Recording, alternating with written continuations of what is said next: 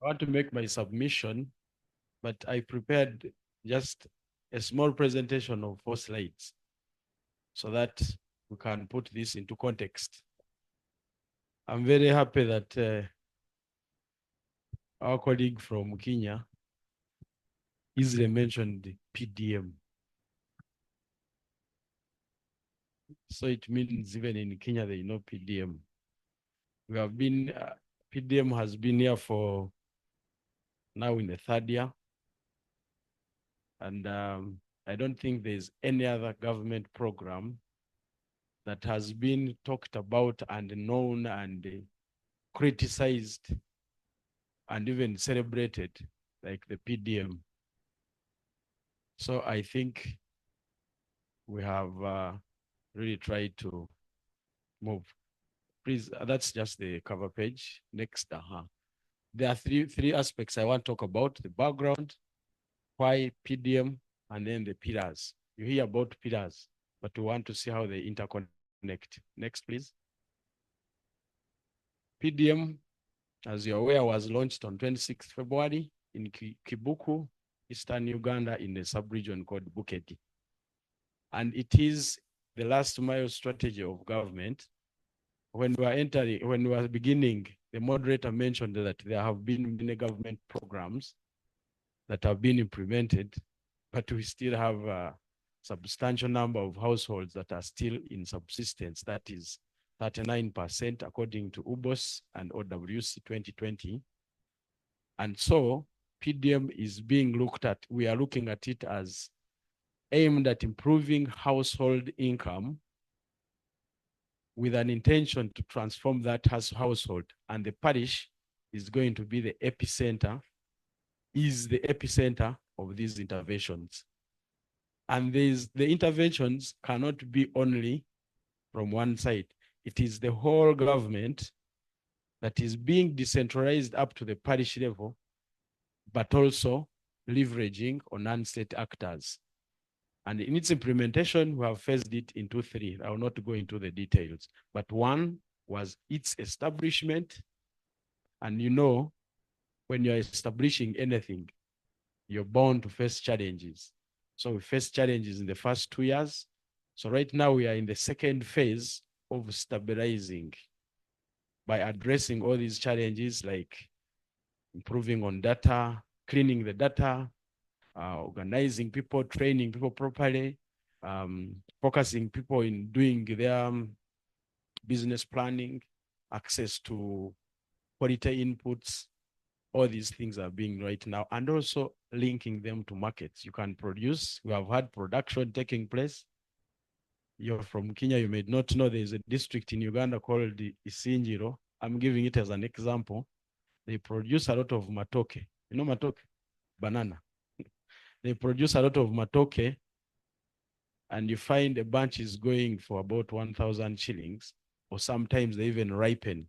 People don't have where to sell them. But we have another area, for example, maybe in Buketi, where people are starving at the same time. So we are trying to see how do we link production to the market. Next, please. Now, why the Parish Development Model? Is what I was explaining basically. There have been many government programs aimed at poverty reduction, but we still have 39% living in subsistence. And the major aim of PDM is to address the issues of low production and productivity.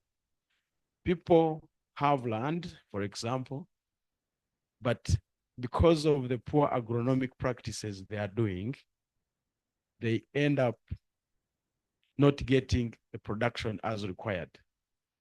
Then there are also others who are not producing at all, but we want to move to middle income. You can't have this population that is underproducing, but also some not doing anything, and you expect to move forward.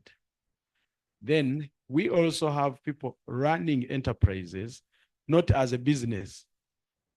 There's a certain group of people, certain groups of Ugandans who pride in having 100 cows, but they don't have money in their pockets. your happiness is derived from saying, I have 100 cows, but you can't even sell that cow to take your child to school or even take the child to the hospital. That mentality. So we want people to start looking at enterprises as businesses. Then also, we have our financial services in Uganda do not favor the 39%. The 39%, UBOS released the recent released results of UBOS say 33%. So probably over the last 3-4 years, the number has gone down. But you have subsistence means someone is working for the day. If I don't work tomorrow, I will not get what to eat. So you are just working to live. So this financial services in Uganda, for you to access capital, you need, for example, in a circle, you need to save at least 30%. If you want 1 million, you need to save 300,000. But the population we are talking about does not have anything they save. So they can't access any financial service in Uganda. That's scenario number one. Number two, to borrow money in a bank, you need collateral, security. So the same category of people does not have collateral, or they don't have anything registered under their name that they can put as mortgage to access money. The number three is that we have interest rates are very high. So the money in Uganda to access capital access is very expensive. So government is saying, let's identify these people, the 39%, and make sure that we provide for them cheap money with low interest, money without collateral, and also you don't need to first save to get money, so that you are enabled to participate in production. Now, these are the 7 pillars. Number one is agricultural value chain development. And what is involved in that is production. We have storage, there's transportation, there's processing, up to the market. Actually, you start from the inputs up to the market. So someone is supposed to participate anywhere along the value chain. The number two is infrastructure and economic services. I'll explain it in the next illustration, but this is just a list of them: financial inclusion, social services, community mobilization, mindset change, parish development management, formation system, and then governance. Next, please. Press again. Now, when you look at this illustration, it's like a house. What we aim at is services delivered. Services should be delivered under those 7 pillars. Now, when you look at the lower bar, what I call the foundation, which is pillar number 6, when we say that we are going to help or to support 39% of Ugandans living in subsistence, 39% is a national average. When you go to some regions, to go to 60%, other regions could be 10%. So we did a community database where we are profiling households and the community profile. Community profile, you're recording, do they have a school, is there a health center, is there a water source, the profile of the community, and then the household. And then this is helping us to identify the 39% who are facing the other factors I mentioned: low production, no production, can't access cheap money. And then after identifying them, we organize them into enterprise groups. One group will say, for us, we want to do piggery. Another group will say, we want to do poultry. Another group will want to do coffee. There are 7 priority, high value priority enterprises that cabinet guided on. So after organizing them into enterprise groups, at a parish level, you'll find there could be 3, 4, 5, 6, up to number of enterprise groups who join together at a parish and form a circle. Okay? After forming that circle, This is where pillar number 3 comes in to capitalize them. And under pillar 3, you see we have enterprise groups and PDM circles. Capitalizing them, that's the credit. Then there's insurance, there will be saving, a number of things. But that the aim is to capitalize them so that they can participate in pillar number 1. In other words, you will not have to have an excuse and say, for me, I don't have land, I cannot go to participate. We are saying, be anywhere on the value chain. Either you are in input provision, or you are in production, or you are in storage, or you are in processing, or you are in the market. I always give an example, the simplest example. In Uganda, we have Rolex, not the watch. You have heard about Rolex? Chapati, they roll inside eggs. So if you don't have land, you can borrow the money and process in feeds for chicken. And then another person who has space can buy chicken and buy the feeds from you. Then another person can have a job of collecting eggs from different farmers and taking them to the market. And then another one can sit in the market to sell the eggs. And then the other one can buy the eggs and go and make Rolex. Then the other people who have gained some profit will come and buy Rolex from you, but at least participate somewhere. The president is always emphasizing that he does not want spectators of development. So and so has 5 cars. The other one has it. No. Also do something so that we can move to the middle income status. So I've talked about 3 pillars. I've talked about data collection to identify those who are living in subsistence. Then we have capitalized them, and then they are in the value chain. But for this value chain to be complete, we need other pillars. If people are doing, let's say, vegetables, they are highly perishable, they will need electricity. You will need to access the market through using a community access road. You will need water for irrigation. So that is how pillar number 2, which is infrastructure and economic services, come in. And then if you have people who are accessing the market, they have money, they are producing, they're accessing cheap loans, but they can't access medical services. They cannot take children to school. That's how we talk about pillar number 4, which is social services. And then the other pillar is mindset, community mobilization, mindset change. Mindset change is not an event that you will come and preach to someone today and tomorrow the mindset is changed.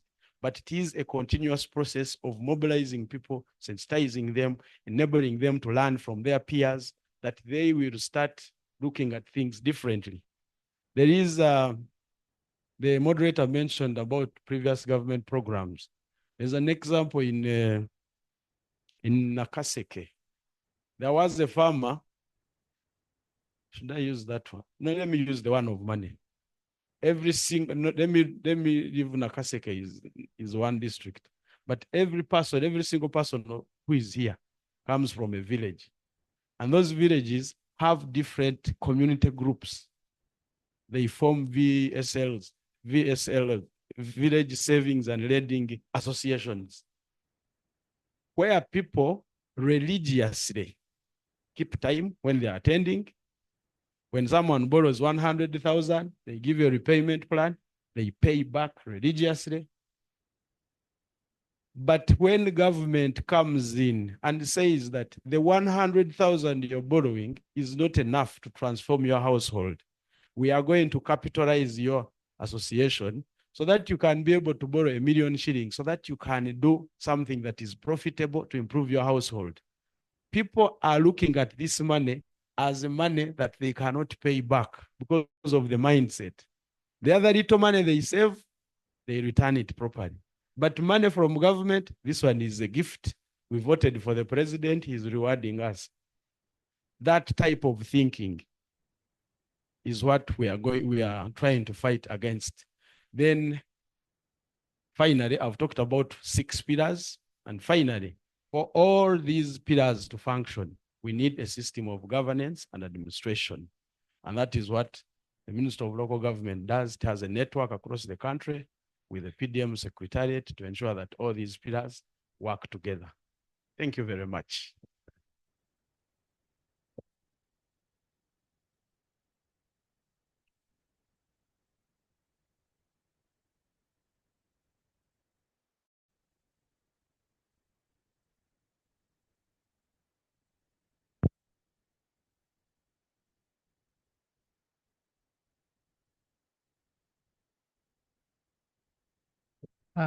The inaugural remarks. It always amazes, whenever we talk about PDM in Uganda, they understand it is what? It is money. But then we saw that we have 7 pillars. What happened to the other pillars? Is it because they are not involving money coming to the public? That's why they are not known? Some of those are questions that really bother so many people whenever we talk about PDM. Engineer from the ministry, why is it that your pillar is not commonly talked about?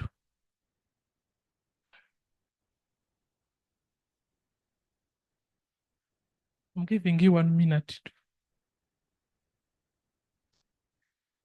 Thank you very much. I don't know why you say it's not talked about, because we are up to the grassroots. We have the manuals and we are guiding people on what they're supposed to do. And we are doing a lot of work actually regarding connectivity. People are identifying their needs. We are removing choke points. You have heard of rural electrification. So I don't know what you mean by you've not heard about it. Maybe your target group is a little different from ours. Thank you. Everyone here is a beneficiary of PDM. There's a hand next to you. Yeah, thank you very much. If you can just put back that slide which had the pillars, please.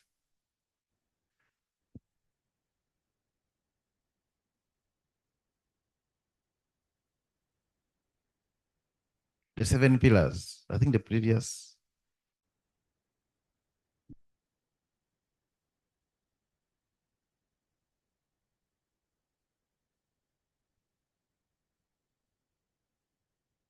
I want to answer your question by just pointing at that.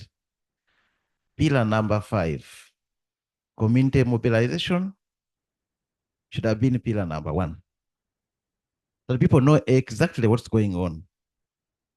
They know every bit of the mix. Everybody participates when he's aware. There's also pillar 2, 4, 5, and whatever, and how it's going to impact him. Spend time and let people be informed, be educated about what you are going to do. But sometimes we don't begin like that. You're beginning with agricultural value chain development. People should even understand what you're explaining to us here. It's taken a bit of time for us to understand. Imagine a guy at the law, the last mile farmer. We need to tell people what we are going to do. Like you take time telling, if you want to get married, you take time to convince this lady. You present your manifesto, Then when she comes into the home, you buy her a car, you give her good food, you do what? But you first make your point clear. I think pillar number 5, I don't know, it's not too late. Many people in the communities are not even aware about PDM. They hear about it. We need to, I think, saturate the media with what PDM is, what it does. But now it's on social media, so many groups. Let's have packages for social, WhatsApp, Facebook, news. Let's talk about this. Let's have talk. We have local radios everywhere in Uganda. Let's talk. People call in and we explain to them very well that people can understand that it's also here and it's also affecting PDM from the engineering section. People can understand why the money is there to help them. What you're explaining here, if you don't have land, you can participate at the different levels of the value chain. Let everybody have this information. Let it become common knowledge. And we begin swimming in a sea of information and knowledge, and everybody participates when he's aware. But we placed, imagine such an important event as number 5. And in the smallest, I think, a box there. Let it become the biggest. When people have information, they make what they call informed choices. Thank you. Thank you, sir. In October, we happened I and Chair, Madame Madeline, we happened to be at one function. Ah, she's laughing now. She's remembering what happened. We had the chief of PDM, no, chief of OWC, deputy chief OWC, that is Brigadier Joshua Muwanguzi, you know him. He asked us one question, just one question. And he said, if you don't answer, why do you want me to come? Can I sample that question again here, sir? Let me just sample one. This one is in the PDM mainstream. Let me ask this gentleman here. Which district do you come from, sir? I come from Ruchiga. Ruchiga district. Which sub-county? Buchinda. Which parish? Nyakasiru. The village? Sikarogwa. How many PDM circles do you have in your parish? And what are they? Mukama ebaziwe.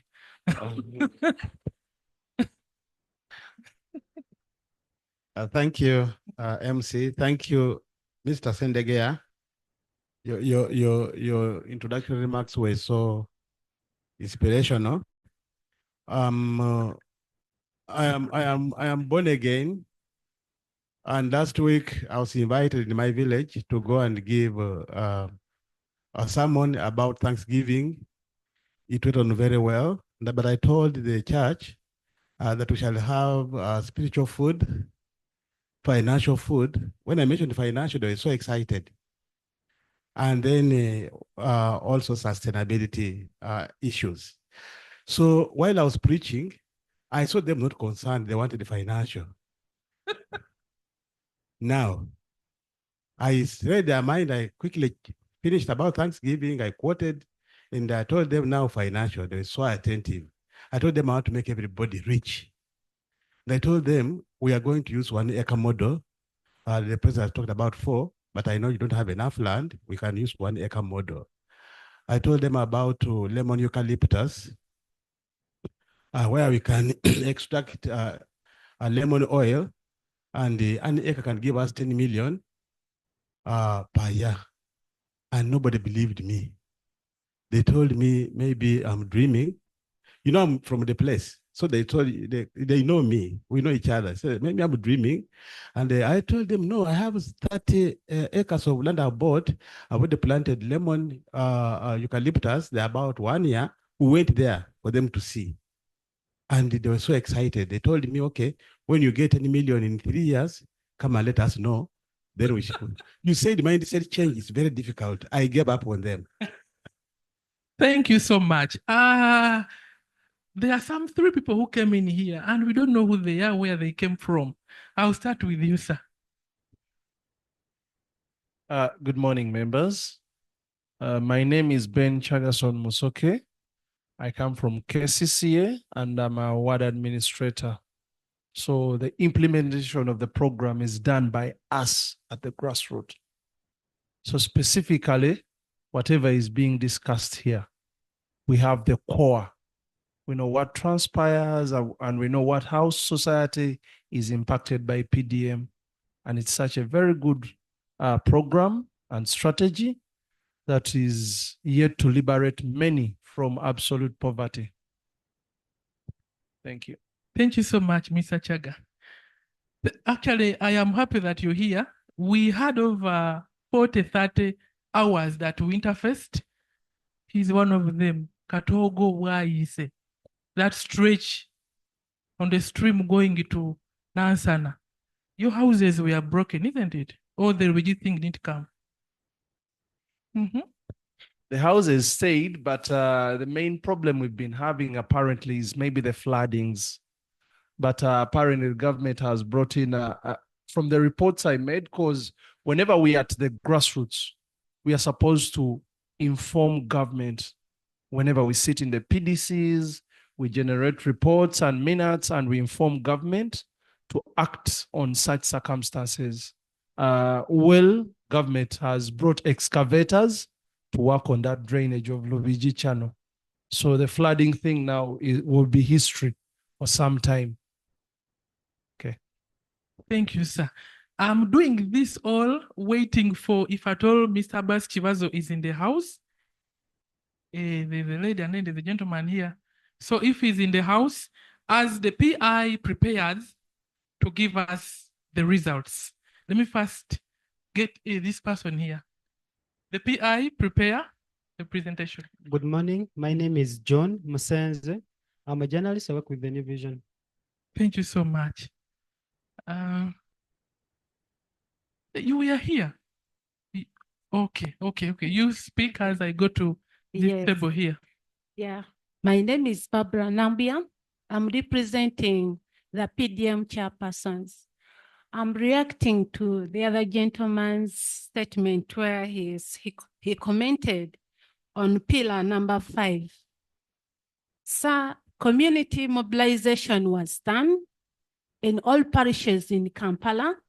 It's only that people ignored the program. They said we are tired of government programs. So they ignored it. But otherwise, community mobilization was done. Those who followed it have managed to get what they wanted. But right now, people have started knowing that parish model is real, and they have started engaging themselves in the program. There's another gentleman who commented that still pillar number 5 is not working.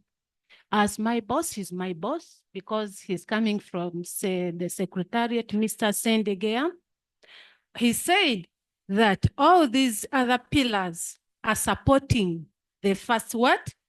Pillar. Pillar number 3 supports the pillar number 1. Pillar number 6 still supports pillar number 1. So that is it, what I wanted to say. Sensitization was done. Thank you. Thank you so much. Let me hope I didn't open a can of worms which I'll not be able to contain. I will start with the yeah. Oh, thank you very much. Okay. You ask why other pillars not talked about. They are not coming out like pillar number 3. It appears like they are not doing anything. They are not there, but they are working. They are there, like you talked about pillar number 2. Pillar number 2 is working. For example, you realize government gave 1 billion to every district. And there are many other things they are doing in terms of markets, in terms of bridges, and so on. The only gap is that reporting seems to be a problem. There's a mindset of people still planning in the old way, people still reporting in the old way. They are not reporting on parish-based. For example, if in a district, a road, 50-kilometer road has been done, what you should report is it has covered these sub-counties with this number of parishes. So let it be parish-based reporting, because this parish development model. But you find they're still reporting like before. So you don't hear anything to do with PDM in that reporting. So I think the problem is the communication of what they are doing is what is lacking. About the mindset. Mindset is like reading the Bible. You don't just do one day. People read the Bible every day. Even my brother here, who is the pastor or bishop, he keeps reading every day as if he is reading for the first time.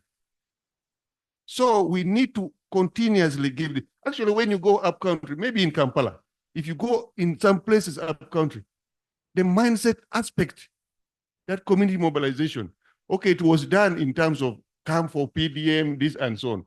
But the issue of making people really believe in the social economic transformation of our country, the origin of this PDM, that it comes from the 4 principles of NRM ideologies, of the third one of social economic transformation.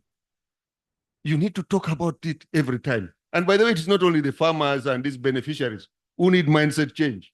It is all of us. The ministers, when you go there, they need mindset change. Everybody needs mindset change, really, especially as far as transformation, social economic transformation, and PDM is concerned. Thank you very much. To the engineer, and then I'll have the three guests introduce themselves, and finally I will have the PI. Yeah, thank you very much. Actually, you've said it very well. Maybe to add on to that, we should all note that the pillar 3 we are talking about, it only targets the 39%. All of us seated in this room, we don't qualify for pillar 3. That is something key that should be communicated. It targets only the 39% stuck in poverty. That is key. Then the other pillars, they benefit all of us. Whether you are an off-taker, whether you're in production, mass production, you benefit from all the other pillars, apart from pillar 3. This is key. Maybe another loophole I see is that, I won't say the secretariat, that maybe the media has not been engaged so much to help in informing people what PDM is about. Because most of people look at money, like he said, the pastor said, we all want money. When we hear money, people will come. Yes, we are all culprits, mindset change, yes. But 39%, we all don't qualify. And most of the people complaining about PDM, they don't belong to the 39, but they want to benefit.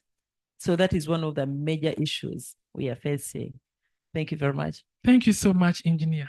Can I pass this microphone to the three people here? You introduce yourselves, who you are, where you are, so that we don't make any mistake when addressing you. Yes, good morning, ladies and gentlemen. Apologies for walking in a little bit late. We got caught up. My name is Peter James Maringa. By the time this, I think, consultations were carried out, I was a specialist at the offices of the Prime Minister in charge of livelihoods. Apparently, I'm a consultant with the World Bank. Thank you. Thank you so much. Good morning, everyone. I'm known by the name is Christine Aratalu, and I work with the Economic Policy Research Center as a research fellow. Thank you. Good morning, everyone. I'm Aulo Emma. I work with Ministry of Finance. Thank you. The gentleman behind here. Yes, good morning, everyone. By the name is Wani Richard. I'm a statistician at the Climate Finance and Sustainability Center MOBS, and also part of the research team. Thank you. Thank you, sir. Statisticians, you don't talk a lot. Eh? We really wanted to hear you speak. So at this particular time, okay, sir. One clarification. They have talked about them as they are, and I'm glad my sister and brother are here. They are the people who are on the ground doing this work. There is a whole process you go through before you access money. But because, like Pastor says, money makes more noise, that's what people get to know. But for you, money, you undergo a lot of things. For example, like right now, since October, these people are preparing the next people to receive money. And Ministry of Finance is going to send money in January. So what we are doing to make other pillars be known is that we have prepared, we have a tool, like sensitization tool, that we are giving all OWC coordinators. They work up to constituency level, and RDCs who have free airtime, 2 hours I think 2 hours twice a week on all local radios. And on average, every district has like 3 radios. So if he uses 2 hours on one radio on Monday, another 2 hours on another radio, we are trying to leverage on the already established structures to popularize all this. But finally, like Engineer Sulaina mentioned, if you there is 39% is money for this, rather the financial inclusion, the PRF, Parish Revolving Fund, is aimed at this category of people who cannot access money in another financial institution, so that they can benefit from all these other economic services. So I don't think we are for us to prove that social services are working, that we shall construct a school and say it is for only 39%.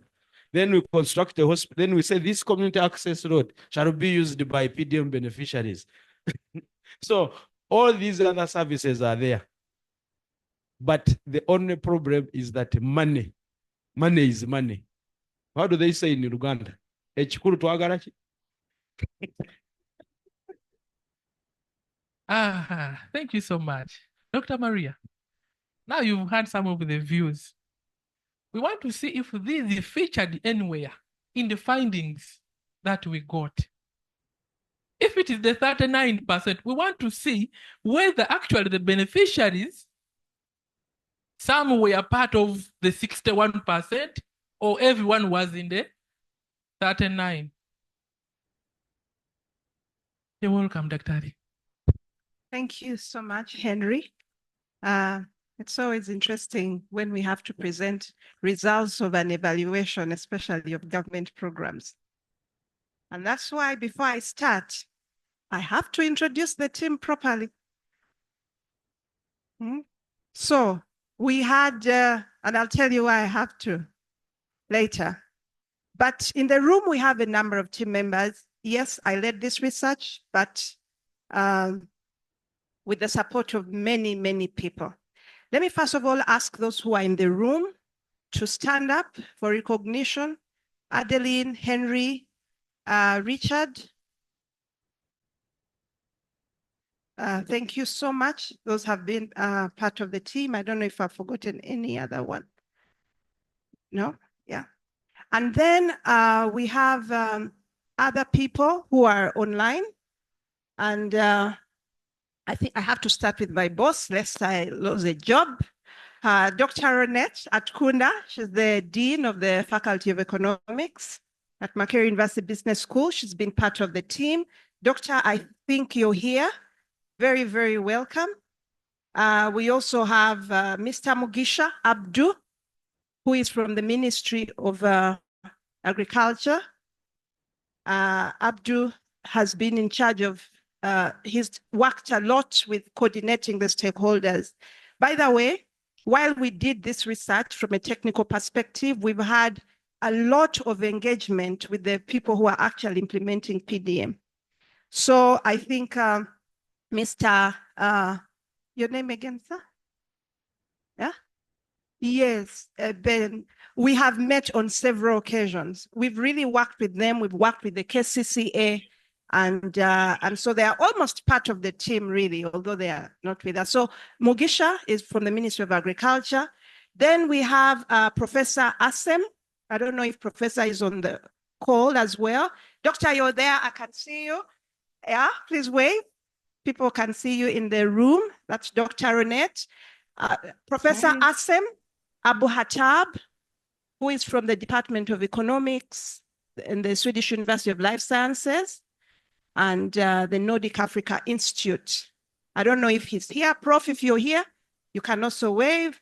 And then we have Dr. Enoch Ewosu, who is also from the Department of Economics, the Swedish University of Life Sciences. So, as you noticed in the conversation that came before, every time, and it's quite interesting when I present evaluation results, because sometimes storms can even come out. You people who are on the team, that's why I present, so that when the storms come, yeah, especially the ones who decided to be out of the room, the professors and doctors. So please don't throw the stones at me. You know now the other ones, I even made them stand up. So you know them properly. Anyway, if we can now have go to the main part of the presentation so that we can see if what we were discussing actually featured in the results. What are we finding?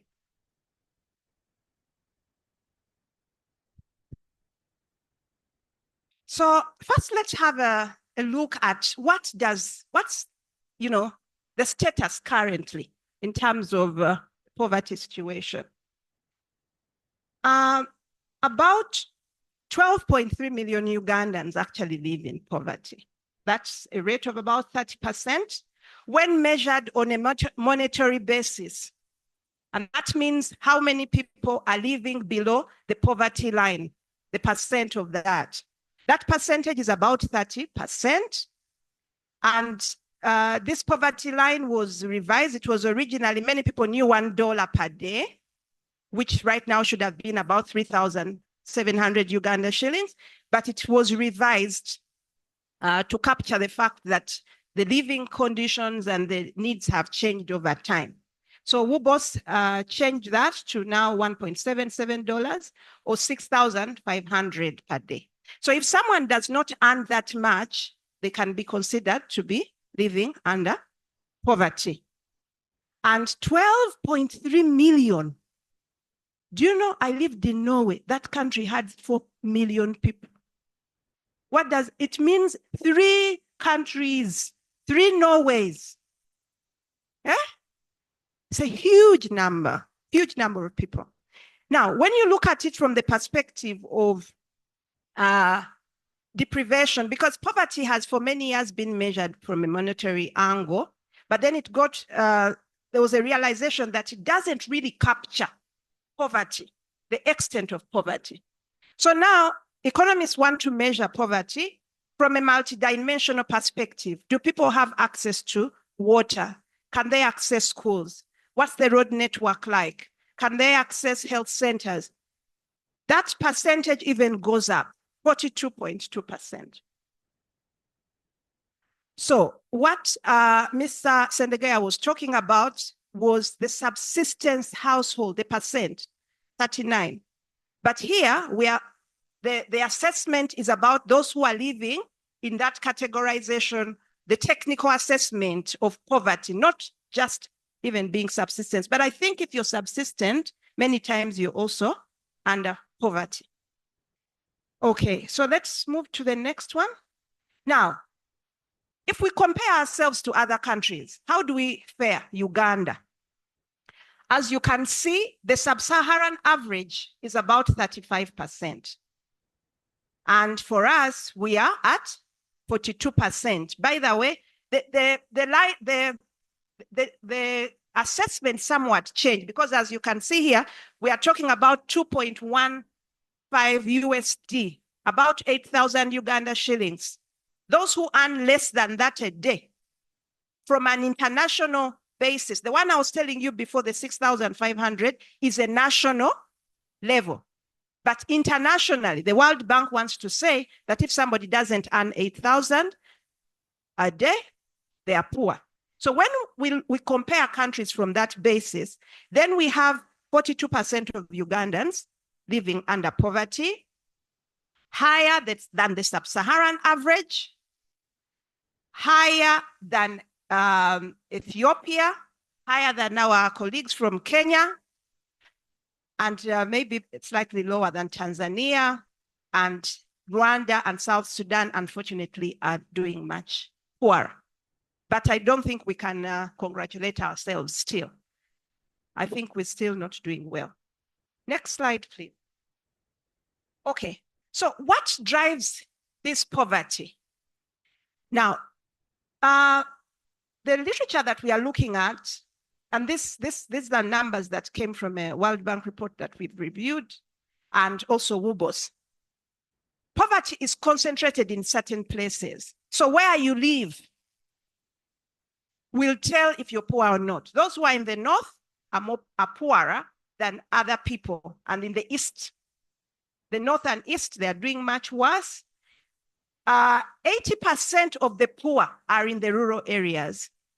So again, the location aspect, education, uneducated people are poorer than educated people. I hear many Ugandans these days say, even if you go to school, you know, no jobs, blah, blah. The data doesn't support it. It's better to go to school still. Because at least among those who are university educated, only 1%, but some are. But just 1% compared to the 48% uneducated people who are poor. So we should continue asking Ugandans to take their children to school. Next slide, please. The sector of employment. Unfortunately, our biggest sector, which is agriculture, also has the poorest people. But I think that's why a lot of effort has been put in this agriculture, the value chain development, and so forth. Demographic factors, women-headed households are poorer, and those that have many children living in those households. Now, I want to spend a bit of time on this slide, because to understand the entire picture, you need to see how have we been moving over time.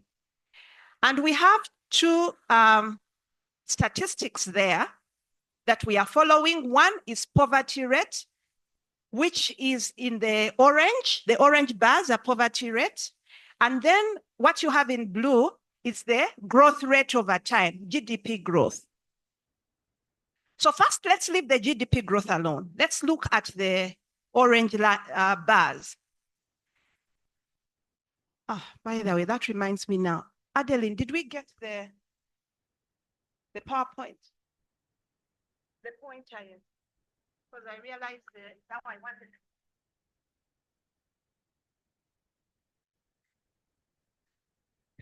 We did get the pointer? Oh, that's absurd. Okay. So then I will just move here. As a teacher, I'm used to these things. So I don't know if colleagues from there can see, but if you look at the year between 1986, and we start from 1986 because that's when the current government went into power.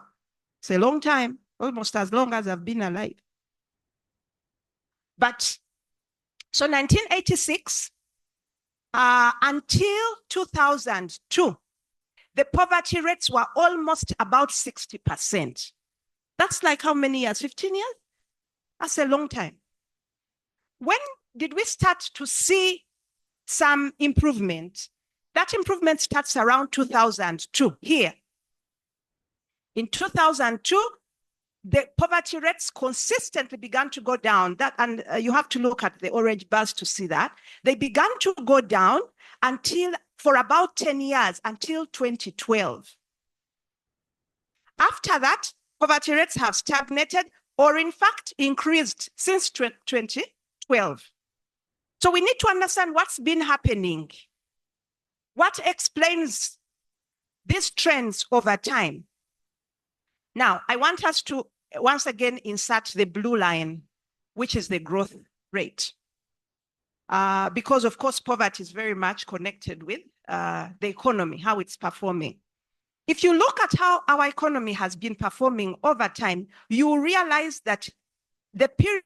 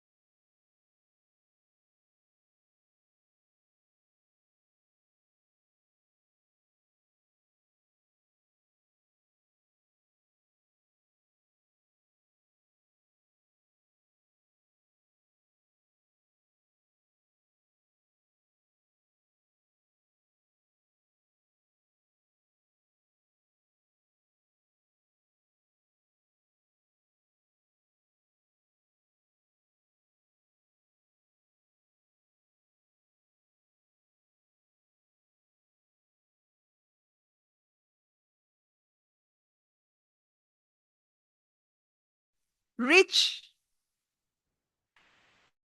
Yeah, and then we have the youth livelihood program. Sorry, about leadership. That's supposed to be the youth livelihood program, which was specifically for youth.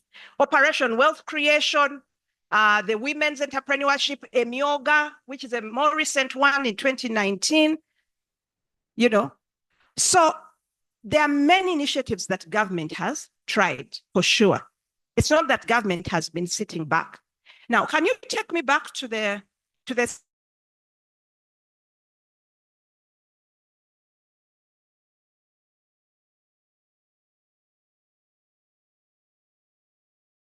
action programs, and then this one once again. 1986 to 2002, I told you, poverty level was high, GDP growth was also very high. I don't think it's a coincidence that when government began implementing these poverty reduction programs, poverty went down. So the problem that I think partly that we've been having is that we are not evaluating what's happening, because we have been doing this research and we are trying to look for the studies that are doing these evaluations, and they are not there. They have, especially those which are using rigorous impact evaluation methods. And so while the poverty rates have been high, it seems like these programs, there is at least a correlation, and we cannot be certain if this is from these programs or other things, but there is a correlation between the poverty reduction programs and the poverty reduction itself. However, this cannot work alone. When you have economic growth being low, like when it started in 2012, then even these poverty reduction programs may not be able to work. So you need both high growth, but what we call trickle-down economics, which is that let the growth be there, and then somehow money will find its way to everybody. I think many people who are in the development economics space know that that doesn't work. We need to have targeted programs to uplift people from poverty. Trickle-down economics may not work. And so this is the basis within which we have to understand PDM. Please take me to the next slides. Skip that one. And that one, I think I've been there. Yeah, so here. Now, how effective have these programs been? The thing is that we really don't know, because there's not much research out there. We don't know if they've been very effective, but Ugandans are very skeptical about the effectiveness of these programs generally. Ugandans are like, it doesn't work. It might be because government doesn't,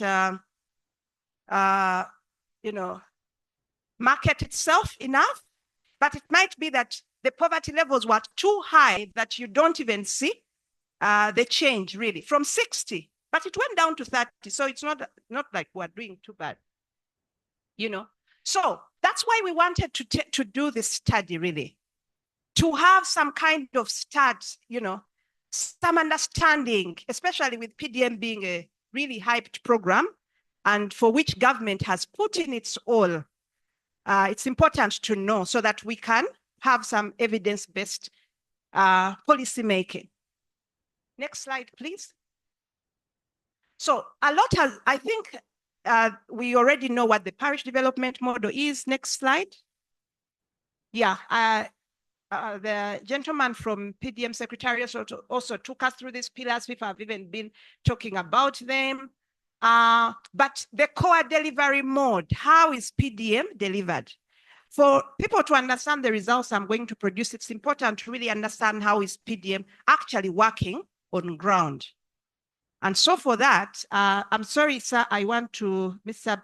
Chagason, I'm going to hijack you a bit because you're in best position to tell us what are you doing with these communities? How do you get them into PDM? For 2 minutes and then. Okay. Thank you, madam. Basically, as my boss had earlier on iterated that PDM is for the 39%. And we have the 7 pillars, but each pillar complements the other. So we do capture data through the parish-based management information system, but we use an application from the Ministry of ICT called putting these people onto the Parish Development Model information system. This application captures data of each Ugandan, each household, because we move household to what? To household. And we capture data of every individual in that what? In that household. So that data will show whether this person is living in absolute poverty or not, basically on the findings from that data. Then we have another pillar of mindset change, that is number 5, where when I do mobilize these people, what I pass over is the message.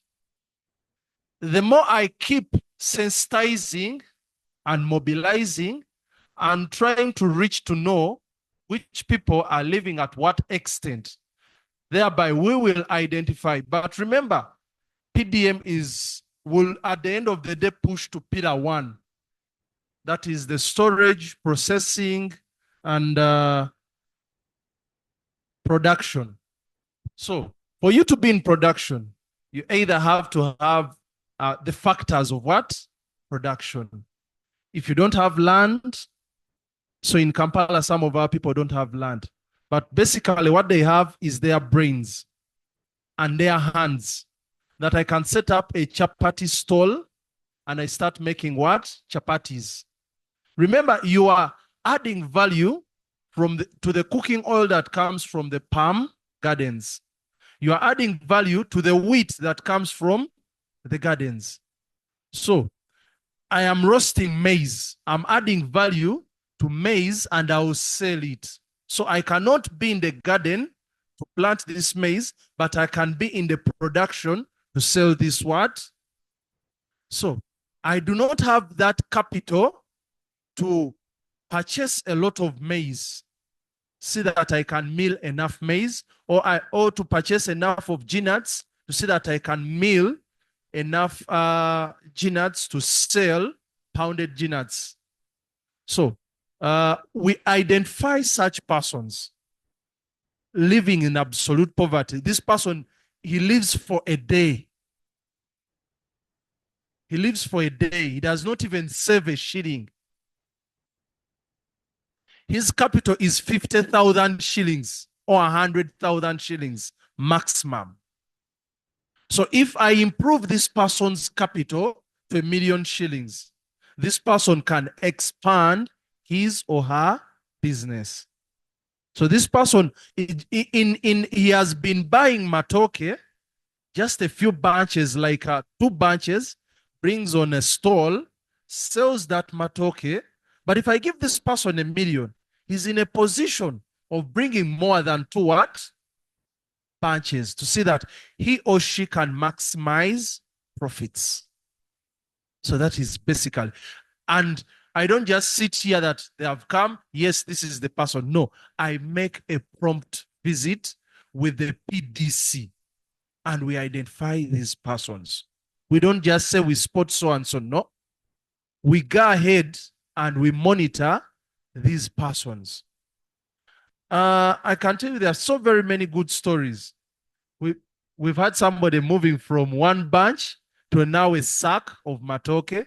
We have somebody who started with omudala gwa chapati or a stall of chapati making. This person now has even people bringing buckets, delivering buckets of sumbusas to schools. So there is an improvement.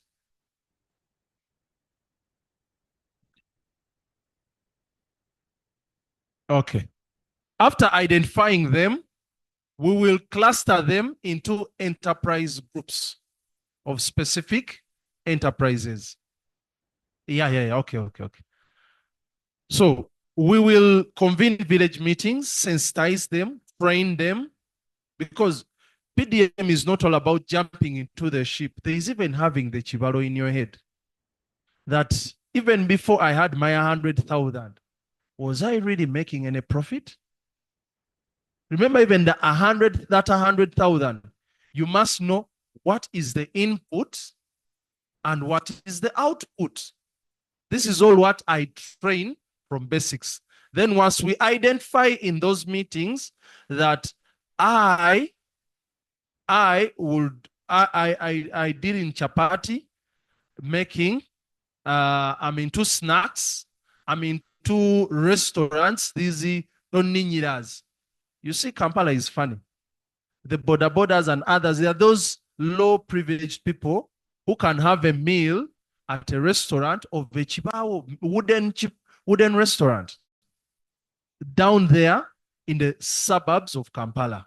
So there are those women who cook food even for the taxi drivers and whatsoever in our small markets.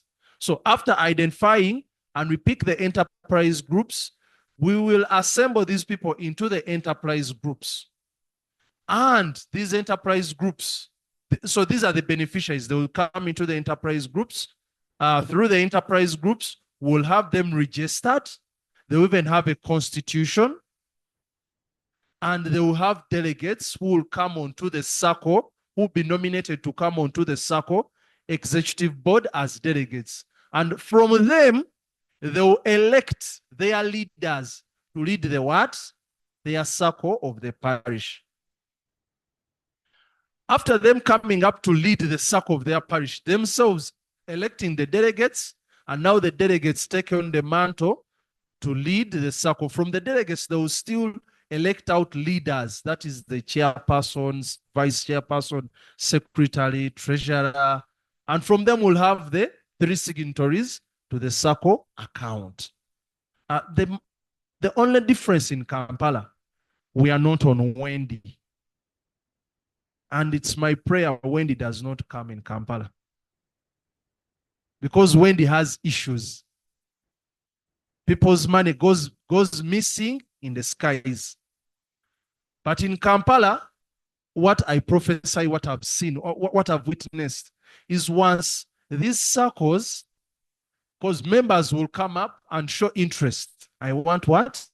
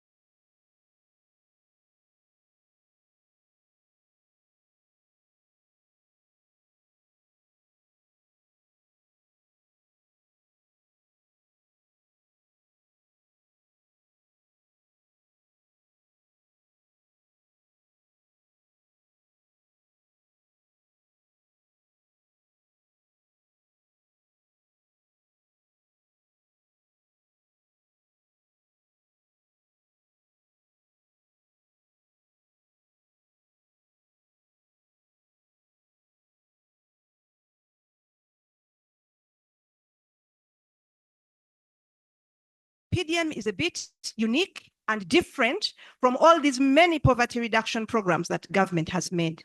And the biggest difference, as you saw him explain there, is the fact that people are much more engaged in PDM than before. So thank you so much, Ben, for that. But before I continue, I want to recognize there are several people who came in who I may not know, but at least I know, and he also is quite nicely dressed, the mayor of the Central Division of Kampala, His Excellency Uhuru Salim. You're very welcome, sir. And we want to see people like you in this debate, in these discussions, because you make the decisions, you mobilize the people. So he was talking about the different groups that they, and the madam from behind gave me a list here of what enterprise groups they have. And I will talk about it more in the later, but it's mainly like, you know, snacks, liquid soap, mushrooms, toninyira, chapati, people who are really doing like regular jobs. And I request that people in the IT, please ensure that you put up our pictures so that people can really understand the profile of people that we are talking about, and maybe later the video as well. Okay, let's move.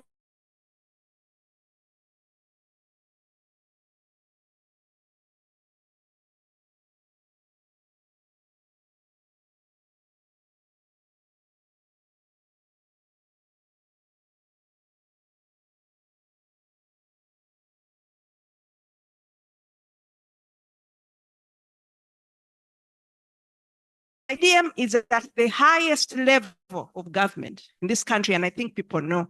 So you have at the national level, you have a national policy committee, which is headed by the president himself, the key ministers like the prime minister and so forth. And then you have, these guys are the bosses of everybody, the robots. And then they have many working groups. You have KCCA here, and the real action where Ben works is at the parish. Kampala, yeah? Sorry. Kampala has 99 parishes or wards.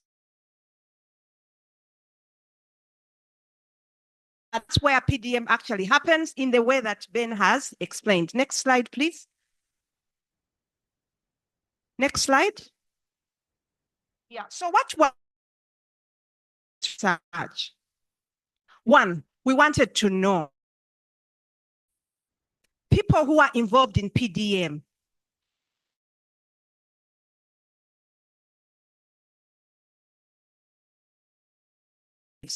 Secondly, even PDM. But when we look at specific groups, these vulnerable groups, men, women, young people, they're very poor, is there an impact of PDM? And lastly, this implementation strategy of PDM, which is innovative and unique and new, the one of bottom-up approach where people decide how they use their money, how they spend it, how they elect their leaders, like Ben was telling you, does it actually help to lift people out of poverty? So there were three things we're trying to understand. And next slide. This is about the theory of change. I'm going to skip that one and briefly talk about how did we design this research. Basically, we got groups of people that are in that category of the poorest people.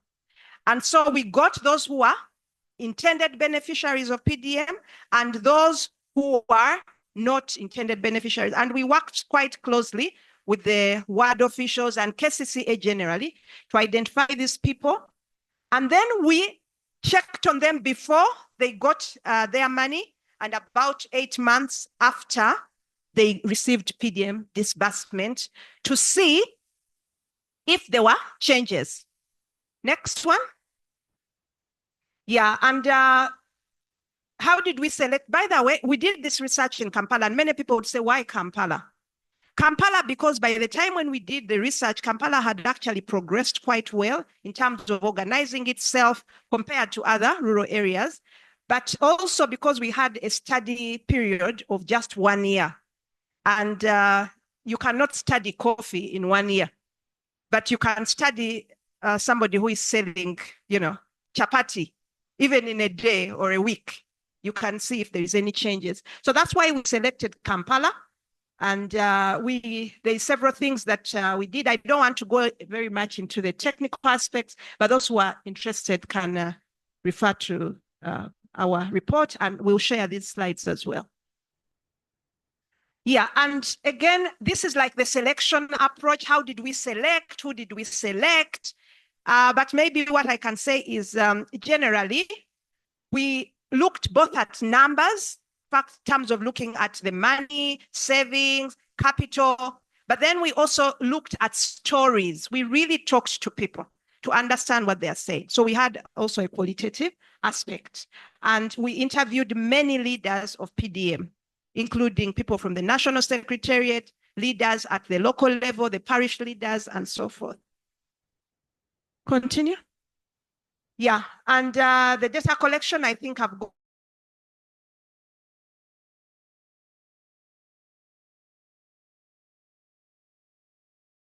PDM, the characteristics of the enterprises that they are doing, the challenges that they have, the indicators, what indicates if somebody's welfare is improving, like income, food security, and then household expenditure as well.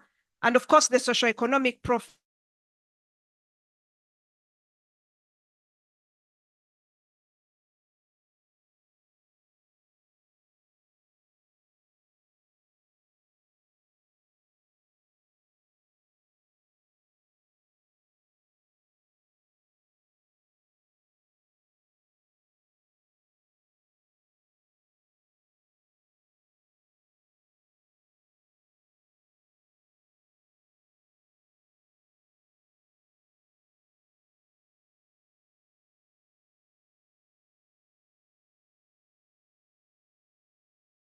Up to 80% of PDM's target group, they are along the agriculture value chain. What does that mean? That the poor people are those who are involved in agriculture, regardless of whether they are on the farm or whether they are in the upper stages of the value chain. 80% of them, they are in agriculture. And we had some who are also, but that might also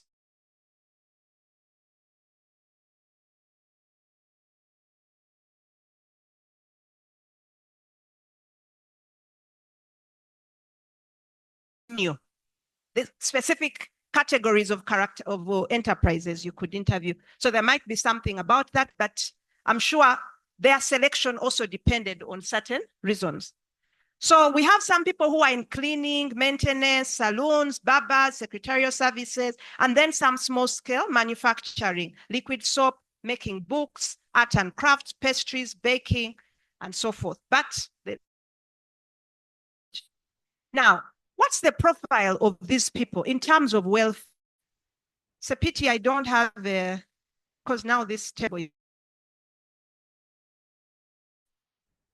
But here you look at several indicators of welfare.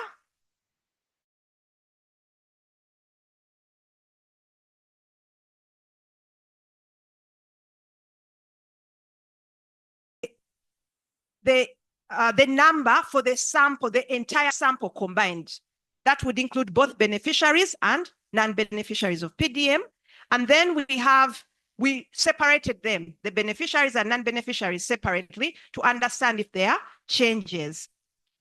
And we find that most of these people, on average, they earn about 2.3 million. So when you think about poverty, they are not what you'd call the poor Ugandan.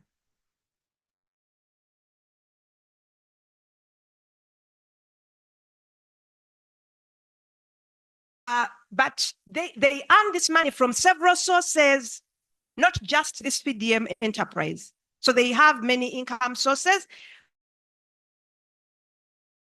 About, that's in the next row, they earn about 400,000.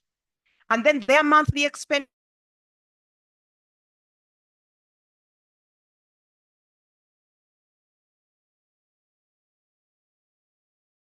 And then after. And their working capital is about 500,000. So, Mr. Ben, I heard you saying about 50. These people actually have about 500,000. Of course, not all. I said average, generally. And that means that we have some who are much less and much lower. Yeah. But in terms of changes, this I don't like this graph because it's too many numbers and it can I'm not sure if people might follow well, but maybe I can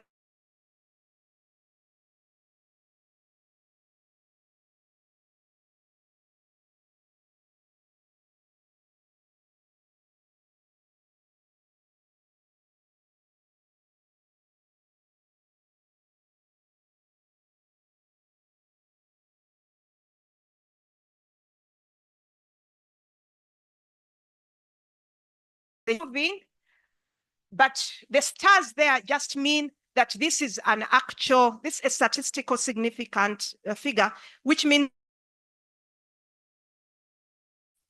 statistically, it is true that the population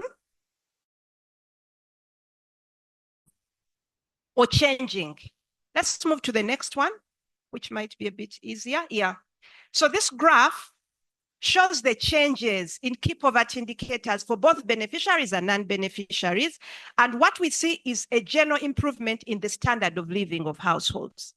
We looked at several indicators like household expenditure, and the bar in blue are the beneficiaries, the bar in orange are the non-beneficiaries. And as you can see, the beneficiaries, we are finding an improvement in almost all indicators, while for the non-beneficiaries, we have a reduction, reduced expenditure, reduced income, maybe working capital improved, but savings reduced for both, and then income from the PDM target enterprise also increased, but just slightly for beneficiaries. Next slide. Now, this is the actual these are the actual results, and I'll just go through them quickly, because I think the key thing to look at here is the impact of PDM. And like I said, every time you see stars, it just means that this is a true result, either negative or positive, but it's a true result. And for those who might be in this modeling thing, we looked at several models to see if the results are consistent, they are rigorous across different model specifications. So, and again, we controlled for several things because there are many things that could impact on people's welfare, you know, like the demographics, like where they are located, whether they are having access to finance and so forth. And so we have many things that we included in this model to isolate the impact of PDM. And those are what I'm calling covariates. So on the next slide, I'm just going to summarize these results so that people can see what we find. And so we are using similar models in each. So I'm not going to go through the modeling again. I'm just going to tell you what we find. So does PDM improve total income? Yes. Does PDM improve revenue from the PDM business? Yes. Does PDM increase household expenditure? Yes. Working capital? Yes. Savings? No. And it's important to understand a few things on this slide. One, I want to mention specifically on household expenditure here. Household expenditure just means that you can be able to afford the things you need in your household. It's really a lay term, but it's a key indicator of poverty. Because if you don't have money, you can't buy food, you can't pay rent, you can't do these things. We find that PDM increases household expenditure by a lot. And that is a good thing and a bad thing in one way. The good thing is that, yes, PDM makes people be able to afford what they need. The bad thing is that people are actually, most of the money that they are getting from PDM, because income is increasing, and then they can spend more. But they are spending more on consumption rather than savings. That's what's happening. And working capital increased, yes, but not by a lot. And when we tried to check what's happening, people told us that they actually invested this money. So because we asked, and 80% of them said, yes, I put this money in the PDM business. But there's a 20% who said, I didn't put that money in PDM. I actually used it for something else.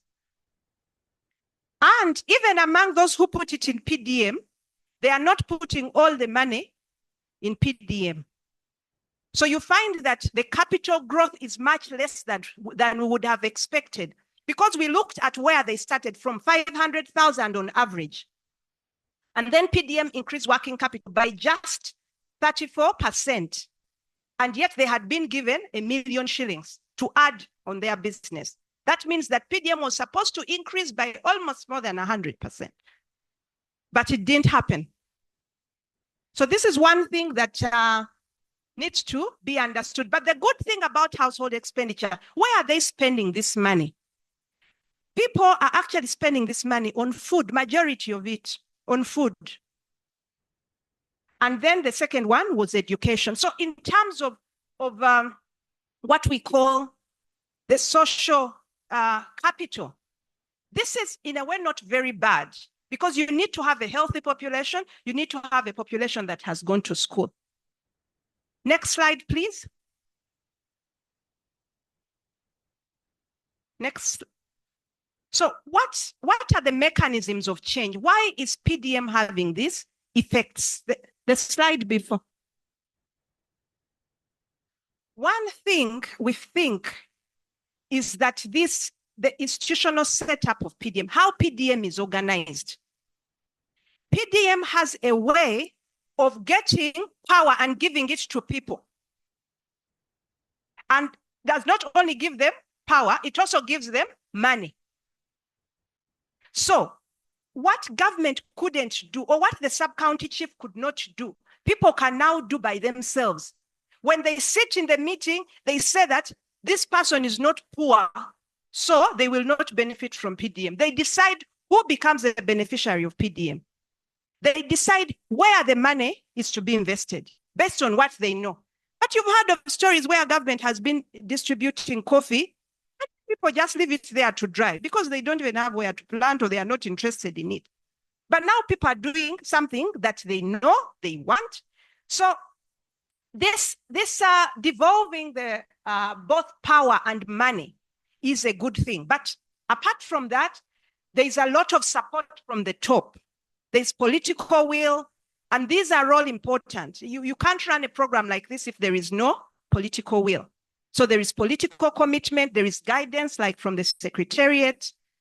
Yeah. And then the activities that Ben was taking us through, those things that were supposed to lead to change, the training, the what, those things worked well. And so they improved business management.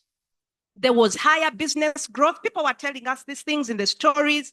People participated quite a bit, although I'll talk about that more. And then the PDM has a way of solving a multitude of barriers that are faced by the poorest people. So it's not just about money. It's also human capital, skills, the training. They teach them to develop business plans. They teach them about saving, and then the physical capital. People have been able, from the money that they get from PDM, to purchase assets for their business. And some of these stories, if the video had been played, you'd see it, where somebody's saying, now I'm buying another chisigiri, I'm buying another car, they're purchasing, I'm buying poultry. And then a very crucial one, provision of cheap and patient credit. You see, these guys, what they were telling us is that, and I'll say this in Uganda, mutuonyeza ba money lender. Because money lender gives you money today, they want it next week. At what interest? Yeah? 30%. Yeah? But now the PDM, they gave them money, 1 million. They told them, don't bring it back for 2 years. And a lot of people quarreled because, of course, there is also a political. You have to understand that PDM is the political. You can't understand it without understanding the politics, really. But the question is, does the politics work?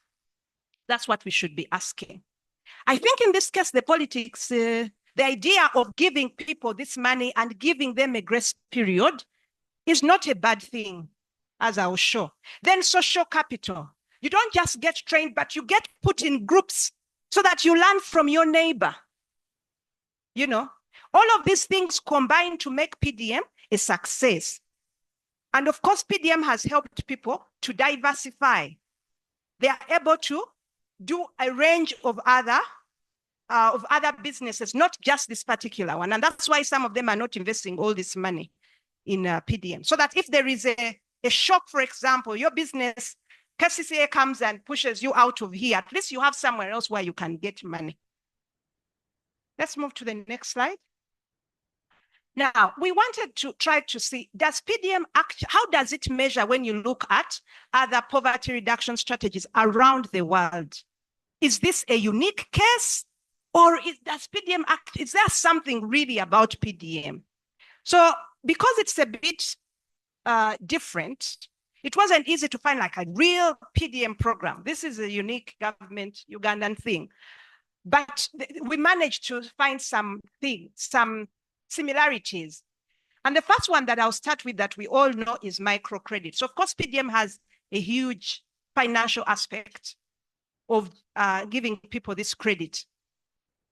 Now, a lot has gone into microfinance, of course, but the results that we've, at least from around the world, the developing world, Asia, Latin America, Africa, is that microcredit many times is not effective actually at poverty reduction, contrary to what many people think. Why? Because people are given money, but then they also have to pay, the interest rates are high, you know? So it's not just the microcredit itself, but also the rate, the interest rate, the payment period. So it means that PDM cannot take the route of a general, if you want to reduce poverty, you will not say that we shall run PDM as a microcredit scheme because the data doesn't support it. Secondly, cash transfers, where people are just given money. PDM has a bit of that aspect because people are given money.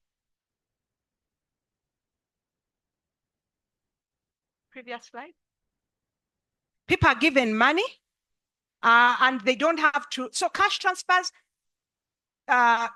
like you see, like this, like social protection programs, like the NUSAF program, which government was implementing in the northern part of Uganda, where people just are given money, they don't even have to return it.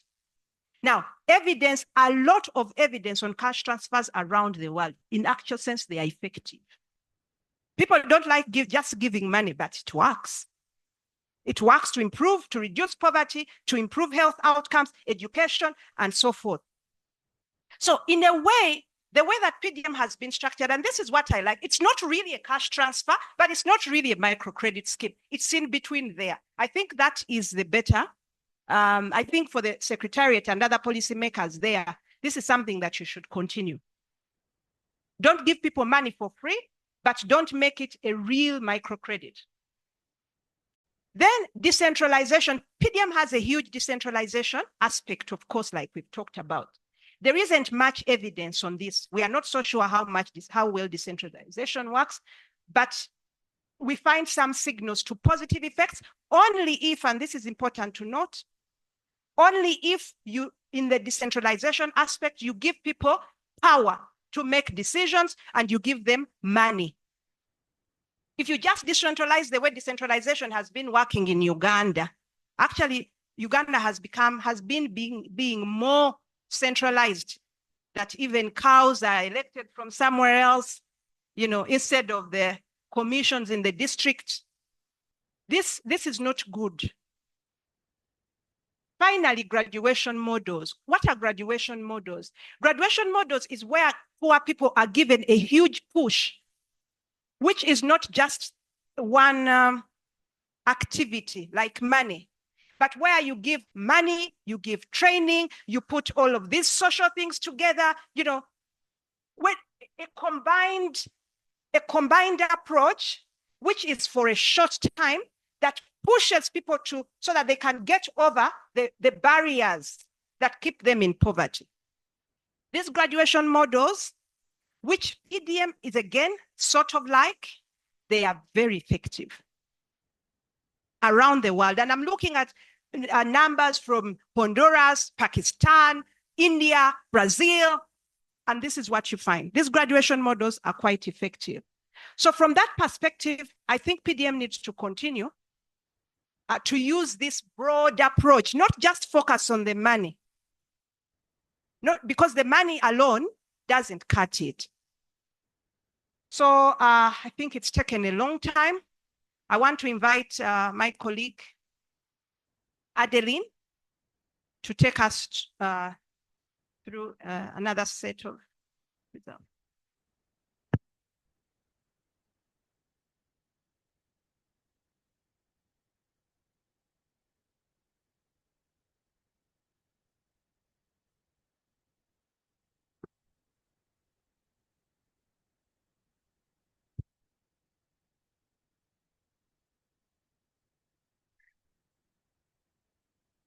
You know what?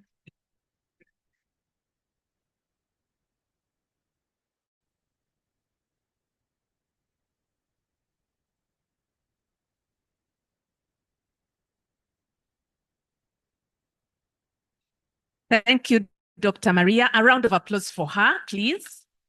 And we are in an era where the doctors say too much sitting is not good. So I'll just request that everyone just stand up, just so that our blood can move up and down. Who is a good swimmer here? I'll request, do we have any? We have a boxer, moreover, the president of boxing. So I will request his worship to take us through just a few tactics of boxing. He also has a board. He knows how to swim. Okay, now our president, please. His Excellency, just take us through some of those tactics we need to learn as we go into boxing. Are you ready? Breathe in. Out. Breathe in. Out. Some of you want to breathe faster, but that's how it's supposed to be. Raise your hands up. Pray, pray, pray, pray, pray. Slowly back. Take it, slowly back. Slowly. Slowly. Slowly. Slowly. Slowly. Now for you guys who want to try that. Jump, jump one. Jump, jump one. Jump, jump one. Today you can see a right thing. Okay, I hope we're ready to go. Yeah, thank you. Thank you. Thank you very much, His Worship. Now we move to a closer lens from what Doctor has been saying. Who is actually participating? Who is actually benefiting? So we are just going into a deeper, we are diving in because we've been saying beneficiaries, beneficiaries. But remember, the theme is power, people, power, and money. Okay, so people, we are not getting into another dimension of, okay? But we are looking at the people. Who are these people? So please, the next slide. Yeah, so when you zoom in to find out, actually, she has mentioned the business sales are going up. But who in particular? Is it the female? Is it the male? Is it the youth below 30 years and below? Or is it those who are above 30 years? And when we look at our graph on the beneficiaries, we realize that actually the people who have soared in terms of business sales are the 30 years and below. We agree? So we are saying that in spite of all the people who are benefiting, we have seen a small decline, by the male. This is what the findings are telling us.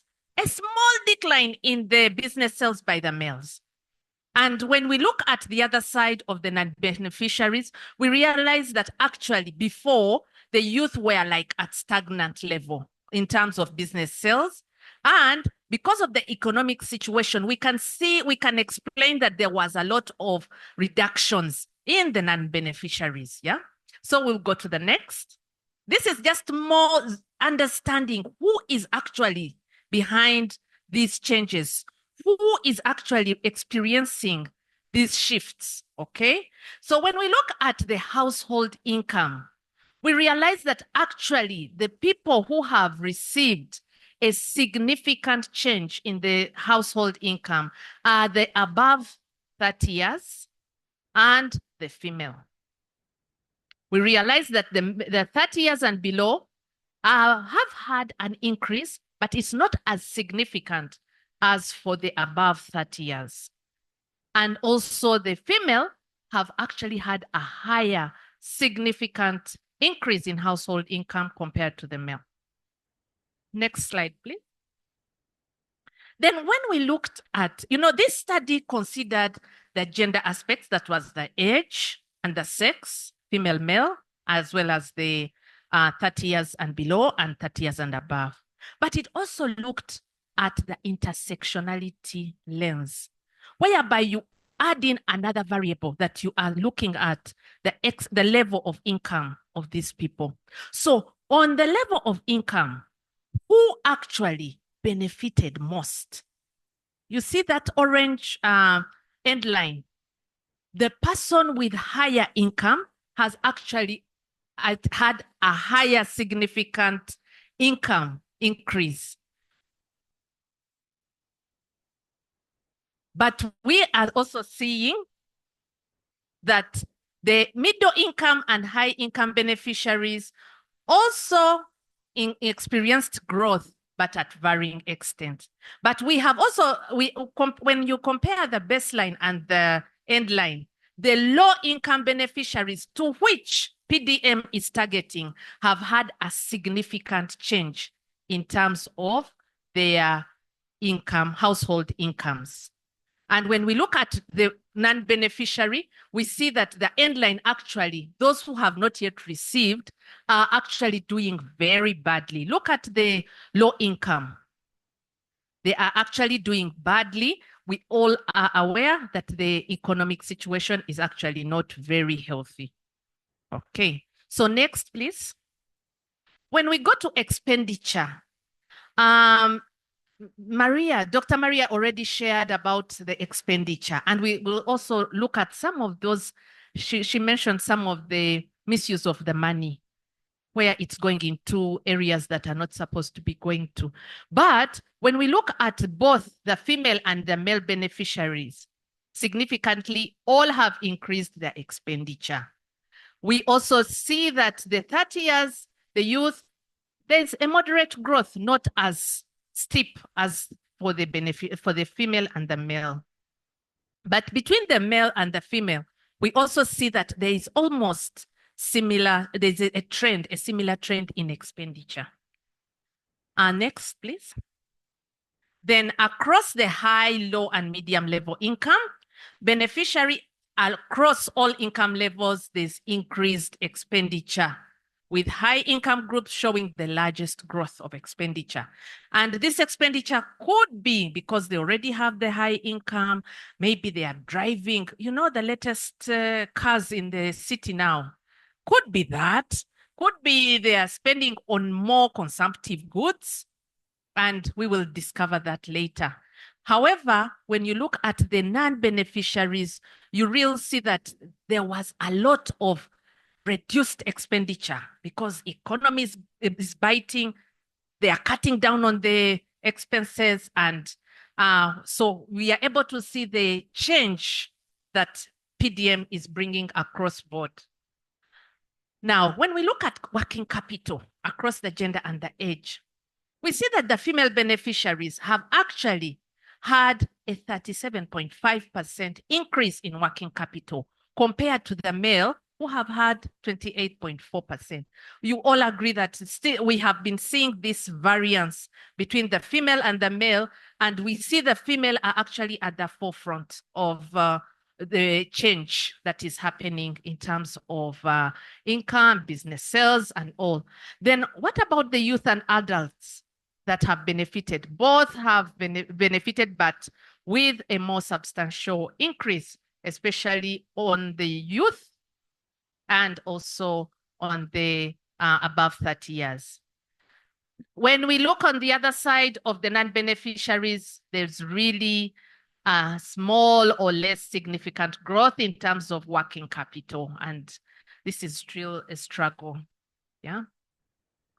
Now, when we look at the high, low, and medium level income, we are seeing there's a similar trend that is happening in terms of the beneficiaries, and with the high income still ranging a very significant. So as policymakers, what are we saying? What is this coming to us? Is it that some of our targeting requires a bit of a sieve to see who actually benefits? Or should we go along with this, the higher income people also benefiting much more and at a higher significant rate? So those are the questions that we are posing to you as well today. How do we move on, especially in terms of PDM implementation with these results? We realize that from the non-beneficiaries, while there are still also there's growth, when you look at the orange bar, there is growth, but it is lower compared to that of the beneficiaries. Now, we have heard from our chairperson the process on beneficiary selection. And I'll just give some quotes that show really that this has been happening from their own voices. One of the youth leaders actually shared that each age group was considered while selecting the enterprise groups, because we are looking at the inclusivity of PDM. And we see that it has actually helped maintain diversity within the beneficiary groups, but also promoting equitable access to resource. And we also realize that even in the process, groups were selected according to different enterprises. And the chairpersons responsible for selecting fellow members were also participated. There was the leadership participation. You heard from Maria that all other people were involved with the guidance from the Secretariat. And next, please. So some of the positive quotes that we have been able to gather from this, there's a lot, but some of those that we have selected. In terms of income generation and asset acquisition, I will just say it verbatim. There's a woman in my community, a PWD, that is the people with disability, who bought a fridge to sell drinks. Initially, she had a small fridge, but now she has upgraded to a larger one, which has allowed her business to grow, courtesy of PDM money. So we can already see that there is asset acquisition, even among the PWDs. That is inclusivity. We are not saying we are excluding these other people, but we are trying to have an inclusivity. Then, fostering a culture of saving. You've heard from our presenter that saving has been an issue, but we have also had a few that have broken into the saving. PDM has influenced our saving culture. We have been trained on financial literacy. Initially saving, we did not know how to save and how best to do it. But when we were trained, we got saving books for our circle. And at least every week, we are able to save some money. So in as much as it's not very significant as more people have got on board on saving, there is still hope. There is a light in terms of if they are trained to save, and we strengthen the training, maybe this could be our turning point on savings. Then we looked at women's economic empowerment and participation. One circle chair actually mentioned that adult female and youth female were so much involved in that than adult male. You know, where we are seeing the male not really performing as good. Here we are. And lastly, the youth male. And she already also mentioned some of those reasons why the male were reluctant to join in the beginning.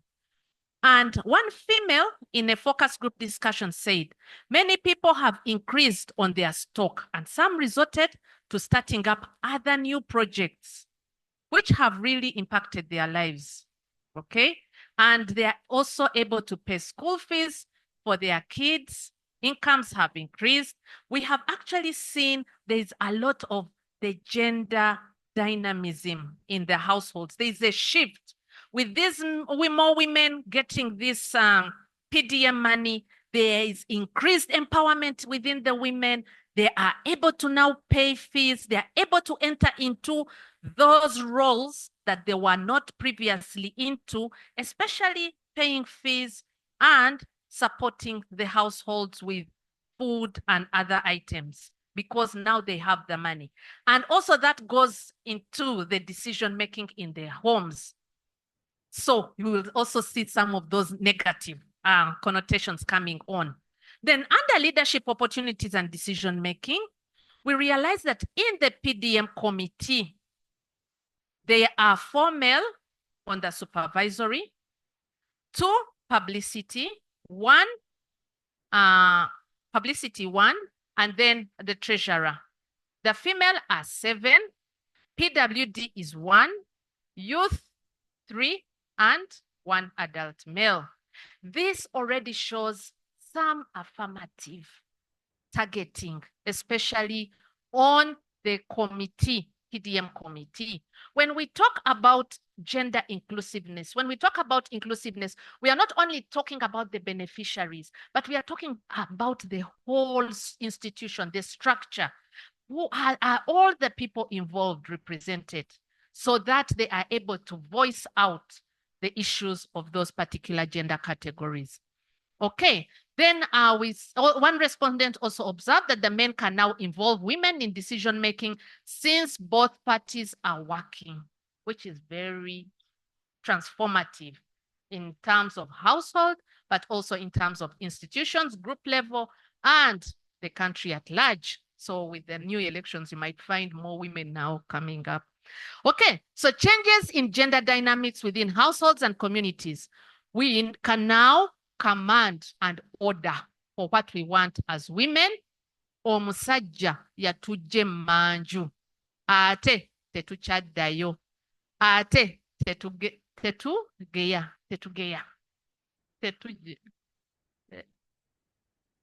Okay.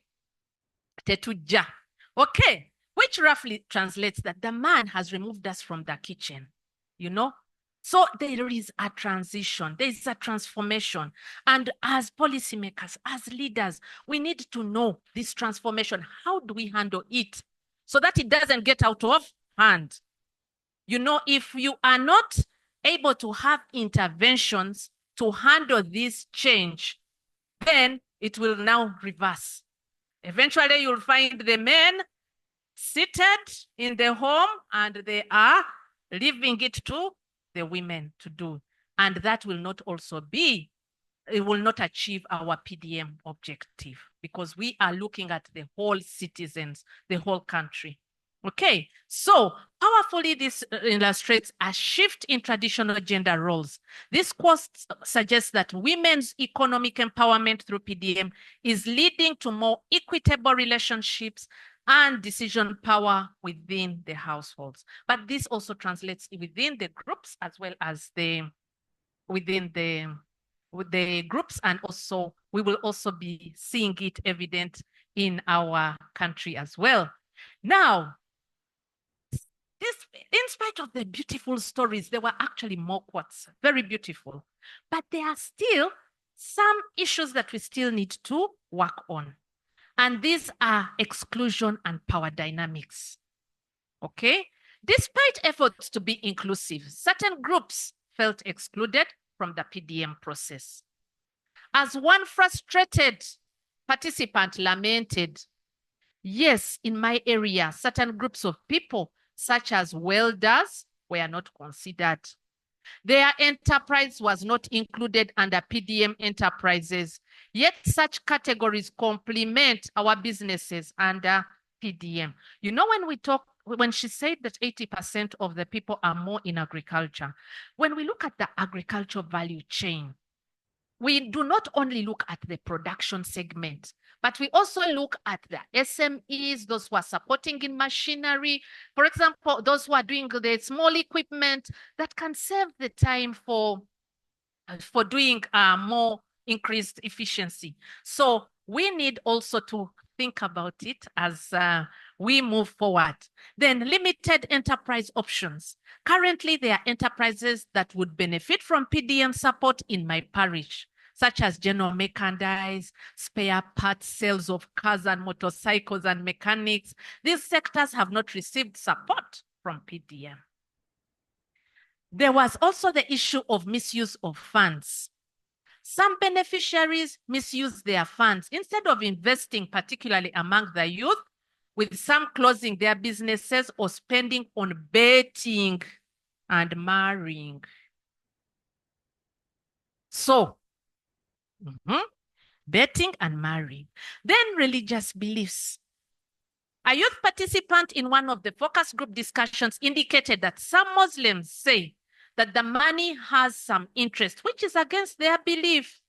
Even if some got the money after training and showing them that what is really called the interest of 60,000 per year is an administrative fee, many stayed out and did not join. So it means there are those beliefs that we need also to tackle as we move forward with PDM. Then under the gender norms, some men don't like women working. Some even take away this money from them. That means there's a bit of domestic violence. As women, we have a lot of challenges. We are now the fathers and mothers at the same time. Similar to another woman's experience, me, I'm no longer producing, but I have many grandchildren whom I'm taking care of. Their fathers are nowhere to be seen. So as we continue with our report and as we deliberate on these are critical issues that we need to tackle as early as possible before they get out of our hand. And then the last, work-life balance. For women beneficiaries, balancing business responsibilities with household duties presents a challenge. A participant advised, women should know their responsibilities at home and also respect their husbands. Close off businesses in time, not leaving by midnight, which may bring up family issues. So, as we select our enterprises, how are we going to help these women who have to leave earlier than midnight so that they don't have family issues, but support the families to grow together? Okay, so as the last slide, what are some of those policy recommendations that really are geared towards the gender inclination and inclusivity?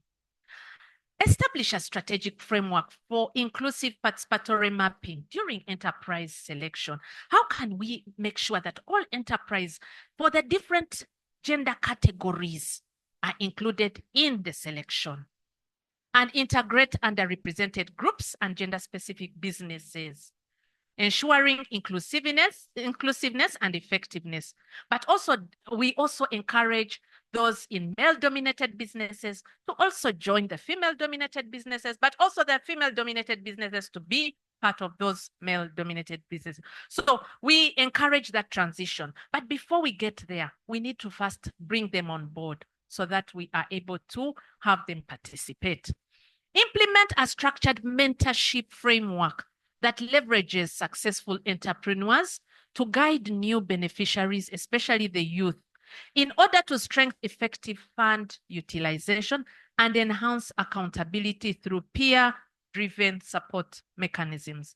So how are we able to mentor the youth, especially with those, I am sure we now can have a graduate kind of process where we say these ones have really achieved 100% to 70%. So these become our mentors. They become our flagships. How are we able to select these ones so that they are able to also mentor those who are not doing very well? We need to have that support mechanisms within the groups as well, so that we bring everyone on board, not a few high flyers and the rest majority not doing very well. Then we need to promote sensitization campaigns in collaboration with religious leaders. So we need to bring religious leaders on board to address misconceptions about administrative fees versus interest, while also concurrently developing Sharia compliant, interest-free financing options to ensure inclusivity and alignment with diverse faith-based values. One example I want to give is the social cash transfer for the elderly. We all know that there is a SAGE, Social Assistance Grants for Empowerment. Have we heard of it? Yeah. When we look at SAGE, it's more of a cash transfer scheme. And we should not confuse transfer schemes with PDM, because that is for welfare, support welfare. Will they return it after the age of how many years? They will have died. So that is a cash transfer. And also I want to recognize the government and appreciate them for having looked at that gender category. Oftentimes we forget that even we have the elderly amidst us, but that cash transfer scheme is very good. So we are also saying, how best can we tap onto some of those interest-free financing options or Sharia-compliant options as policymakers, as leaders? How can we improve on that so that we also provide them an option of those who really are high diehards and say, my belief is this and this, okay?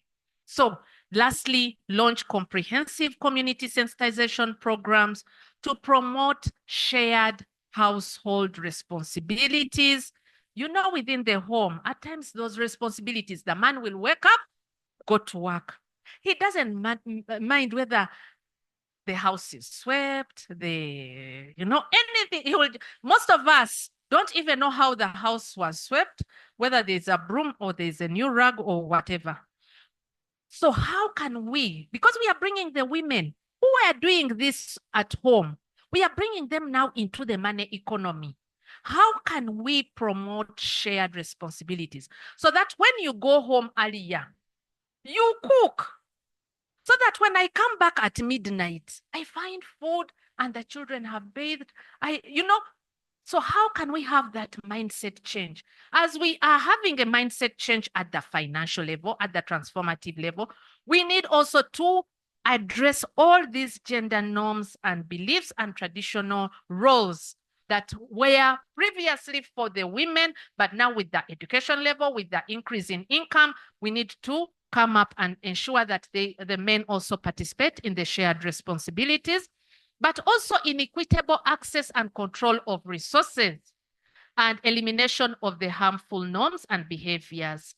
Especially, we might be having a lot of domestic violence that is coming through with PDM that is still within the households, that is not yet out, but we should guard against it with a lot of community sensitization and build also a network of gender champions. How can we identify those households which are already on the path to gender transformative or transformation? They become our gender champions and they are able to send this message to others. So with those words, thank you very much for your listening.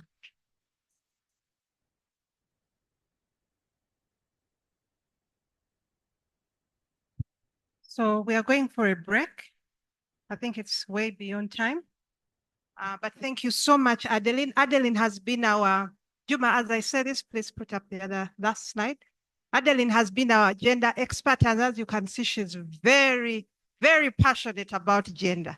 And by the end of this research, I really have now understood how important.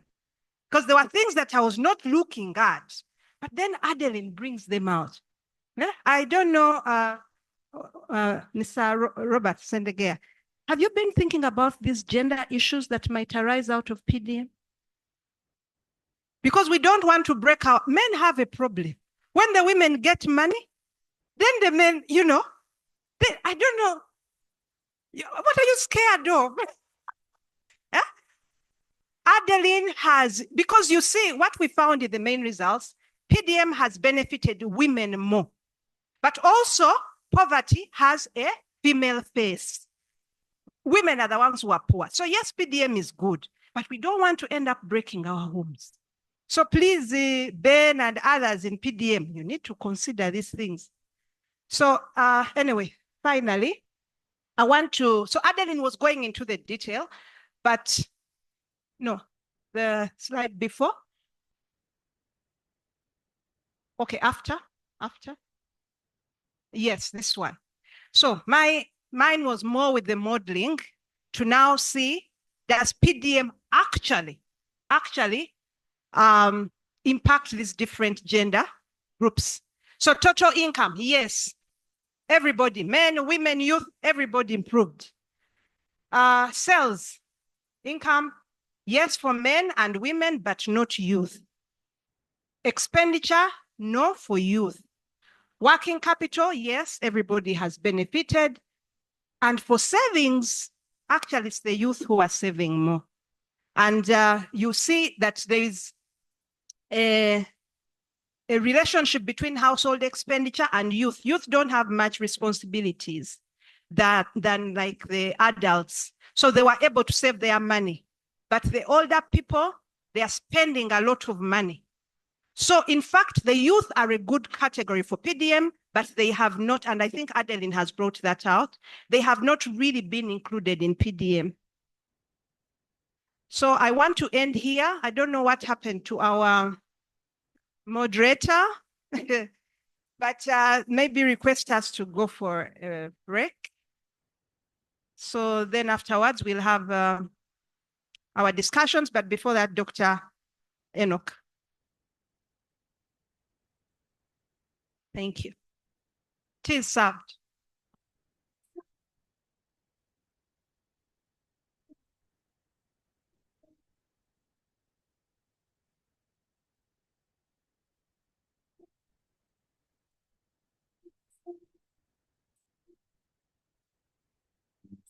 These are the kind of businesses that they are doing. We also have a video. I don't know if it has been given to the IT team.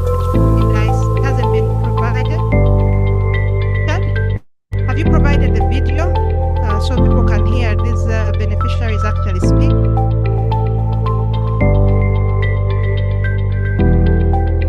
This one, rich man's. You see him? Huh? The man has a fully stocked shop. We were wondering how some of these got onto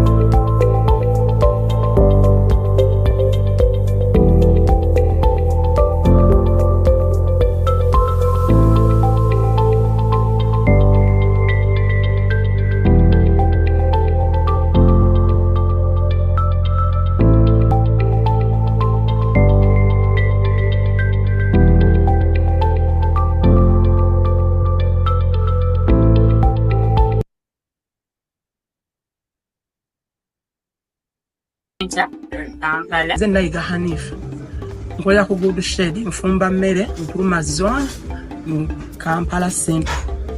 Amanya nze Namoje Justine ndi mukyalo Nkuruma mu Civic Center mu Kampala District. Amanya gange nze Waswa Muhammad kulya mu parking gye bayita Magic Parking omuluka Civic Center. Nga sinafuna sente za BDM era nali nsika chapati. Nali kola fruits wanefuna fene meloni chebene ni parking ngani ndiranga mtwala mu supermarket ezenjawulo. Nali ntunda mmere NIERA. Nali sinafuna sente za PDM. Nali nfumba mmere naye nga njifumbira ku lubalaza. Mwezi nali nsobola okutereka emitwalo 3.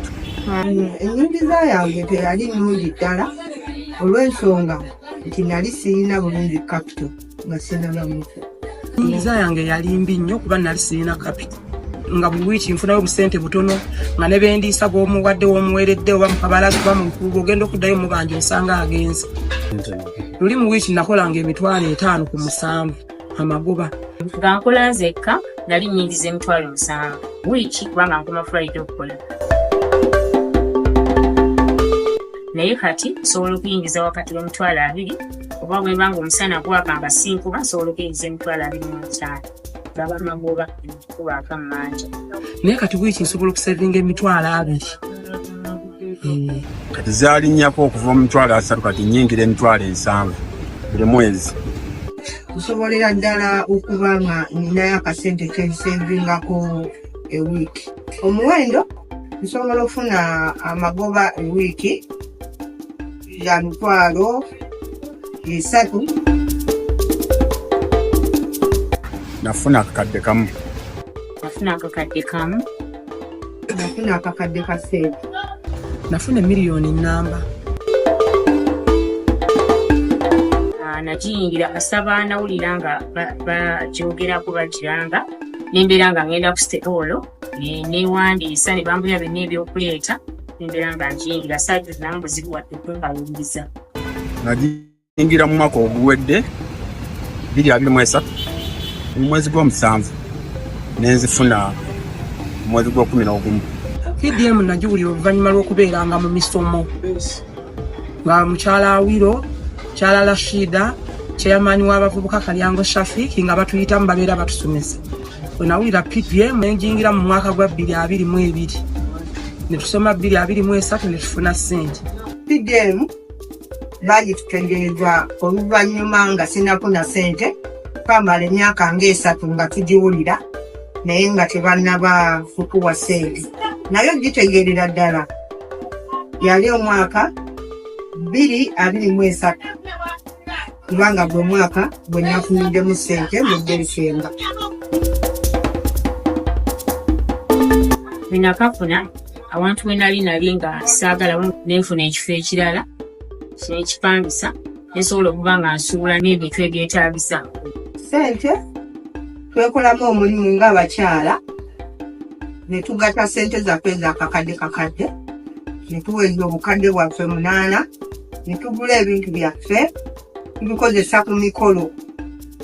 So twanoonya ssente ezo gye tugenda ozikolamu okwongereza mubiri gye twali tukola emmere gye twasangibwamu ne tusalawo tugatte ssente zaffe ezo tugule ebintu byaffe ebyo so tufumbe ku mikolo era bye bino wano. Ssente ezo baazimpa naye nga mu bizinesi yange kubanga olunaku nali nsiikayo pakiti nga 4 naye kati ndi mu katoni namba y'obupakiti 10 n'obubiri. Nazongera mu bizinesi yange ey'emmere nemba nga neesuubulira ebintu nga siyagula bintu mu kilo nga ndeeta nsawo. Nali ndi ku lubalaza kati nakola restaurant. Na restaurant etudde entuuza abantu abawera 30 era bwe batuula baleka basasudde si kyabagoba naye luli nabagobanga nengwa n'ebigwo. PDM ennyambye kubanga nawe bampa ssente ezo nayongera ku bizinensi yange kati abaana mbateerayo ssente ku ssomero sasula ennyumba mwensula kali oke nange ndi oke ne famire yange. PDM ennyambye ddala kubanga nsobolera ddala okufuna school fees okuweerera abaana bange abakyasoma n'okwesasulirako ennyumba n'obulamu obwa bulijjo. Era tusuubirira ddala nti tukyagendera ddala mu maaso. Tuddemu ennyanga ennyo kubanga kati bwe nfuna ezo ssente nsobola okuggyako ne ngulako ebintu by'ewaka ne nteekako mu banka ne nteekayo ku akawunti gye baatugamba okutuukizaayo ate ne nsobola okuba asobola okuteekera omwana wange mu banka. PDM nnyambidde ddala okukulaakulanya embeera y'owaka mu buvunaanyizibwa bwange ne famire yange nange kennyini ng'omuntu okutambula nga neeyagala kuba mba nkola nga byenkola bitambula. Nsobola okuseevinga nefuna school fees w'abaana bange ne mbalabirira ne mbanga buli ze nseevinga wiiki ngenda nsasulako mpole tamu egenda okuggwako school fees mba mumazeeyo. Nyemwe emikwano mu bantu abanene okuva waggulu naffe mu bantu ba wansi. Batusomesa ne batusomesa okuyiga okuseevinga obuteejala be natusomesa enkwata ya ssente. Sobola okumanya bwe tulina okukwata ssente obutazannyiramu. Bye nzifunyamu nze nganze ndabira ddala nga nkyagendera ddala mu maaso kubanga ebiruubirirwa byange bingi mu maaso nnengera nga nja bituukako. Sina buzibu bwonna bwe nsanze kubanga sinaako masimu gange era nti bakutiisa kisomba sina buzibu bwonna bwe nsanze. PDM sirinamu buzibu bwonna bwe nnyinza kugyogerako wabula njeetaaga bwetaazi nga njeetaagira ddala ennyongera ssente nnyongere okwekulaakulanye. Nganze sinnakifuna nnyo kubanga newankubadde nga sinnatandika kuzzaayo ssente ezo nkimanyi ekiseera kigenda kutuuka nga nze kennyini neekubiriza okuba nga ntwalayo ssente so njagala nga bwe ntandika nga buli mwezi nja kuba nga nteekayo ssente ezo awatali kusoomoozebwa kwonna so sinnafuna nnyo kusoomoozebwa. Batwongeremuko ku ssente twongere okugaziyaamu. Sookera ddala ye Pulezidenti Museveni ow'ekitiibwa Puleziddo nkwebaza nnyo yonna gy'olinze sikulaba naye njagala kutuukira Puleziddo kuba nnina ebibulamu. Neeyanze omukulembeze w'eggwanga Pulezidenti waffe Yoweri Museveni Kaguta yeebale nnyo Mukama amuwangaaze okukka wansi naffe n'atujjukira. Neeyanze omukulembeze wange ow'eggwanga Pulezidenti Yoweri Museveni tiyeebale nnyo yeebadde ddala ajja kirasiiga naye mwebaza kuba yafuba nnyo gyendi bulanga afuna ssente ezo siwali yankaluubiriza. Neebaliza ddala omukulu Pulezidenti Yoweri Museveni mwebaza okubeera eyo naba nga alowooza ku muntu owa wansi okuba nga yatulowoozaako okutuwa kapito oyo ffe tulaba ng'omutono naye ng'olina obwongo kapito oyo mungi nnyo. Njagala okwebaza omukyala Awiro Noola, njagala okwebaza omukyala Rashida, Madamu Rashida, kansala waffe bonna bakansala baffe eno, neebaza Kalyango Shafik, chairman waffe w'abavubuka kuba buli ekibaawo tatulekerera atuyita era atutegeeza.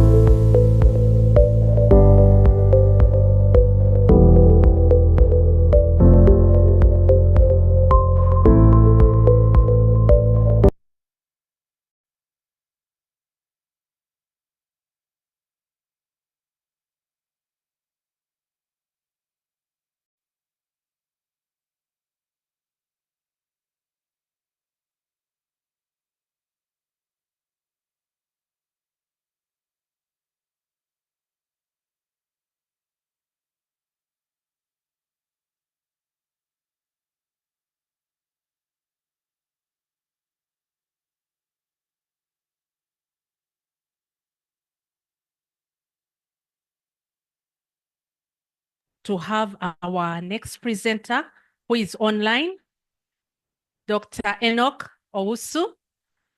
He'll be sharing his slides. Dr. Owusu, you're welcome.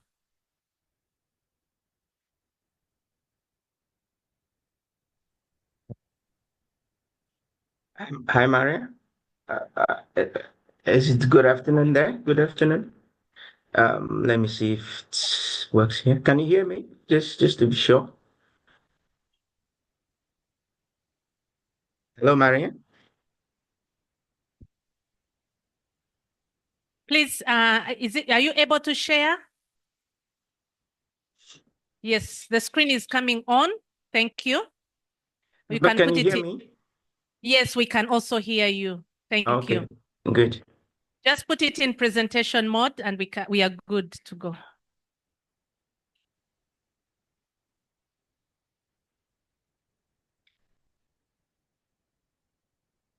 All right, so should I start? Yes, but it's still in, it's not in presentation mode. Really? Slide up, please. Just a second. Let me stop and do this again because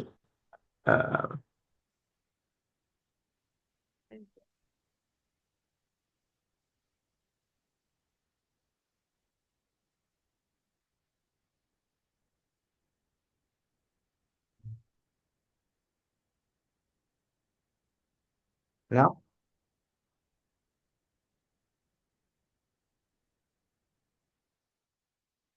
Is it better now?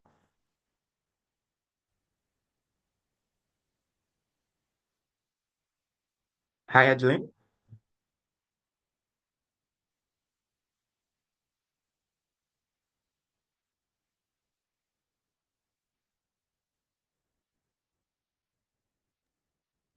And look, we can see the presentation. You can see it? Yes, we can. Is it in presentation mode now? Yes, it is. All right. Thank you, Jennifer.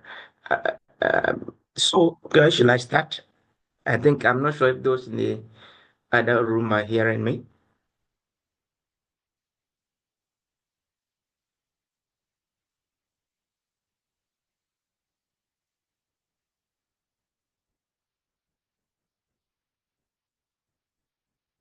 Jennifer, is it possible to confirm if the other or the main room is hearing me?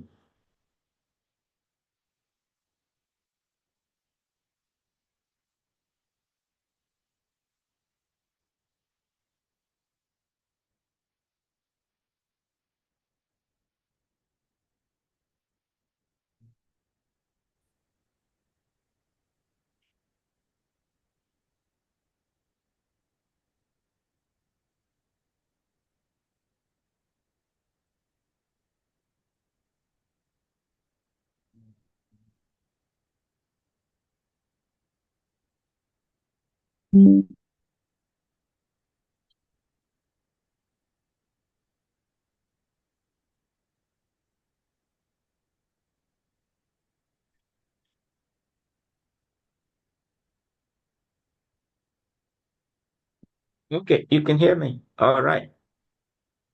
Okay, so thank you very much, Dr. Maria and the team. And I want to greet all the honorable members and all the participants. My name is Dr. Osu. My common name that people use is Enoch, so I think that is easier to call. So we have been working, myself and Professor Assem, we have been working with Maria and the team on the project. And so for the moment, I want to share some findings that we found in the context of food security. Because what we've seen is that food security is one of the key issues that we have in our developed world. It's not only in Uganda, but in the whole world. Food security is an aspect that is of key interest to different government and non-governmental organizations. So looking at the PDM, one of the key things that we found was that, some of the relevant pillars have significant implications for food security. For instance, if you look at the financial inclusion, if you look at the agricultural value chain development, if you look at the infrastructure and economic services, all these pillars have significant implications for food security. And just to briefly mention what do we mean by food security here, we're talking about all people at all times having access, and access in here, I mean both physical and economic access to sufficient, safe, nutritious food that meets the dietary needs as well as the food preferences of the people. So it's important for us to look at these dimensions and how PDM affects food security. So on the slides, as we can see here, if we look at the blue circles, in there we started by looking at the overall food security situation for the sample respondents during the baseline, and also we looked at it um, in the end line. And what we can see from the figure here, we can see that for the entire sample, we saw that only about 36% of the respondents were food secured as at the baseline. And then for the food insecure group, we also have about 64% of the population. I mean, here I'm referring to the sample respondents here that were food insecure. So if we look at the food insecure group proportion, this is very important information that we need, because if we look at the municipality or the KCC, Kampala city, one would think that yeah, we're in the big city, but then if we look at the proportion of the people that are food insecure, this calls for an intervention. And one of them is the PDM. And so what we can see from here is that if we look at the beneficiaries at the end line, we can see the figures on the top, that at the end line, we see a significant increase in the proportion of the beneficiaries that are food secured. So we see about 7.6% of them were food secured. And compared to the non-beneficiaries, we also see that there was a significant change there, about 4.2 for the non-beneficiaries. So what do we see? We can see that during the end line, there is an increase in the proportion of the respondents that were food secured. So this is a good sign. However, it is important for us to take into account that there's still a huge proportion of the respondents that are not food secured. Now, in terms of this food security, how was it possible for such kind of change to happen within the short time? And one of the things we could see is that it happened through enhancement in incomes and expenditure through the PDM participation, and this allowed, let's say, beneficiaries to also allocate more resources to food, and through that they are able to improve the food security. Now, another aspect is, when it comes to the purchasing power and also the capital aspect, we can also see that the participation in the program also improved the working capital and then the food security. And we disaggregated this also across different demographic groups, men, women, the youth. And then we also saw that there was still a significant improvement, which seems to be very good for sustainability purposes. So if we see that the program can enhance food security in such a manner, then it is important for us to look into how we can sustain such kind of impact in the long run. Now, despite the improvement, we saw that there was still a significant proportion of the people that were food insecure. So we moved further to look into the different levels of food insecurity. So here what we did was that we went a step further to look into the baseline and the end line results. And then we look at the beneficiaries and the non-beneficiaries. So here in this figure, what we can see is that if we look at the food secured group during the baseline and also the end line, what we can see, the blue color representing the PDM beneficiaries. Here, the detailed, analysis also show that between the baseline and the end line, we can see that there is about 4% increase in the proportion of the respondents that have moved from the level of food security. So here we can see from a change from 42 in the baseline to 46%. What we can also see that for the non-beneficiaries as well, we also see that they are also doing well. So we also see that from 30% to 38, that is also a significant change. And this is also one of the things that we can also attribute to different factors, including perhaps a spillover effect. For instance, if beneficiaries are able to also support family members who are not beneficiaries in a way, that can also help to increase the proportion of the respondents that are food secured. However, if we look at the mildly food insecure group, we can see that for between the baseline and the end line for the beneficiaries, we see a reduction in the proportion of the respondents that are mildly food insecure. And we also see same for the non-beneficiaries. And we can also see that for the moderately food insecure group as well, we can also see about 4% reduction in the number for beneficiaries. However, what we find in here is that for the moderately food insecure group, the proportion is increasing for the non-beneficiaries. This is an interesting finding here because what it means is that those in the moderately food insecure group, the number is increasing.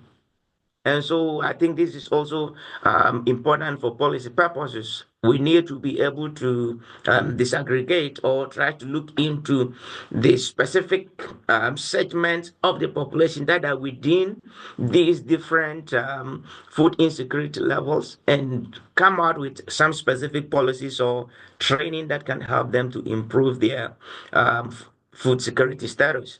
And we also find a similar finding for the those in the severely food insecure category. We can also see that between the baseline and end line, we see an increase in terms of the proportion.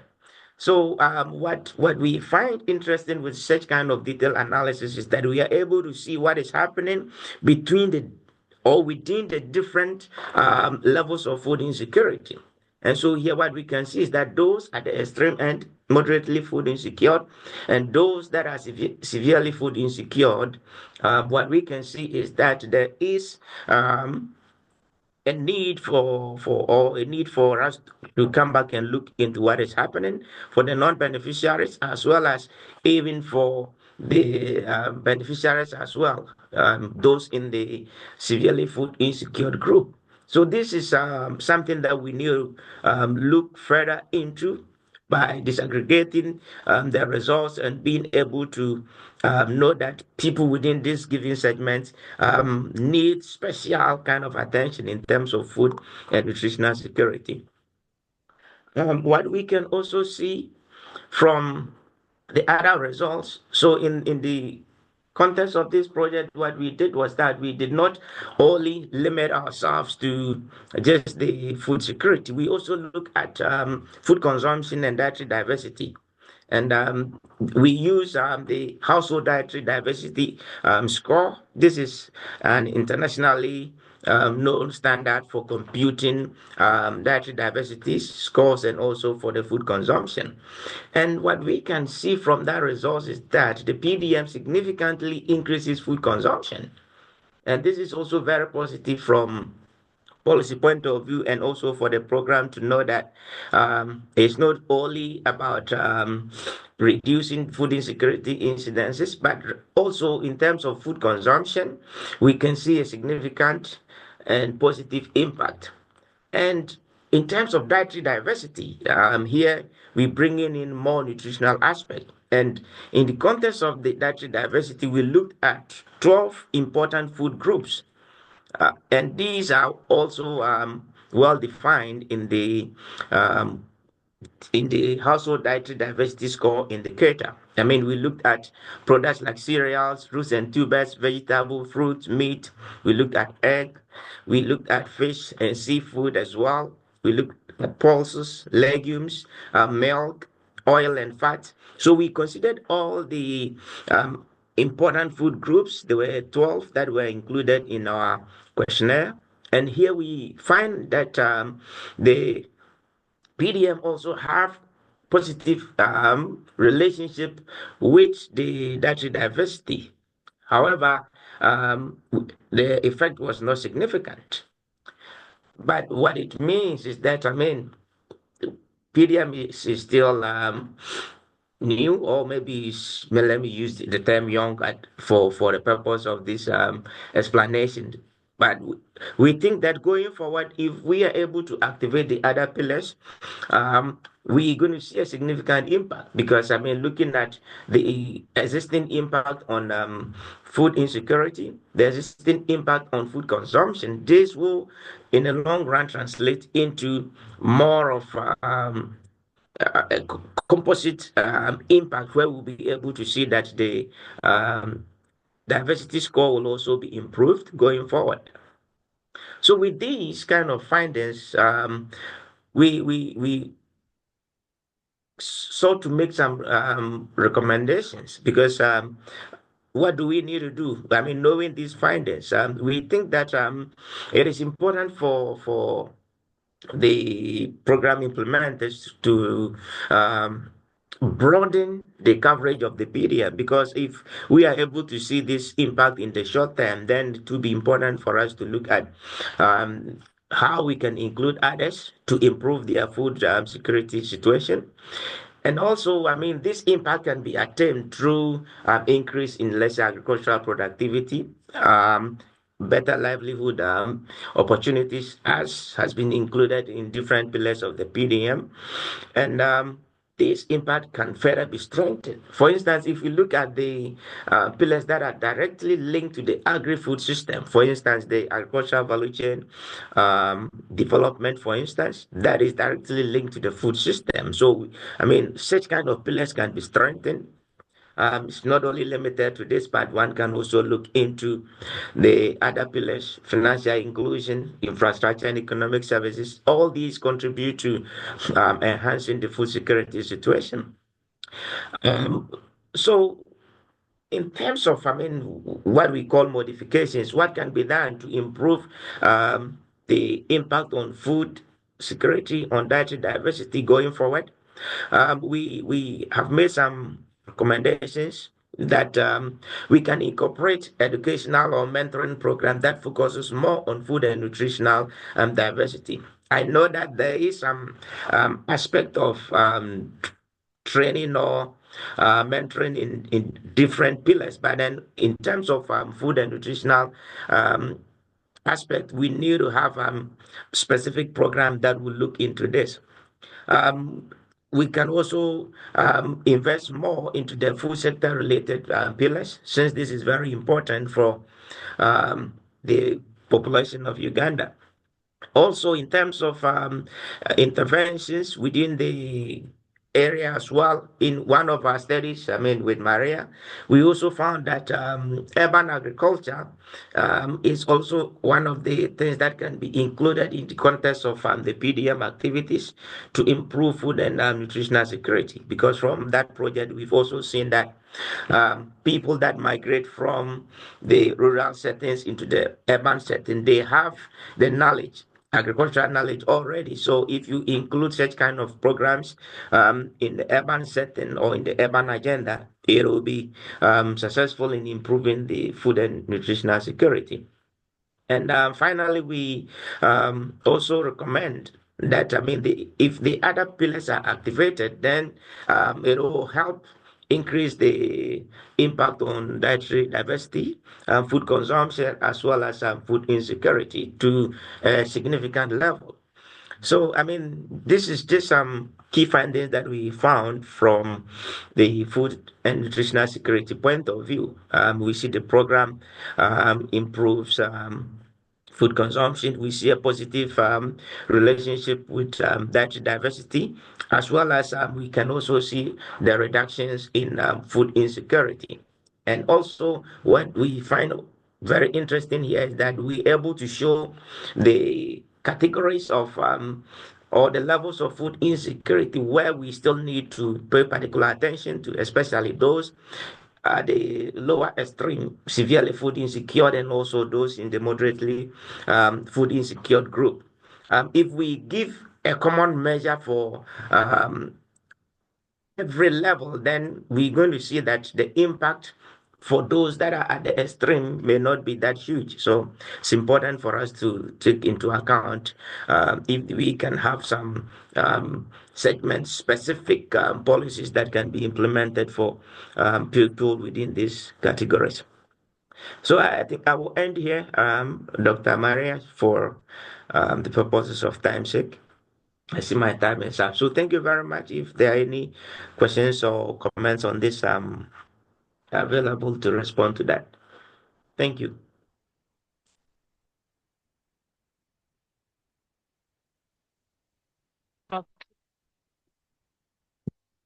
A round of applause to Dr. Ewusu before I give the microphone to Dr. Maria. Dr. Ewusu, we are very happy that you were able to share those insights. And I think we will start with you when we go into the Q&A so that after which we can let you. All right. Okay, thank you. Okay, thank you, Adeline and Dr. Enoch also for your very enlightening insights actually about food security. So as the IT team puts up,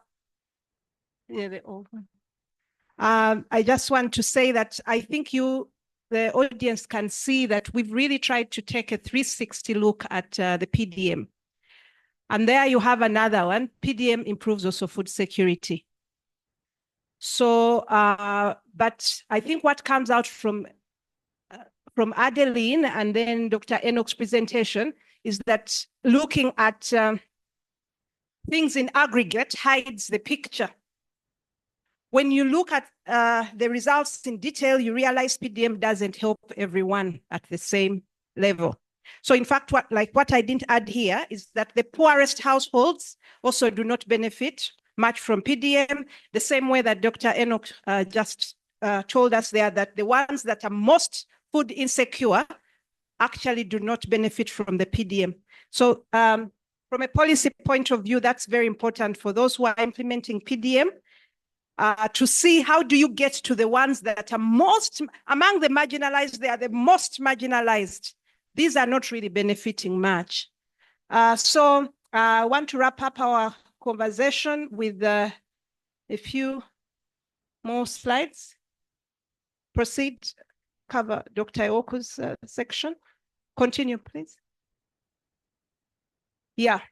So we also looked at participation in PDM because you cannot benefit from something you don't know. So we wanted to understand how well did people participate in PDM.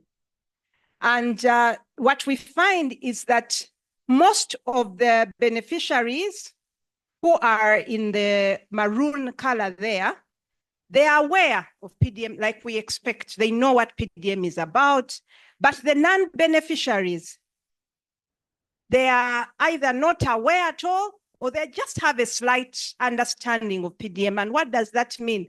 It means that the KCCA implementers have probably not been able to reach everybody.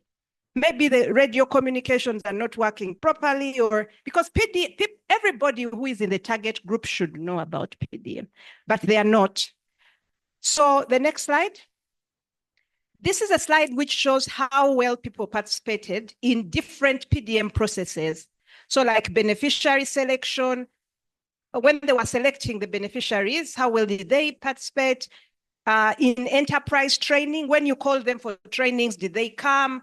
when you, for enterprise group, when they were forming their groups, were people participating for formation of the circle? I remember Ben here told us they even had to select leaders, delegates, and so forth. And the general picture, I won't look at each graph one by one, but the general picture that it says is that the participation is high, at least among the ones that were part of PDM. Those people participated in the processes. And I think that's what translates in the positive results. You have been able to train them, you have maybe changed their mindsets and so forth. So they are participating. Yes, next slide. Again, these are some qualitative quotes from people, which I will not go into each of them, but we wanted to understand how are they mobilizing each other. And we find that what works is when, you know, this one-to-one, yeah, they should, word of mouth. The groups should, people should be able to mobilize each other because they trust themselves. Next. What are the perceptions? What do they think about PDM? So we checked this at the beginning before the money came out, and we found that over 80% of non-beneficiaries did not think the technical people or political leaders were going to implement PDM successfully. So they don't trust you people. Over 80%. However, the beneficiaries are more optimistic. It means if you engage people, yeah, they learn. So in the beginning, there's a very high level of mistrust. If you look at that circle number one, a very high level of mistrust among non-beneficiaries regarding the capacity of technical and political structures to benefit, to implement PDM. And this is because of the historical problems that we've had in Kampala. The politics also plays a role, that we have many people who have not a very,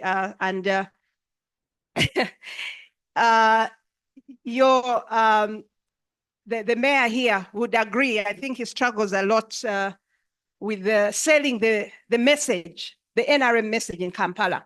So that played into it. And that's why we are really happy that you're here, because you need to know that it helps for you to engage with people from a political level, because the politics is they are refusing to be part of the PDM because they think they are from the opposition. Yeah, and the biggest group are men and youth. The women, they are, but the men and youth, that's why they didn't join PDM in the beginning. And it translates into the results. You see that women are benefiting more. So the politics has to come in here. But of course, you have to be careful because politics can be divisive and also kill a good program. So I don't know, you need to balance there. The good thing, however, is that most people thought that PDM did not exclude them because they belong to a different political party. So we didn't find that. Whether they were of NUP or they were blue, yellow, green, whatever color, they felt like they had been included. But they excluded themselves. So yeah, I already talked about this, that enhanced engagement is crucial to trust. Next slide. Yeah, then here it's about the resource constraints. PDM is facing a major resource constraint.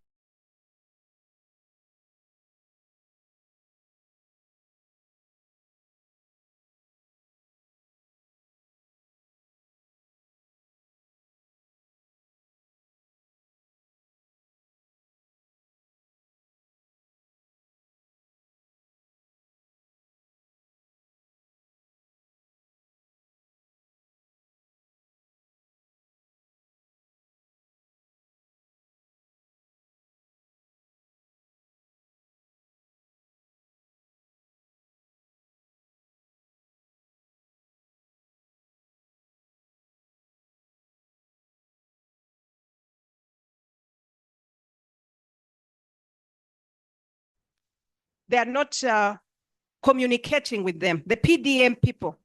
The ward administrators like Ben here, they are in touch with the people, but people want to hear from KCCA. People want to hear from the mayors. People, that's what they said. This is not from us. You know, they said that they last saw you people, even the technocrats, during the sensitization meetings when they were being registered. After that, that you didn't go back to them. And it's important, like we said, building of trust takes time. And so there must be, but of course, there must be continued engagement. Next slide. The cultural, religious issues, I think Adeline mentioned them. The Muslims, some of them have kept themselves out. But of course, we also know the politics. The politics has also kept some people out. Culturally, we didn't see a huge issue. But we wanted to put this slide here because, we wanted to put the cultural issues here because PDM in other areas might face some cultural issues. So it's important to know that this can also come in.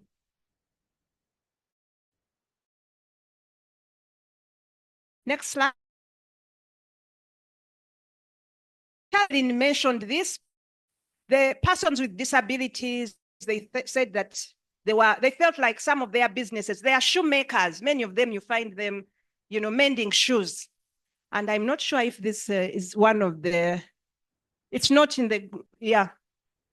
So persons with this, and that's why the gender perspectives are very important. And also the other one, when you look at inclusivity, men, the men also said that their enterprises are not included in PDM. So for them, they are on border. You didn't include border.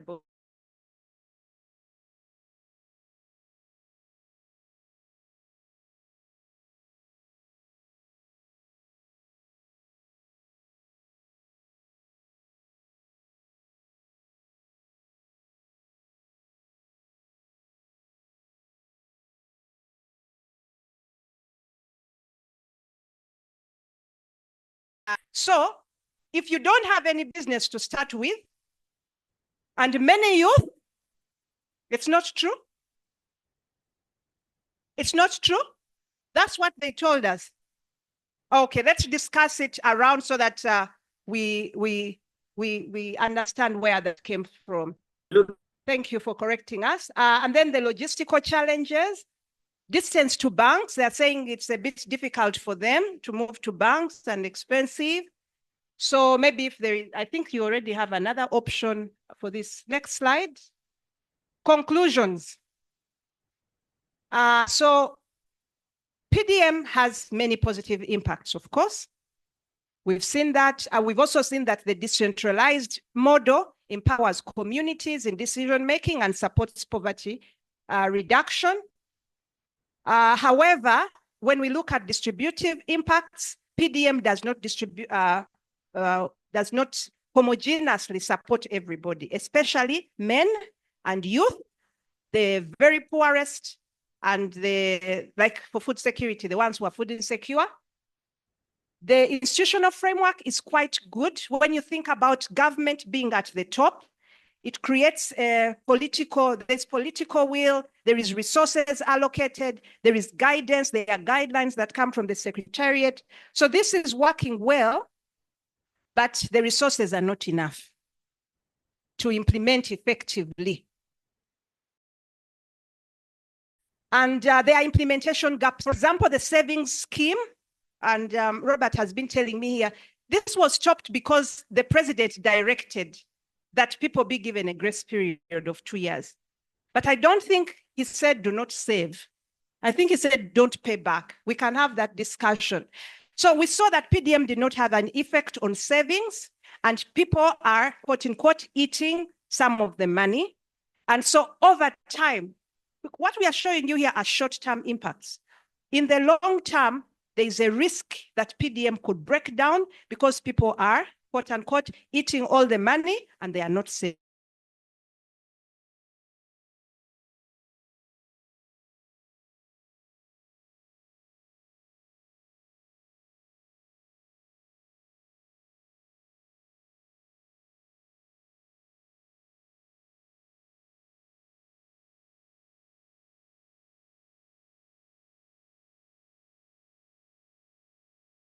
Helps to work with many people. This is already in the framework of PDM, but it needs to be activated. And of course, the savings scheme. We recommend that the savings scheme be implemented. Next slide, should be the last. Yeah. So we recommend that it should be expanded. One of the problems is that PDM is currently reaching too few people. People are really struggling.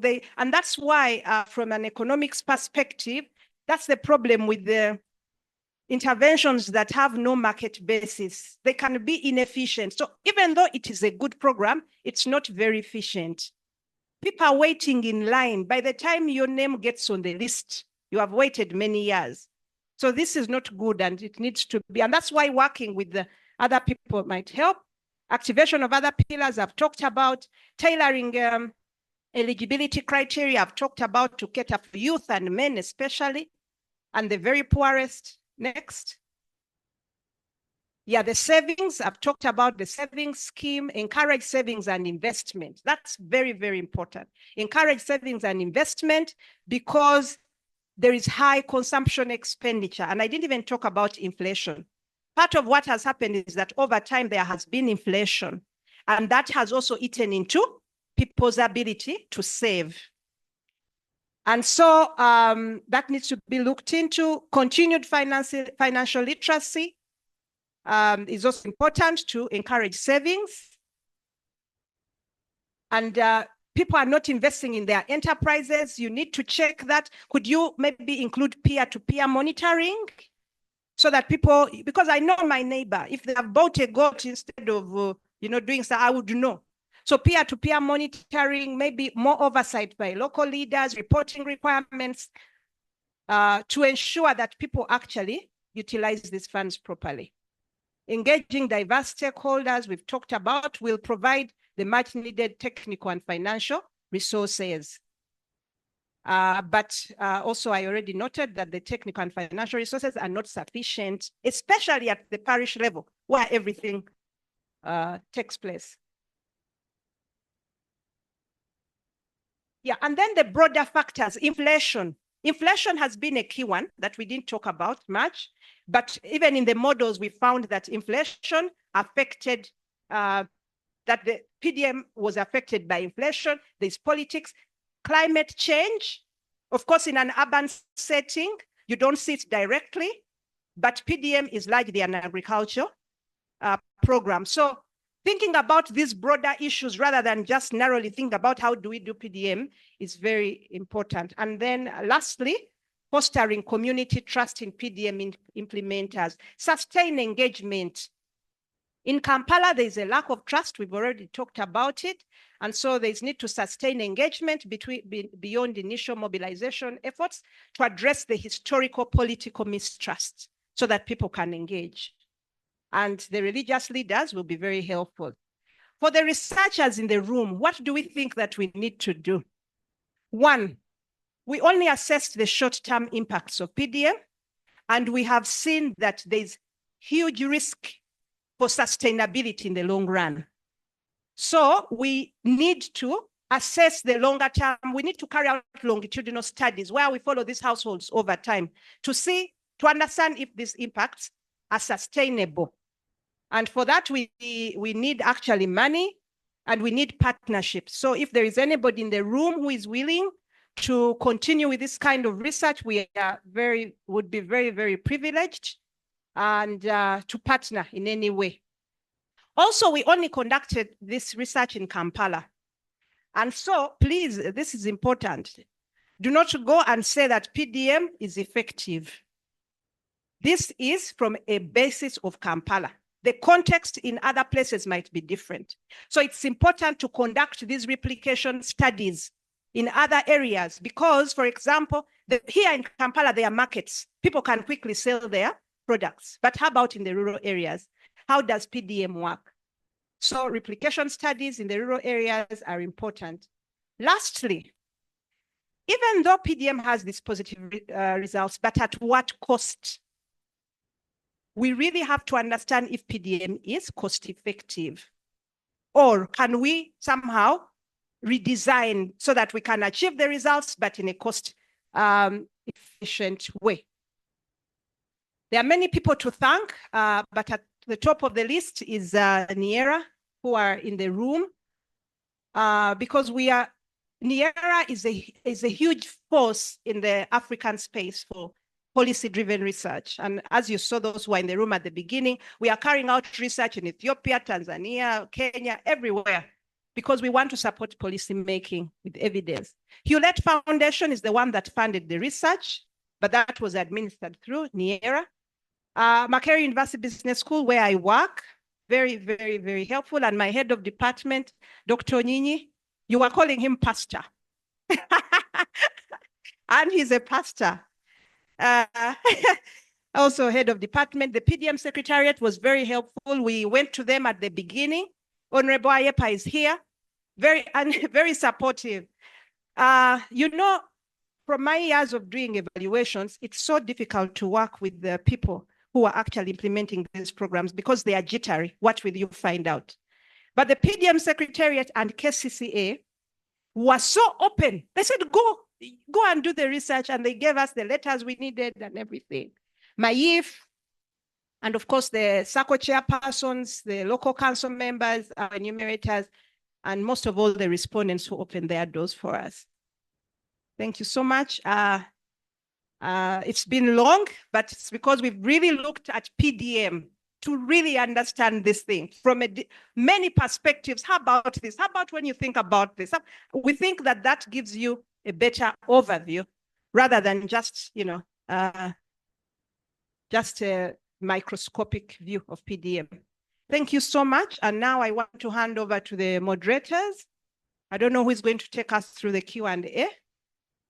We were told that it was Dr. Enoch who was going to, if there were any questions for him. Who is going to take us through the Q&A? Adeline? Yeah.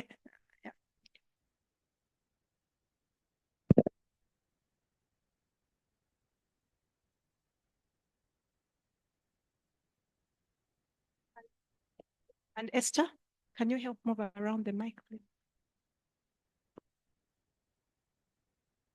A round of applause to our PI. She is a lady of not many words, but her words really mean a lot. And she has led the team very well. Dr. Maria, this is for you. We appreciate. Thank you. And now, because one of the presenters was online, please allow me give him, let's first react to his questions on food security so that he can have the leeway to leave earlier than the rest. Is that permittable? So that we first handle his side, then we can now, because the rest of us are in the room, we can then also continue with the discussion. Okay. Yeah, okay. So do we have any burning questions on food security, especially hearing that the food insecure people are the worst hit still? They're not benefiting much from PDM, the ones at the lower end. What policy recommendations could you also give us so that we are able to include them in our report? You know, a dissemination workshop is a good place where we are validating what we are saying, but also we need more information to prove or justify what we have validated, but also more policy recommendations that are realistic and be able to tackle those very challenges. Esther, thank you. Okay, thank you, Madam Moderator. My name again is Francis Waswa from UNDP. Maybe before I pose my question, let me first pose this to Dr. Nantongo for clarification. On your control group, members of that control group, are they part of the 39%? Were they the profiled people in the subsistence economy, so that we know we are comparing PDM beneficiaries who are supposed to be the actual beneficiaries in the 39%, but we also have a control of people that are not benefiting from PDM, but they are still supposed to be benefiting, so that we don't compare Dr. Nantongo with with Mama Nantongo somewhere, right? So I'm not sure whether the control group, we are still in the 39%. Can we just have a set of Okay. like 5 questions? So, and then we answer. So it's a leading question so that then other questions will follow based on whether we are comparing the right group. That's what I wanted to first know. Okay.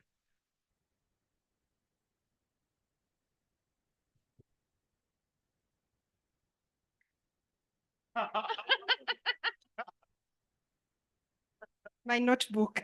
Yes. No, but yes, Dr. Waswa, that's a good question. Yes, our control group is selected through the same process that KCCA takes to select the treatment group. So in fact, we worked with the hours to make sure that this is the same category of people. Okay, so then the two groups are comparable. Now, if that is the case, now to Dr. Online, the findings showed that there is actually an increase in food insecurity for the non-beneficiaries, both in the food, I think it was in the food the moderate. I think there was a slight increase from 28 to 32. I don't know if that was food insecure or moderately food secure. I did not get that properly. But if it is the case that they are getting more food insecure, then could there be, let me call it a neighborhood effect, that I'm supposed to be a beneficiary of the 39%, but I have not yet benefited, but I'm actually seeing what is happening from the people that are benefiting. So through my own other ways, I'm able to either move away from agriculture, because looking at the activities that you have, since you're in Kampala, most of them are not producing. They are actually net food buyers, right?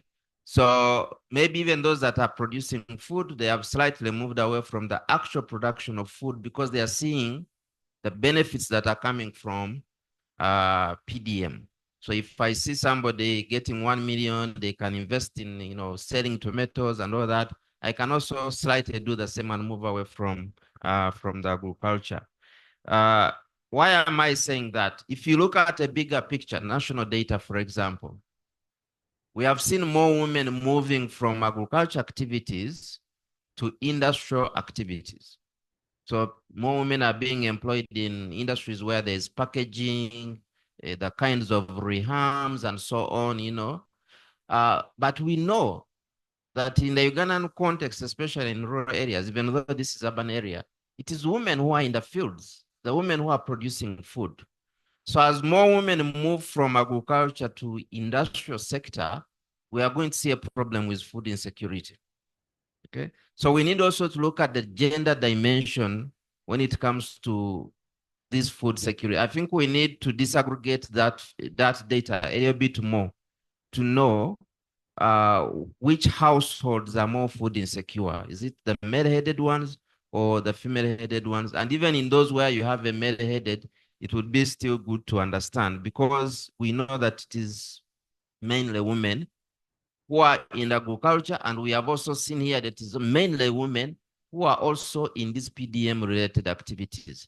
So if these women are moving away from agriculture to Kaleirwe, to Nakawa, and other markets to sell tomatoes and make chapatis, then we have a long-term issue as far as food security is concerned. So since you said we first pose questions for food security, I'll stop here and I'll pose my other questions later. Thank you. Yes, please, somebody behind you. You had your hand up. Yeah. Okay. Thank you very much, Dr. Maria, and Dr. Enoch, and yes, Adeline, for the insightful presentation. This is Christine again, Christine Alum from the Economic Policy Research Center. So since we are posing questions on the food security presentation to Dr. Enoch Ewusu, My comment is basically on the recommendations. First of all, Dr. Enoch hinted that there was food security actually increased among the treatment group. And the recommendations, one of the recommendations that he mentioned was that the likely impact should have been attained through increased agricultural productivity. And I kept on wondering, agricultural productivity. And Dr. Maria mentioned that 80% of the respondents were involved in agricultural activities, agriculture-related activities. But I missed out from the presentation at what point of the value chain are these respondents actually involved in? Because we have the production part, we have transport, marketing, processing. That demarcation or disaggregation was not highlighted. It was not presented. So maybe it could help us in the recommendation to know where to target exactly. And he also mentioned that the change could have been due to enhanced knowledge of food management practices. But in the presentation, I also missed out on extension services or trainings that the treatment group or the beneficiaries could have received. Maybe this could provide a linkage as to why maybe we are saying enhanced knowledge could have actually contributed to increased food security. So that was not presented given in the presentation. So maybe if that could also be provided, that would actually be good to be able to link the findings to the recommendations. So I'll stop now because the questions are being posed to Dr. Iwusu for now. Thank you very much. Yes, please. Thank you. Thank you very much. I have two issues to do with Dr. Iwusu. The first one, I imagined about why the people with PDM money with enhanced income were able to also improve their food security. I believe in the urban area, people own gardens. Our gardens are pocket. The more money you have in your pocket, the more you can afford. And to have diversity, buying the different types of foods, each food is expensive. Even vegetables are expensive. Possibly, if you have got little income, you can maybe buy potato and beans only, and that's your diet for a month, for a year. Maybe if you have more income, cutters of PDM funds, could you be able to buy some nakati, some cabbage, and maybe some mukene, and diversify your food? So I just imagine that would be the reason. I don't know whether Dr. Osu agrees with me. Then for that matter, I see his recommendation of improving urban agriculture, actually solving some of these problems. You can have kitchen gardens, growing a few sukuma wiki plants on your veranda, and a few other things. Maybe could be a good recommendation, like he recommended, which is okay, a good thing which I also actually agree with. I don't know if I'm right with my imagination, Doctor. Thank you very much. You're right. I think those are 5 questions. And online, please type in your questions, or if in case you want to say something, please just raise your hand. The IT will unmute you and they will allow you to be able to express yourself. So for those questions that have been posed from the room, please, Dr. Iwusu, kindly respond to them. And then the online, please type or raise your hand so that we can also have your questions answered, especially on food security first, and then we can proceed to the rest of the questions. Thank you. All right. Adeline, thank you very much. So I think I'll start from the first question. You're very right. I think what we saw, especially on the moderately food insecure group, there was an increase. And also, if we look at the food secured group as well, for the non-beneficiaries, there was an increase. So you made mention of the spillover effect. That is very true, because we know our communities, and also in our African setting where we have this more of extended family system. If I am benefiting from PDM, for instance, and I know something that works, I easily tell my friends or even my family members that this works. So they can also get into practicing that particular enterprise or business, and then they can also improve their finances. And so that is the spillover effect there. And also in economic terms, you made mention of the neighborhood effect as well. So we see that these two key things are happening: the neighborhood effect and then the spillover effect. It is affecting the non-beneficiaries as well in terms of food security. And I mean, you made mention of something important, which is not only happening in Uganda. I mean, the shift from the agri-food sector into more of an industrialized system. I think that is what we found, Maria, in the other project where we looked into urban food production with ASEM, if you still remember.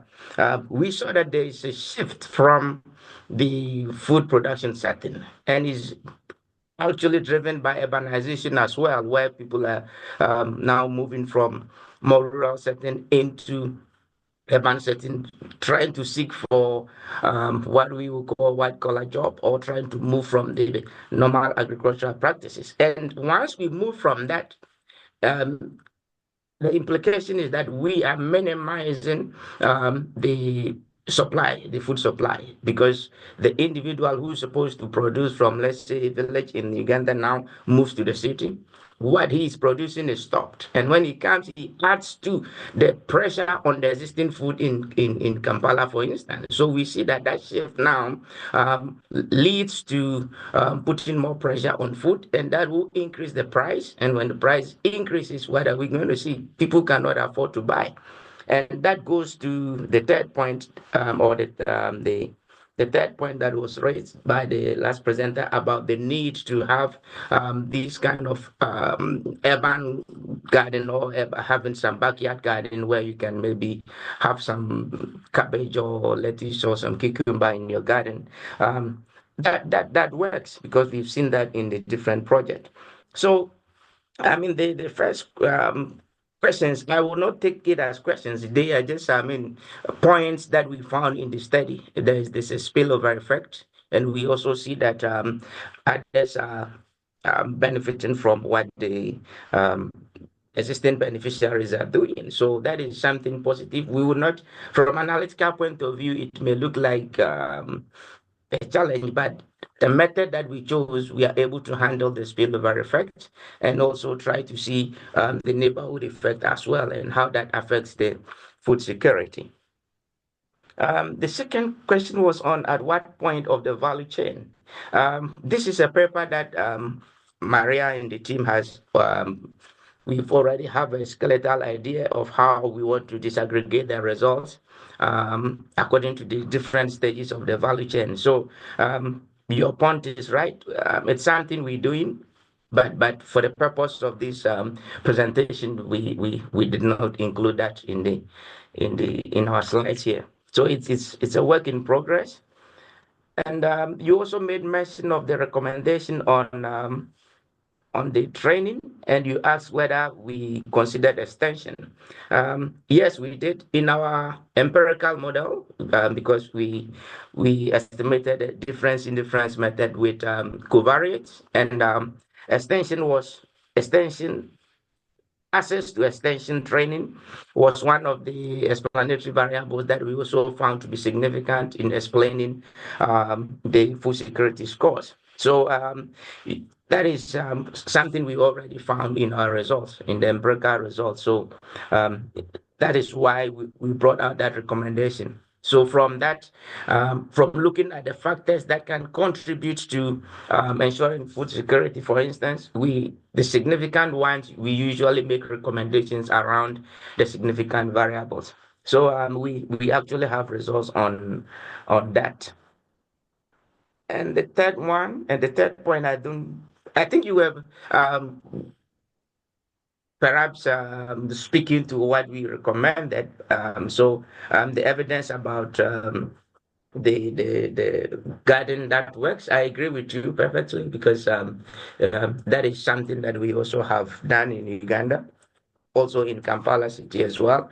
And we found out that those that have these food gardens are able to minimize their expenditure on consumption, for instance, and they are also able to minimize food security. Especially during the COVID period, we conducted a study and we found out that people that had some vegetables in their backyard, they were able to improve their food security status because, I mean, you can just have it from your own garden. So what you mentioned is very true. Otherwise, one will have to depend on the money you have to purchase the vegetables. And you mentioned that it is expensive, and it's expensive because now people are moving into the city. So demand is going to increase. And when demand increases, price is definitely going to go up. And those that are producing have also stopped their production, moving into the city. So we're going to see the increase in the prices. If more people decide to produce at the backyard, if there is an available space, then that can help in minimizing the price. But otherwise, the constant increase in price, we're going to see that even going forward. I don't know if I've left the question out, but I think all of you have pointed out some relevant questions and issues that are very important for the dissemination of the results further. So thank you very much. Dr. Enoch, thank you very much. All questions have been answered. And I think to our satisfaction from the room, I can see some smiles. So I would also want to request, are there any online questions? I will request Laura. I can see one. There was one comment from Madina as a global, maybe I got it wrong, but the first name is Madina. He made mention about the term that we use, generalizing PDM impact. So it's important for us to understand that, PDM has several pillars. So the results we are presenting is limited to the pillars that we investigated. So that point is very valid, and I want to mention that. So in response to that, I think it will be important for the implementers and also for the government to document the impact from the other pillars so that we'll be able to see which pillar is being more effective, or how can we complement the different pillars in a way that will bring out more relevant and sustained impact. So I think that's what I will say about that comment on the chat. Thank you, and thank you very much. Okay, there's a question from, or a comment.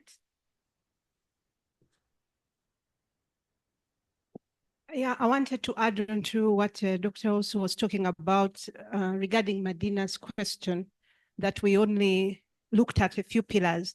Actually, when we went to the field, we asked people for everything that they had done with PDM. But unless you tell us that we might be saying something wrong, but they told us that you are not implementing the other, they are not like for infrastructure, for health. This is not yet already happening, although it is in the implementation. So maybe you could say something different about that.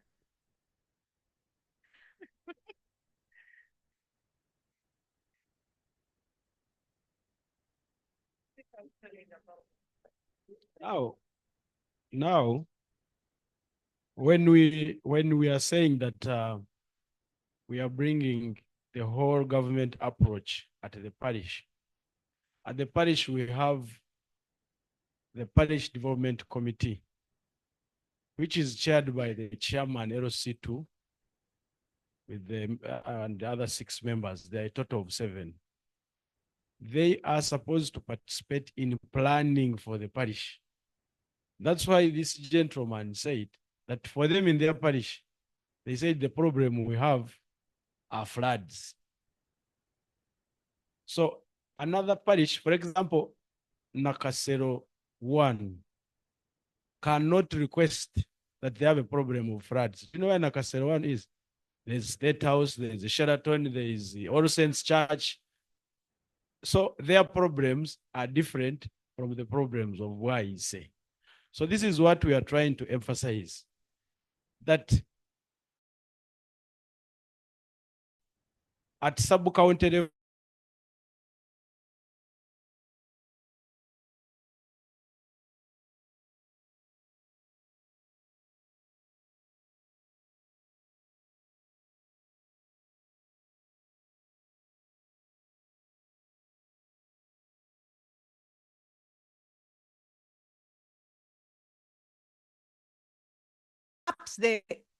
perhaps also the recommendations are coming from the Parish Development Committee, perhaps. But the PDM is about letting people sit and discuss in their community and say that our problem is a flood or a road. The beneficiaries and non-beneficiaries told us they have not been in these meetings. This is what, yeah. They were saying they've talked, they've been trained, they've got money. We have these questions, I'm telling you. There is somebody from Pillar 2 after the secretariat. yeah. Now, the timing of when you did your study. You see, when we were beginning, she mentioned it. In Uganda, you cannot look for 50 people and they come unless you mention there is an allowance. Everywhere, whether it is in Karamoja, whether it is in Kisoro or in Busia or in Karangara or Buvuma, it is very hard to mobilize people to come in one place. So we have been doing these things of inviting people and they don't come. Now, even the PDM beneficiaries, if you can remember, there is a time they used to flock banks, people sleeping there. Banks had committed to go into parishes, help them open bank accounts so that money can go to the beneficiaries.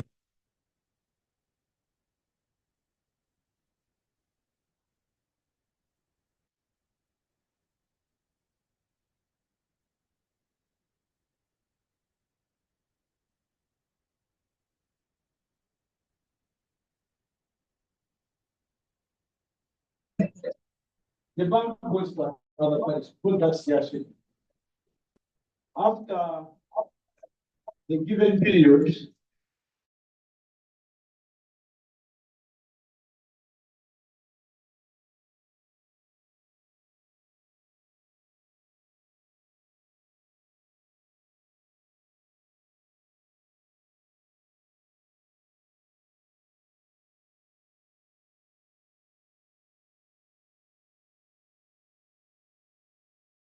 now, because now the bank cannot reschedule and go back to the parish. Now the people were the ones coming from Parisa to go to Mbare. Yet DFCU from Mbare was in Parisa for a whole month and no one went there. Now, I'm trying to explain that if PDC invites people that we have a budget conference, please you come and help us and you say what you want. It becomes extremely hard.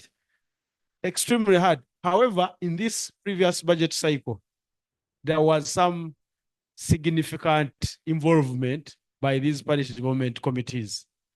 Probably going forward, we might see some improvement in participation. And I can tell you that these days we are doing, I told you about a tool. There's a monitoring tool we have developed, digitalized it, and we are putting it on the ones we are going to give parish chiefs and CDOs, the ones that were used in census. So when I was in Hoima to test it, I was in Mukono in 2 parishes, but the moment they invited them, it's about PDM, everyone comes. And we start with them at 10 and they go home like at 4 when they still want to be there, asking questions. So there is one achievement that people are not mentioning, that PDM is changing that attitude of thinking that without money, I will not go for a meeting. When you say PDM, people will come running. So probably, as years go by, people will be deciding what they want in their parishes. Thank you very much. I think we need also to hear from the Pillar 2 lady. And then also from what he has shared, it has reminded me of a quote where many people say that most people in Kampala or in the urban sector are always on the move. They'll be here tonight, and next night they are in another completely, they'll be in Central, then Machindia, then, you know, they are always on the run, which might not be the case with the rural. So context really matters in terms of PDM. Okay, thank you very much. My sister, Doctor, your presentation has been very good. I love the research. It's actually timely for us under PDM because PDM is being implemented in phases. We had the initialization phase, formulation, stabilization phase, which has been phased out. Now we are going into the deepening phase. So really this research is timely.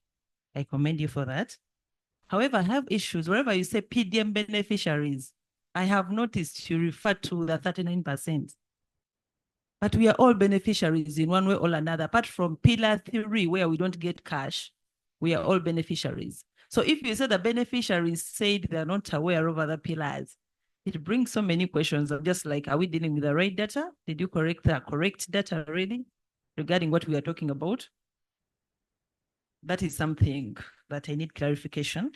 Secondly, maybe for some more information, we don't have special money for PDM. PDM, we are using the existing structures to implement PDM. That's why you see when I talk, for example, for Pillar 2, we are working with 7 ministries. We have Ministry of Energy, Ministry of Water, Ministry of Lands, and very many other ministries. All those ministries have independent budgets. So there is no special money that is colored for PDM. So we have to budget within our existing money to make sure that we align to the community needs. That is the only special thing there that now we are using.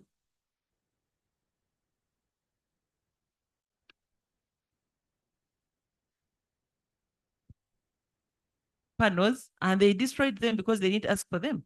They didn't even understand why they are giving them solar. That is just an example. So as we are presenting our research findings, I think it's key first understand this whole concept. Which phase are we investigating? What are we looking at? What is the contribution per pillar? I can give you an example. If you give me 1 million,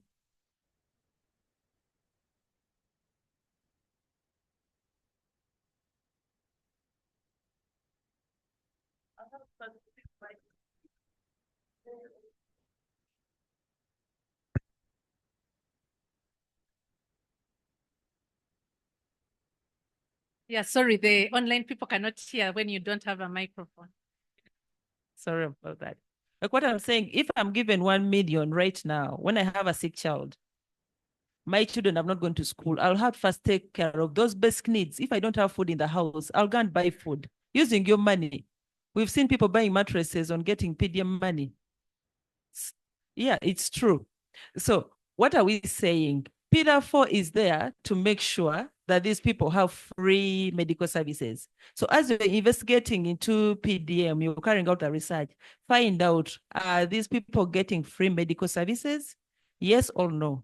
Are they getting free education? Yes or no? Do they have access to the markets? Because all these ones contribute to Pillar 3, the one that you concentrated on most, and Pillar 1, that one I stand by it. Actually, when you say this report is for PDM, me, I think it's not for only PDM, but it's all for PDM Pillar 1 and 3. You've done a lot in that area, but under other pillars, nothing much has been done. I've noticed you even didn't know that there were some guidelines regarding gender on how that money is supposed to be distributed. But when you go on our PDM system, you can see that all that information is there. When I click of button, you'll see what is happening. So I'm thinking that for future research, we should look at, the research is really timely. And I pray that we continue with such investigations that will better this implementation. Another concern is mixing up the development strategy with programs.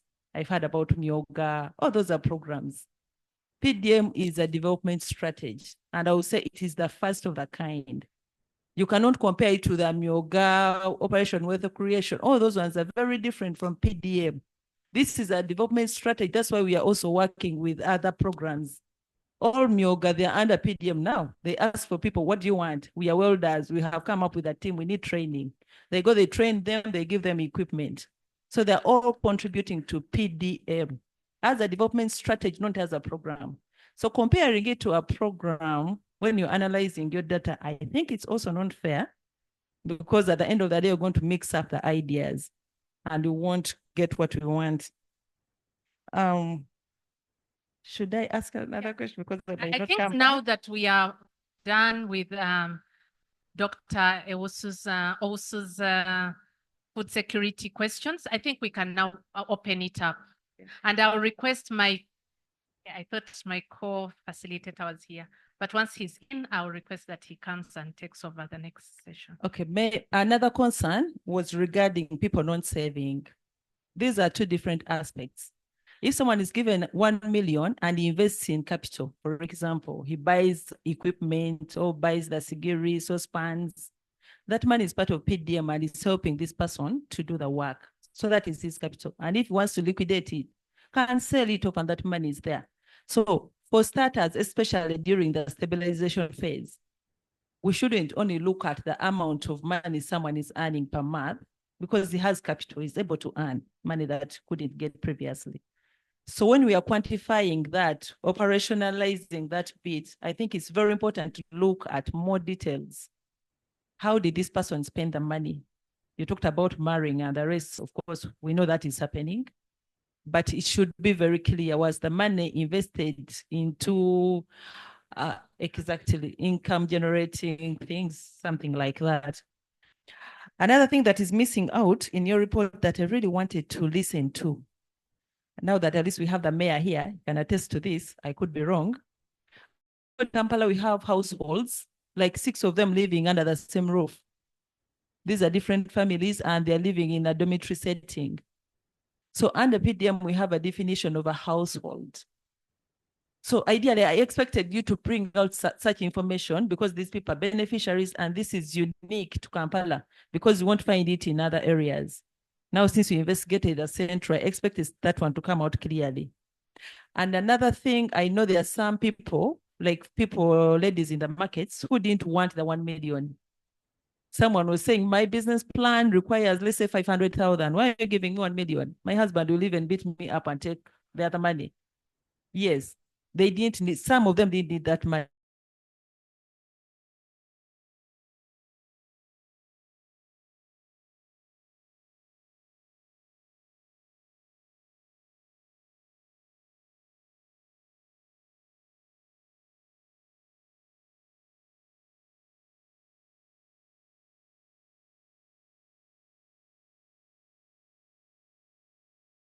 The data you have, if you're intentional, you can decide to analyze it and give us some information in that line. Thank you very much. Thank you very much for those very insightful questions.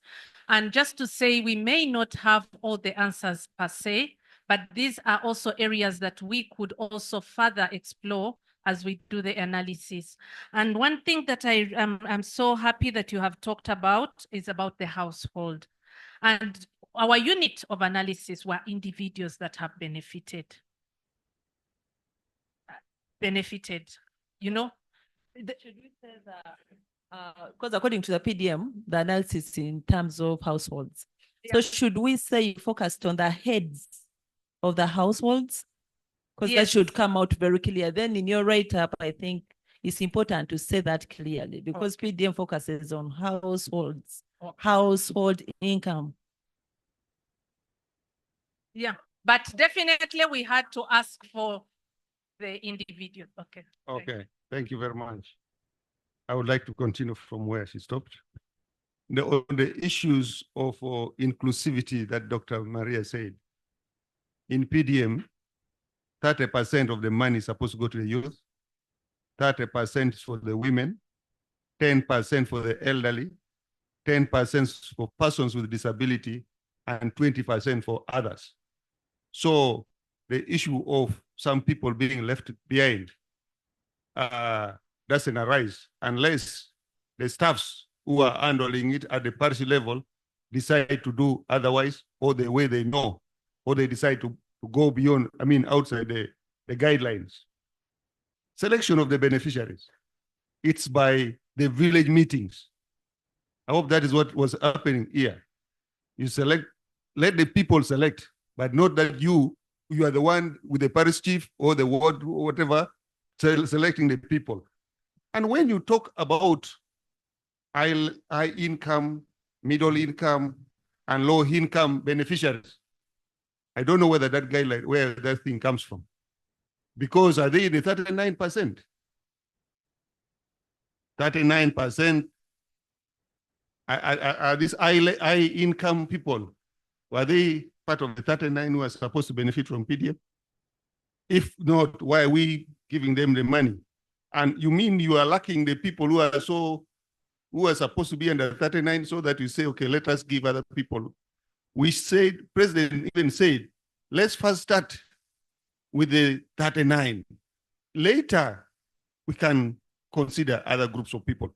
So I hope this one of the high level, middle level, low level income does not exclude. Because in Kampala, there are so many people who are really, I would say, at very low level. Why didn't you start with them? Then the issue of breaking down the amount of money you have so far received. You tried to put it already in terms of gender, women and men. But there are some data which are of interest. Out of the total money that you received in KCCA, how much went for which enterprise? The issue of enterprise has not come out in the research. What are the enterprises that the people who received the money of PDM in KCCA invested in? How much went for maybe chapat? How much went for food vending, something like that? You break down. If the president comes next time to visit, like that, he's now doing monitoring of this. These are the data he wants. Break down all the money you received. If you received the 100 billion, break the 100 billions in terms of enterprises, so that we know this amount went for this amount went for that. So that also, as you are doing your research, you do pick and say, which is the common enterprise that are here in Kampala. And again, you break this enterprise in terms, this amount of money in terms of these gender categories that I've given.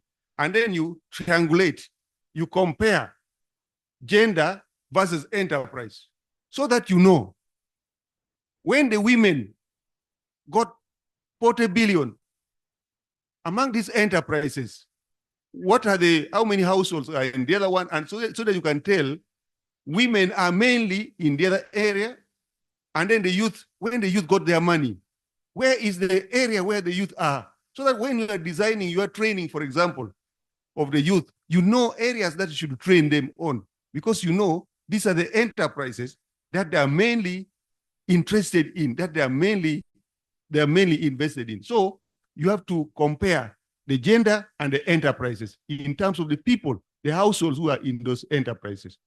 Those data are important, and those are even the data the president is interested in. Then finally, I wanted to talk about the inflation. Dr. Maria talked about inflation. When production increases, the supply increases. We assume in economics, but there are other factors remaining constant. But also, then the price should have increased.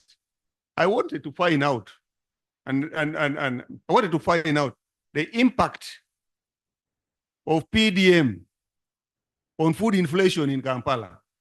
Can somebody do that research, or a continuation of the impact of PDM on food inflation, so that you know, because it's about production, and production, we are producing what we are consuming, what is supposed to, how this has reduced the prices. And if, of course, the production has increased, then we assume the people in Kampala are enjoying, and because when you go to Soroti, when you go to Bukedia, Kumi, cassava is rotting and people are crying and telling us when we went there, please, any price I'm ready to take.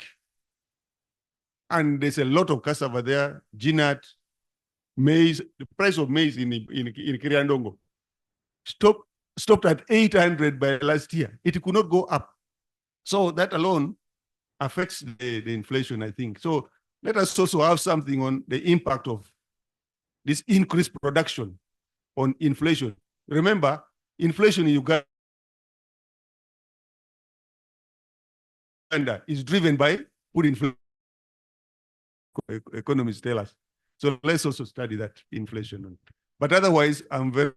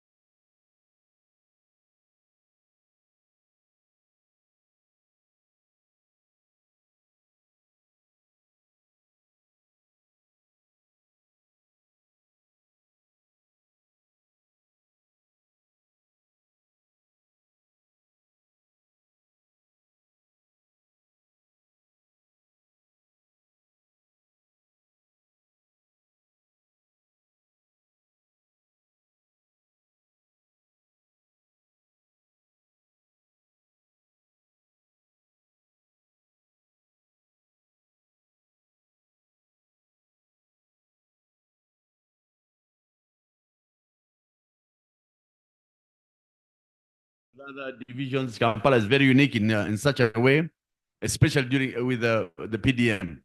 Most of the program government programs, if you compare most of the government programs, I can stand saying it's the PDM that has performed so well.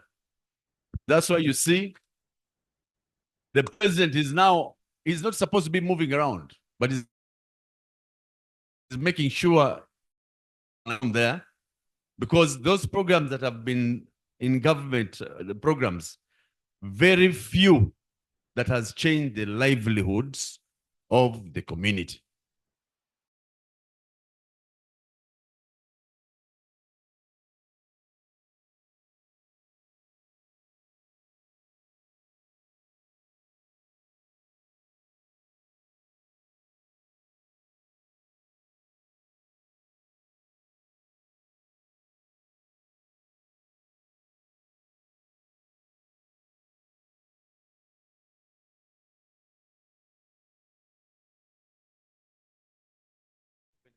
From the youth livelihood also, let's be honest, and the PDM. So you saw the people testifying, testimony. I'm a matoke seller, I'm a food vendor, I'm this and this, but our enforcement then comes and takes all that capital. So that was a challenge. Now we said, now, how does the Mama Nansha down there pay back when all her capital is being taken? So we're getting a solution to that. Ladies and gentlemen, the issue of PDM, to be very honest, we had a challenge.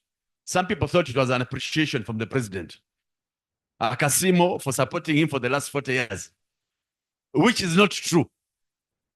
PDM is strictly not an appreciation from the president.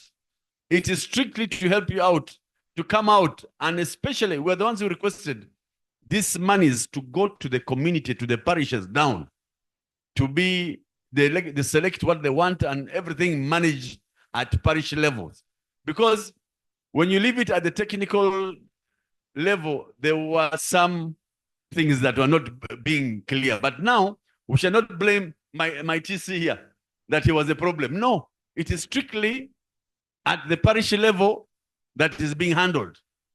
So there's no more saying the technical team. I think let him come over here. We are getting some feedback from India that you need to see. Sure.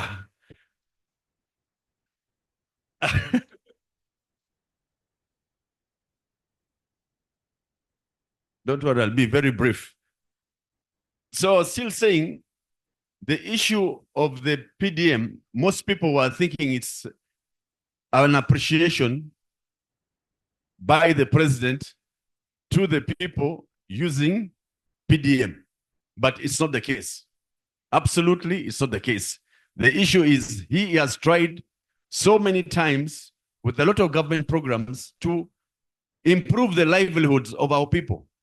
But you know, I'll be honest, corruption is something that we have failed to handle. Some of us kanjiteka mu Uganda banyonka bunyonsi. That kind of corruption is something normal. You get it? So there's nothing you can do. I'll give an example.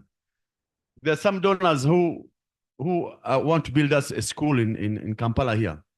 But just getting an approval plan, it's a nightmare.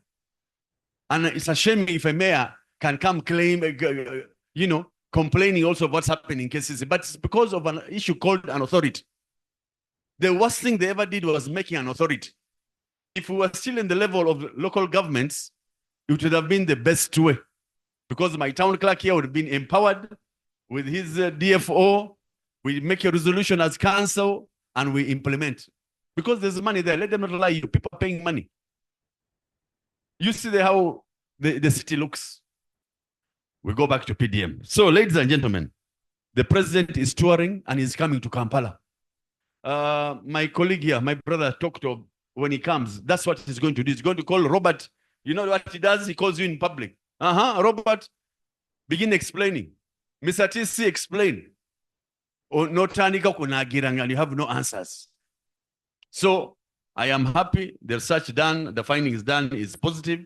It has showed actual people benefiting. But the issue is now, is it going to be on long term? Because now, to be honest, people are not saving. When you're not saving, it's already a challenge. Two, when you don't save, which means in the next 1 or 2 years, if Mama Nancha or Sanyu is supposed to receive the money, she's not going to receive the money. Which means the program now suffocates. When it suffocates, you have now taken us back to plan C and D is how to empower our people. But I call upon all the beneficiaries who have got the money, please make sure you save. Make sure the way it has changed your livelihood, even another person should benefit from the program. The youth,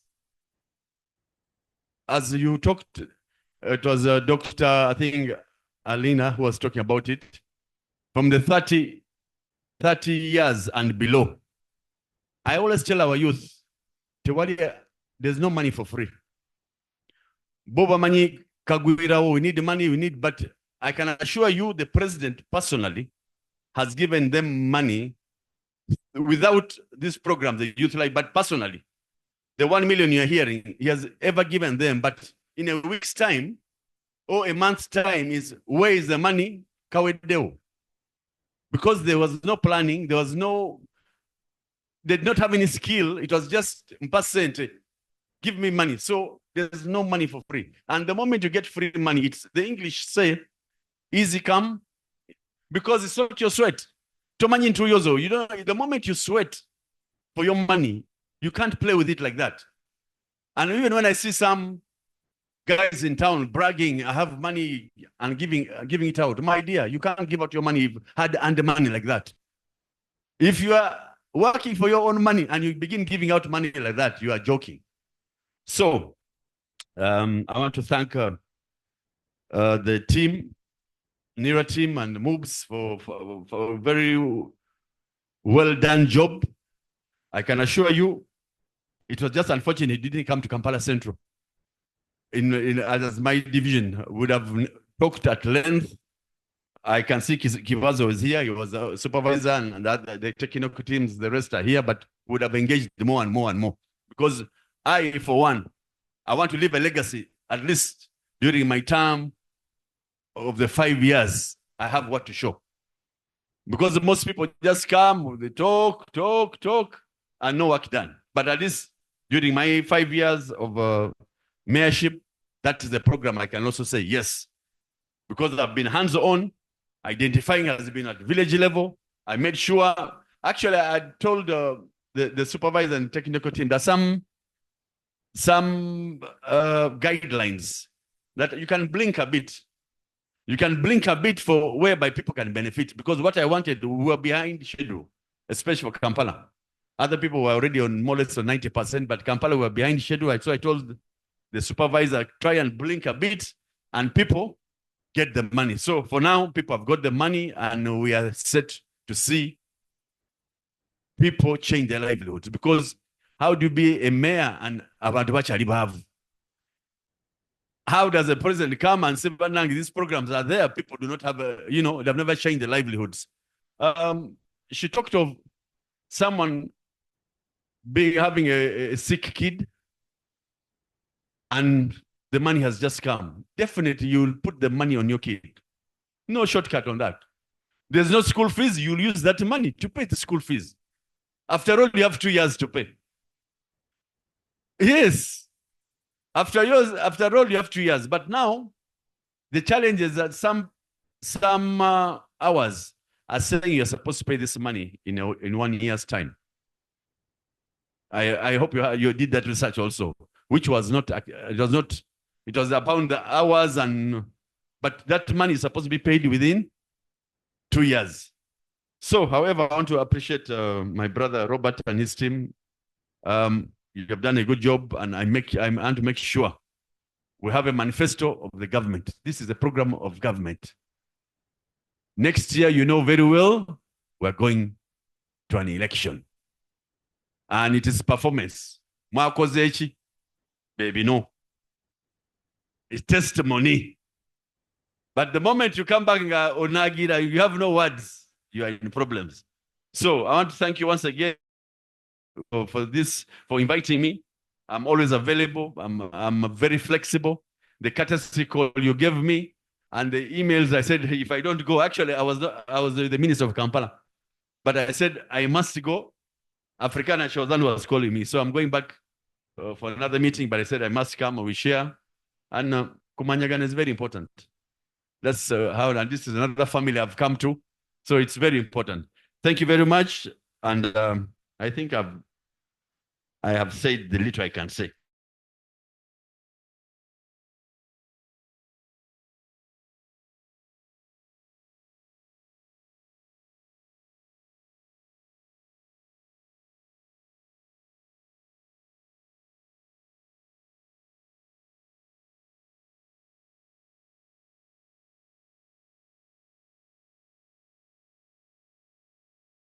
I don't know IT now, AI.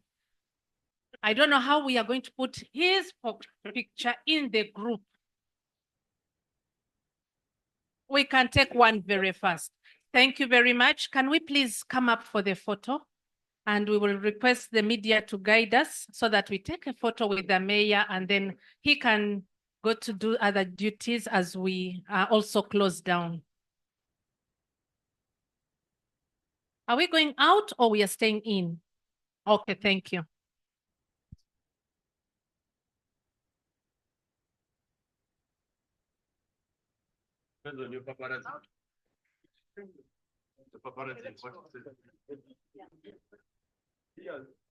People who are not so it takes just a few minutes. Okay. Yeah. So we put chair. You can take. Yeah. I'm telling you now.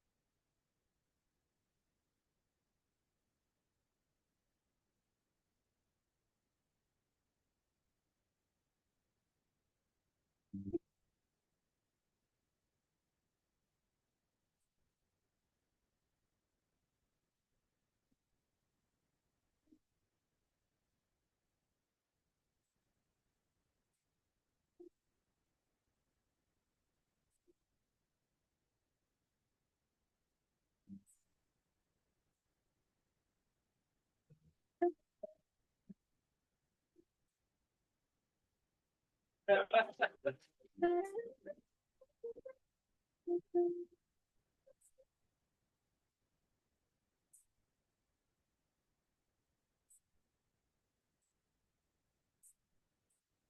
are actually closing, and we bring a high table. Yes. That is whether that is PDM cases. Mr. Bazo. Okay. Please have yes, our high table.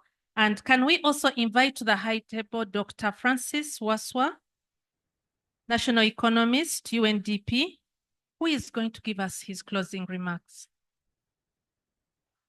Okay. Oh, okay. Before he comes in, we will give only two people to make their remarks or questions, and then we can close this Q&A because most of them leave. Okay.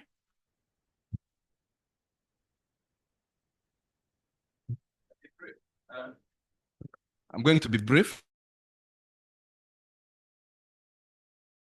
Don't really to leave when I've not said anything. First of all, I will not have added any value to why I actually came. As you said, because we are finishing, and usually I talk a lot, but I'm going to try to see whether I can be able to compress what I wanted to put forward so that we're able to go and attend to other duties. Personally, I'm actually very, very late for a very, very important meeting that I usually attend every Thursday, the Physical Planning Committee for this city. So I need to leave as soon as possible.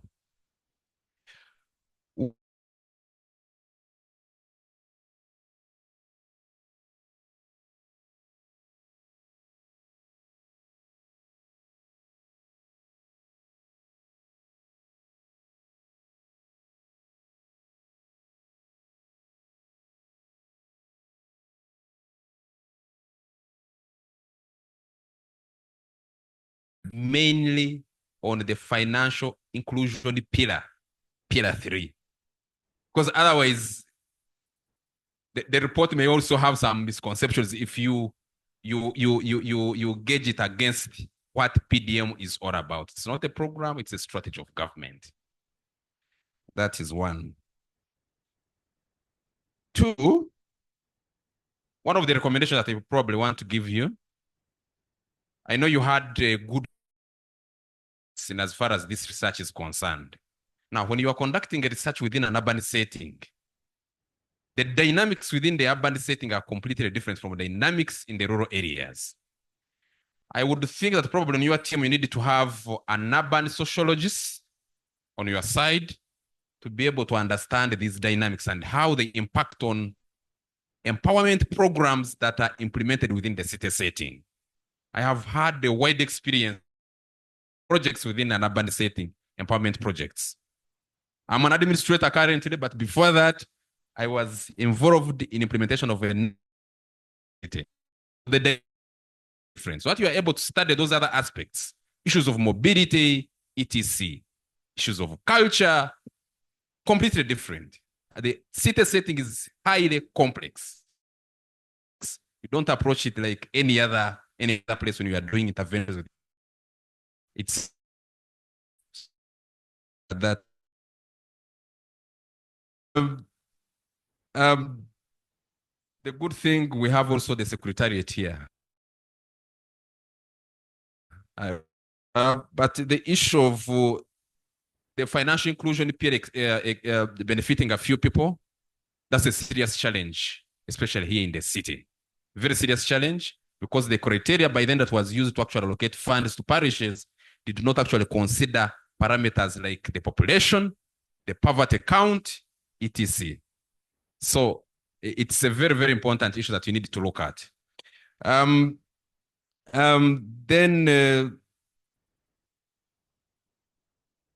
is something that you talked about, that not all the money is invested into the businesses.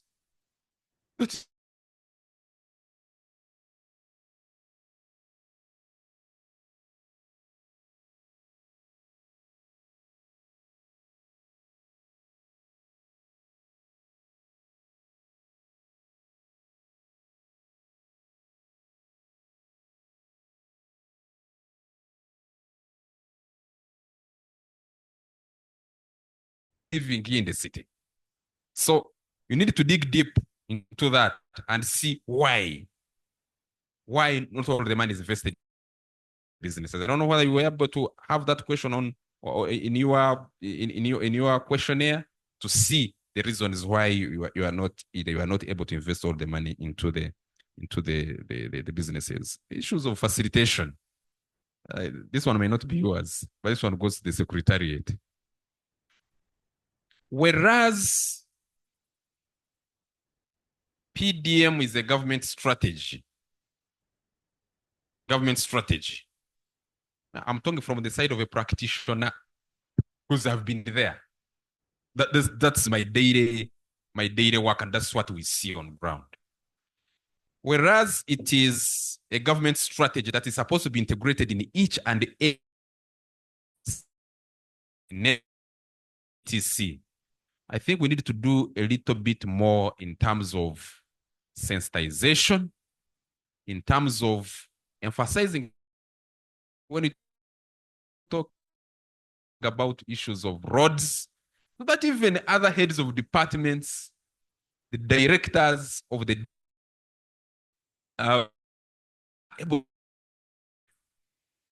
able when they see what is talk about. I'm happy he emphasized the issues of planning.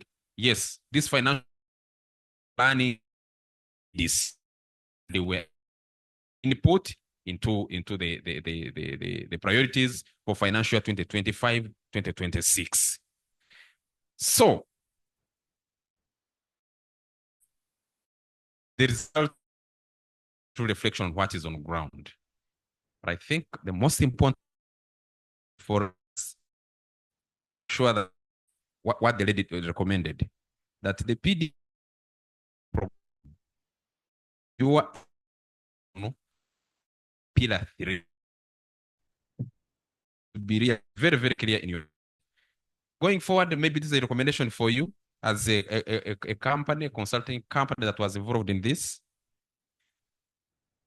This is a dissemination workshop, right? Have a validation. Huh? With that. Come time, I want to emphasize that. Like for me today, I've not been able to really have my input in there. Yes, ahead of time, we look at it, and then when we come here, so that we're able to debate and give you a clear picture of ground, so that you're also able to capture our input into the report. I beg to submit, and I beg to leave as soon as possible. So comment. Yes, indeed, we apologize for this. It now ended up being a dissemination and been very and good. People.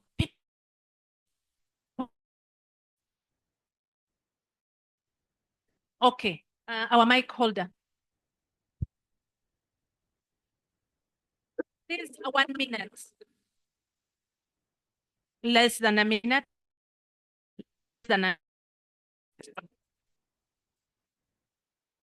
those who are not opportunity to talk, just put your comments down. We assure you that we are going to review and be able to improve on our report, our final report.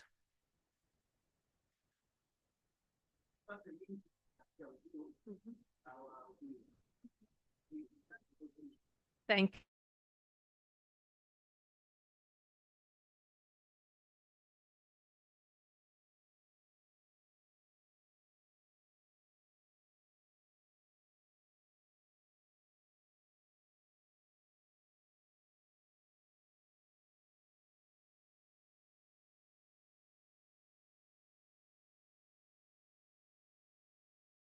PDM, everybody loves PDM. You've seen the politician who has been here, the mayor. He's very happy with the PDM success. I think even members of parliament are equally happy. They want to appropriate funds for some of these things. If they are aware about the limitations, perhaps they could think about increasing the budget and everybody will be happy, prioritizing some of these things. I think we should not, for the rest, give us share.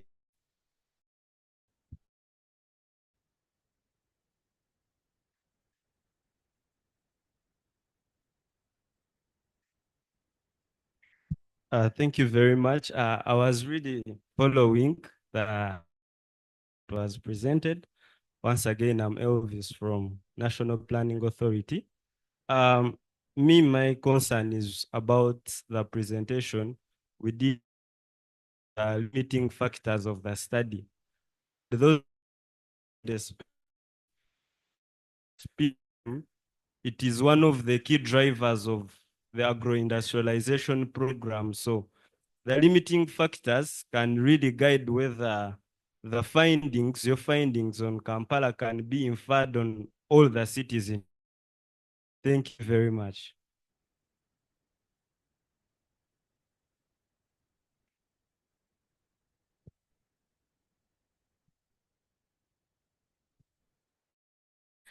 Yes. Consideration all your input. Please make more comments and then we will share with you. You all received an invitation. So through that invitation, you'll be they will. So please don't hold back. Just say what you have to say and then we can reflect on whatever. But invitation that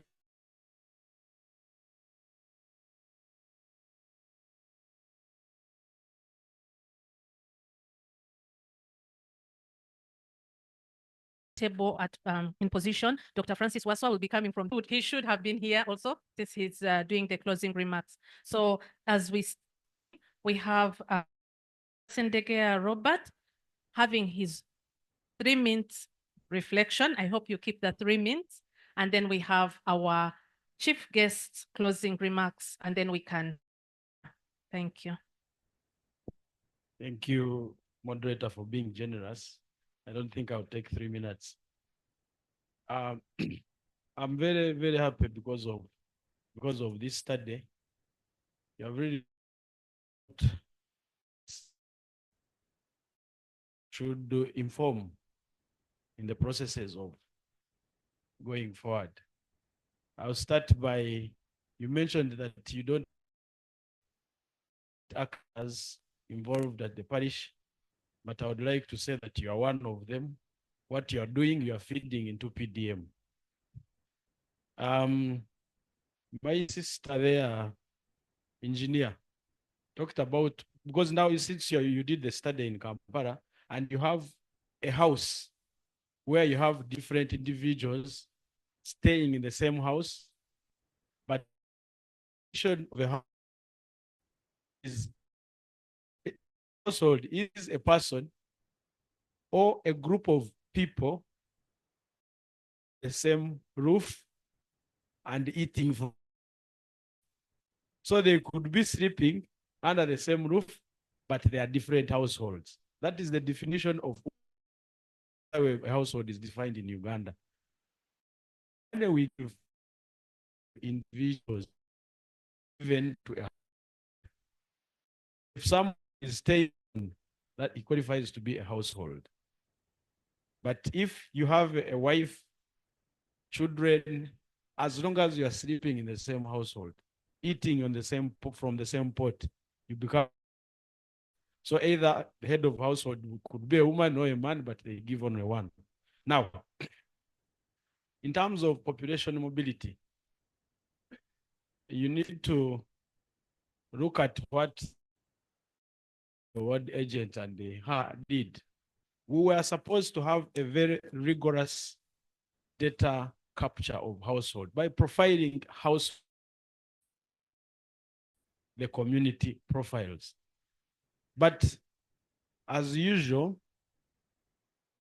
sit in place and start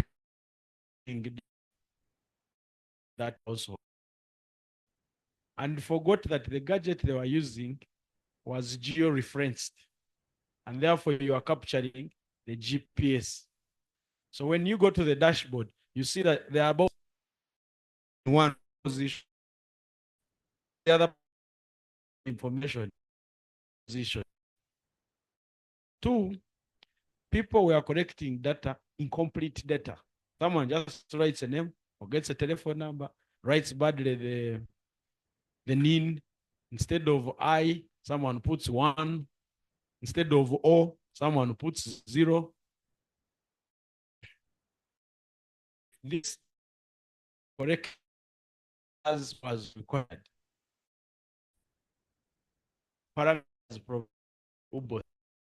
Use the system to determine who is living in subsistence, just using the system. I'll give you an example. When you're graded with NIERA, remember they have captured your NIN. In an integrated, I'll be able to see that you have a car in your names.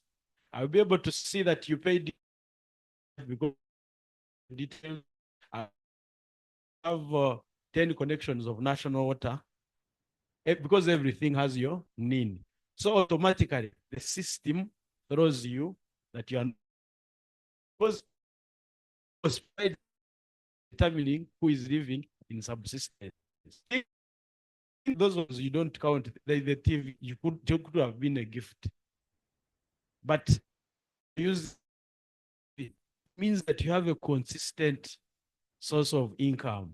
You are paying water, you have a consistent source of income. So you are not in now that in the wrong information. We are you a government. And someone who maybe has had a dream of having a farm or coffee. Say, I have 10 acres of land. I have this and this coffee. Then there's also as to be categorized as poor. Then you hide everything you have.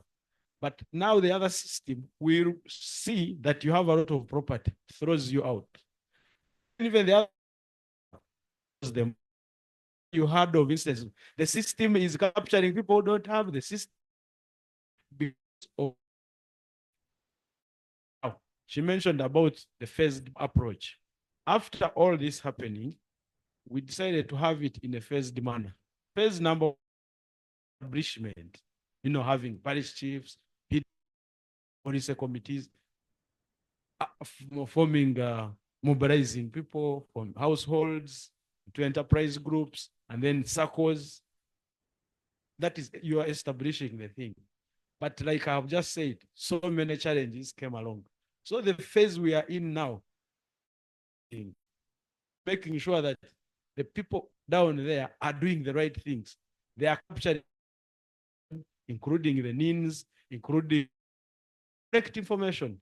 Then also training people in enterprise through business. Not, in other words, you should look at the enterprise you are starting as a business problem. People always want to go down.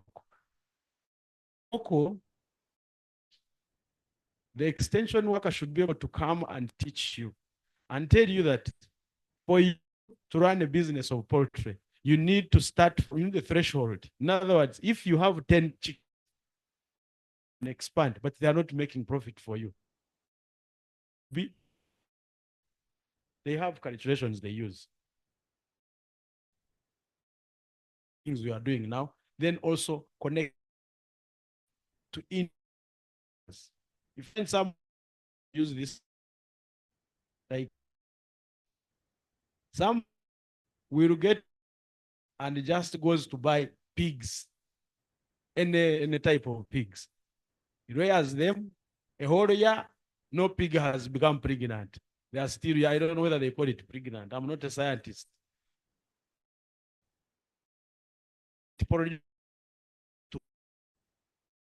Potential guides the farm and says this after 3 months. This now you are looking at it in the sense of a business. And when it produces, to sell the old one, you are supposed to take the point of maturity. They will have fed a lot, eaten a lot of. When you are dealing after 2 months, you sell the young ones. It is going to produce again. In other words, you have an income throughout the year. So some of these things are what we are doing, and we are ensuring that after connect them to markets, it is a process that has been prepared on the agricultural value chains. So then mobility of Kampala, we are capturing you as a unique. If you get money from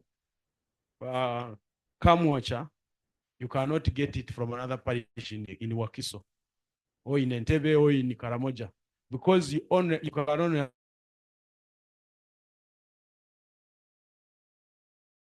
data capture should have addressed what it talked about, the poverty incidents, but we're using the population census that we just concluded.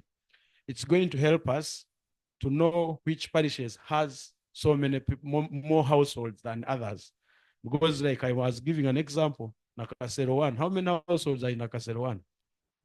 I told you where it is located. There's a State House, there's a Sheraton, there's All Saints Church, Serena somewhere there. Then these businesses, you might find there are only like 5 households that are in subsistence. But it also receives 100 million. Now that we have sent there 2 tranches, and in January we are sending more, it means that they have 200.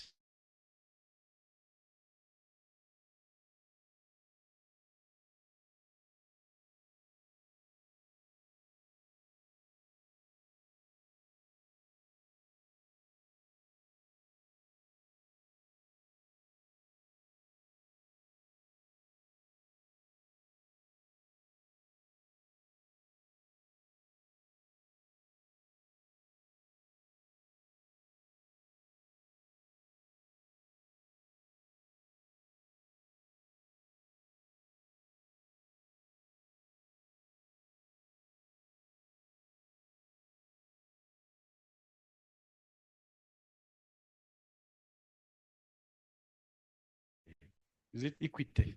The problem of equity, where you are sending 100 million pro rata. So those are, but I want to thank again your team and your sponsors and all the people who have managed to come work and work with you.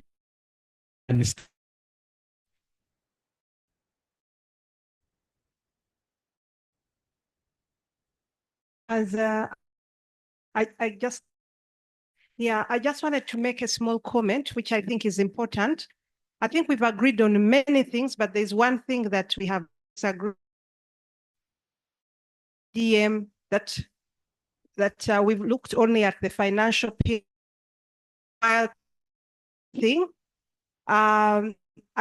this, I really appreciate that comment and others. I won't go into every detail.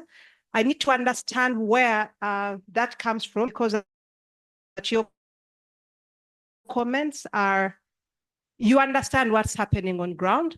Therefore, I have to, we shall try and find out why is it that when we talked to many people, including the leaders and people in the communities, they said they were not feeling health, roads, these things were not there. But you said they are there. So I think it's something we are going to continue to follow up.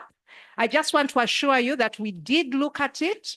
We actually did. It might be that maybe people are only looking at money or whatever. But the other thing is, I need also the people who are implementing PDM Secretariat and others to, rather than saying we are doing this, to maybe think about it from the perspective of maybe what we are doing is not working well, and that's why. And so can we redesign? Why are people not coming to these meetings? Should we tag them to the money? You know, because this is about thinking about the way forward. Yeah, but Our duty is to tell you what we find, and then you know what to do with that. And that's what we found. So thank you, Adeline. Can I, okay. Dr. Waswa, I thought you.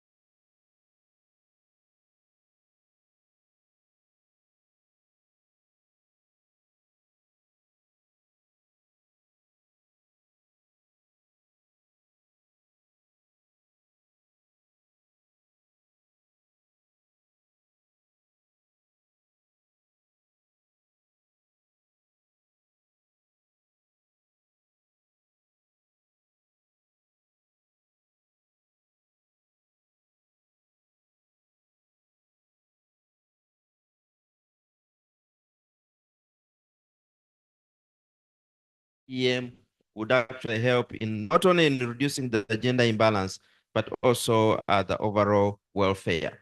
PDM targeting still remains a challenge. While you have 33% of your subsistence economy households engaged in subsistence economy, if you look at how many of those households are benefited from PDM, it's only 24%. So what is the other difference? The 9, who is benefiting? Do we have some elite capture as far as PDM is concerned?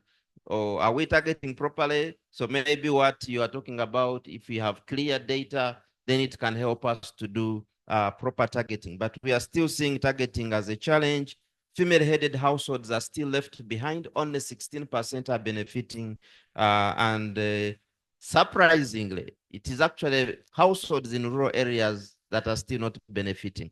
Only 21% compared to 27% in urban areas. So issues of urban issues of PDM targeting are critical, and I think they do come out also in your research.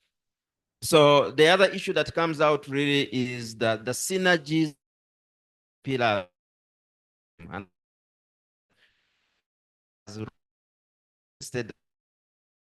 in other pillars. But what is really on the ground is that the majority of the people are looking at PDM as a financial inclusion pillar. So synergies with other pillars, it's not coming out because people think there is special money that should come for health, special money that should come for roads, special money that should come for education. But this money is already in NDP 3 in the different programs. So we really need to improve in terms of improving the synergies between these pillars. So as UNDP, we really remain committed to supporting the government of Uganda to address the issue of the urban poverty. We do acknowledge its intersections with other challenges of sustainable development, such as governance, environment, gender equality, and so on. So what is UNDP trying to do? This is at a broader picture. UNDP is working with government in several areas. First, specifically on PDM, we are working with Makerere University. There's a PDM policy lab at Makerere University that is trying to, it is headed by, of course, the Vice Chancellor and then Professor Suruma and others, trying to really follow PDM implementation, see where the challenges, take this challenge into a lab where you have a small group of people that can interrogate this challenge and be able to come up with solutions so that you can inform policy makers to find a solution. We have seen in your findings that the youth are still not benefiting as much as they should be benefiting. Okay, so when it comes to issues of enterprise selection, when it comes to issues of business development skills and so on, the youth are not benefiting. So we are really working with different youth on youth empowerment and innovative financing solutions, because this program, PDM, it cannot be a government program alone. Different stakeholders must come on board.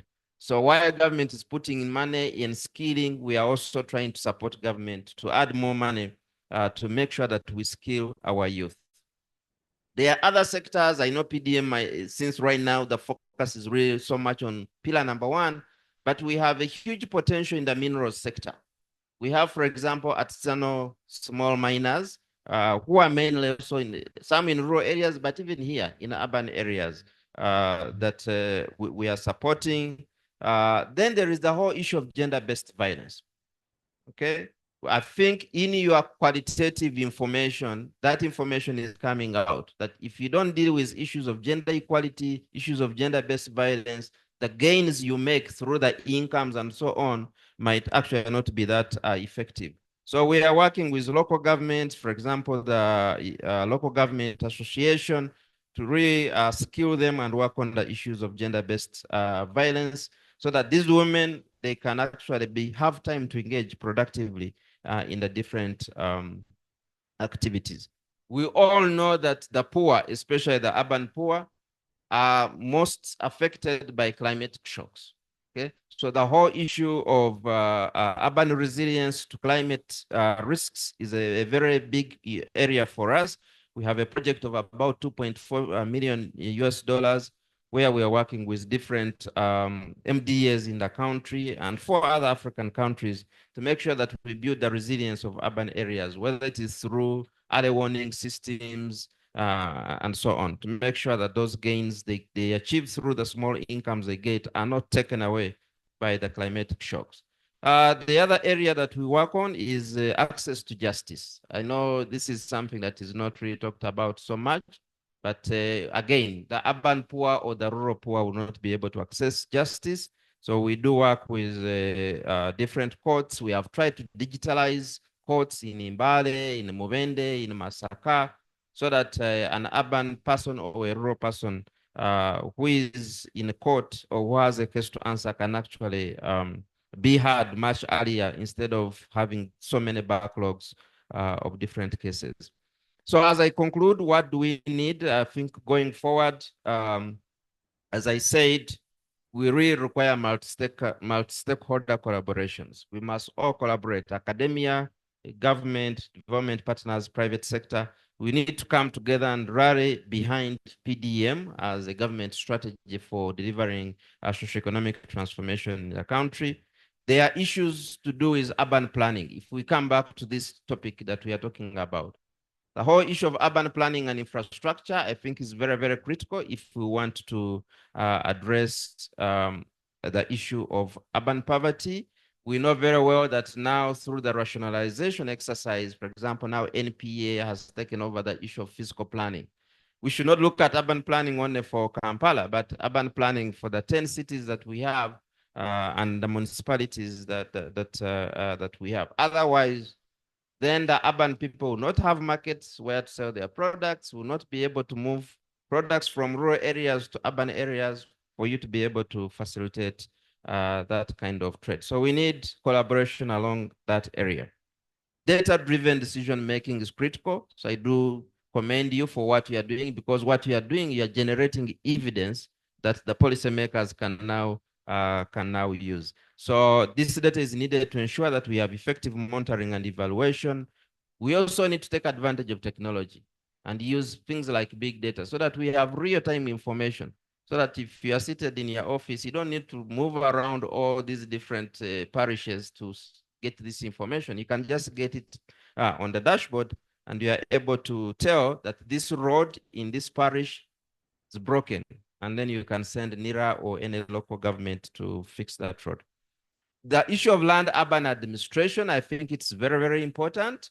We are talking of Kampala, thinking that all urban areas are Kampala. But when you look at WUBO's data, a lot of what we call urban areas are actually still rural. But it's just that by classification, WUBOS has, demarcated them as if they are urban, but they are still rural areas, and there are land issues. So if people need to produce goods and services, we need to ensure that there is secure land transactions, especially for the marginalized groups like women and youth.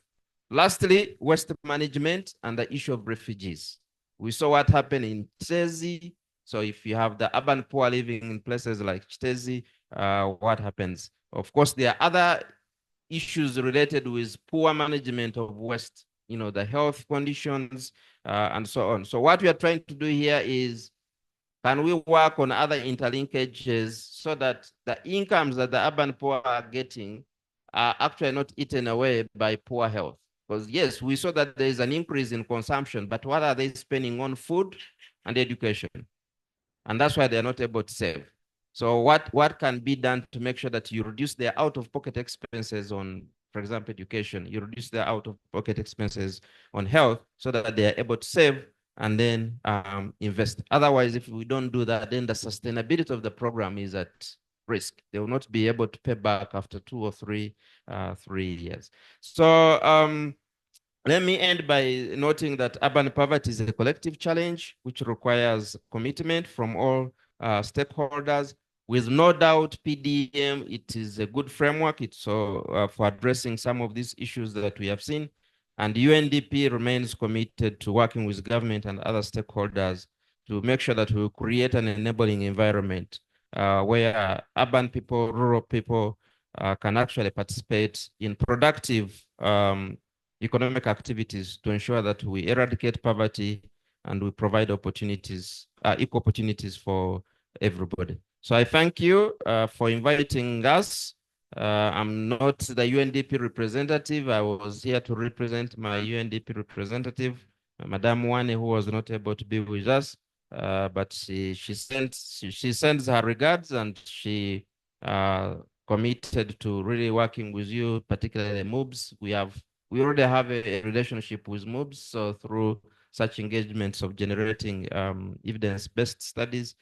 So we look forward to the conclusion of this report. I think if you share the report, we'll also be able to provide detailed comments to you so that you can improve the report. Lastly, my own comments here, only 2 comments, a quick one. One was on the issue, I think the gentleman there mentioned it, the issue of the levels of income. I think it is problematic if you are talking about, 39% of the beneficiaries being in the subsistence economy, because what that means is that if you have these different levels of incomes, should we also have different levels of targeting? right? Otherwise, if some people, the initial condition is important, means that wherever where I start from is important in terms of how much income I'm going to get, how much consumption I'm going to get, because we saw that higher levels of incomes we are getting, we are benefiting more. But my imagination is that we are looking at 39%. They're pretty much the same.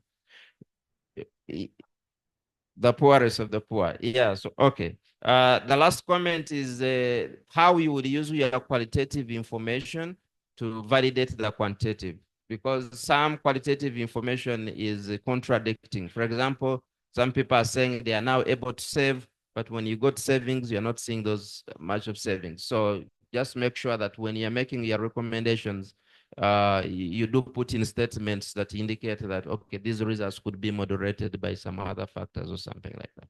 I thank you.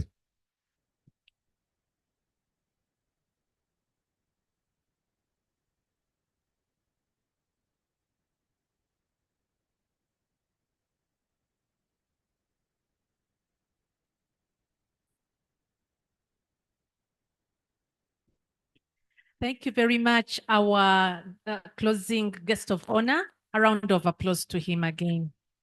Your well-researched closing remarks have been taken on, and we appreciate the time, the effort that you have made to make sure that, first of all, you give us those detailed data, but also your presence was really extremely is very appreciated. And to you all who have managed to reach up to the end, we appreciate.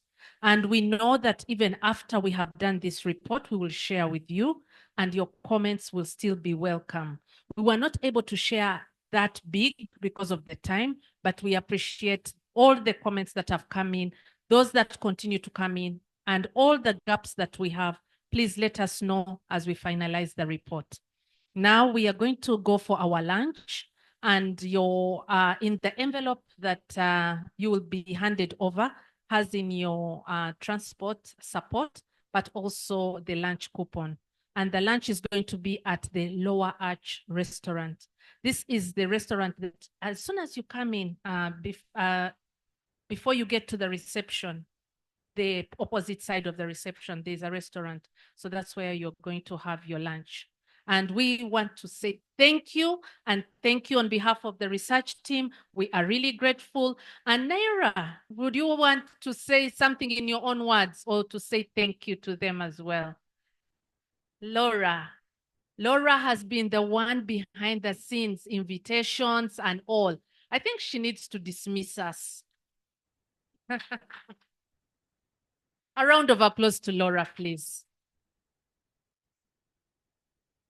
Thank you so much for making it here today. Maybe I'll close with a prayer just to thank God and for us to have our meal.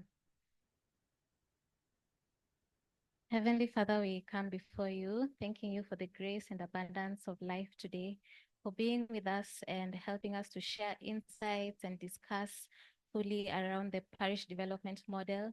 We ask you to be with us and take care of us as we head home and have our lunch. And we thank you for your graciousness and love today. In Jesus' name I pray. Amen. Thank you very much. Our online team, we are grateful for being with us all through, and we appreciate.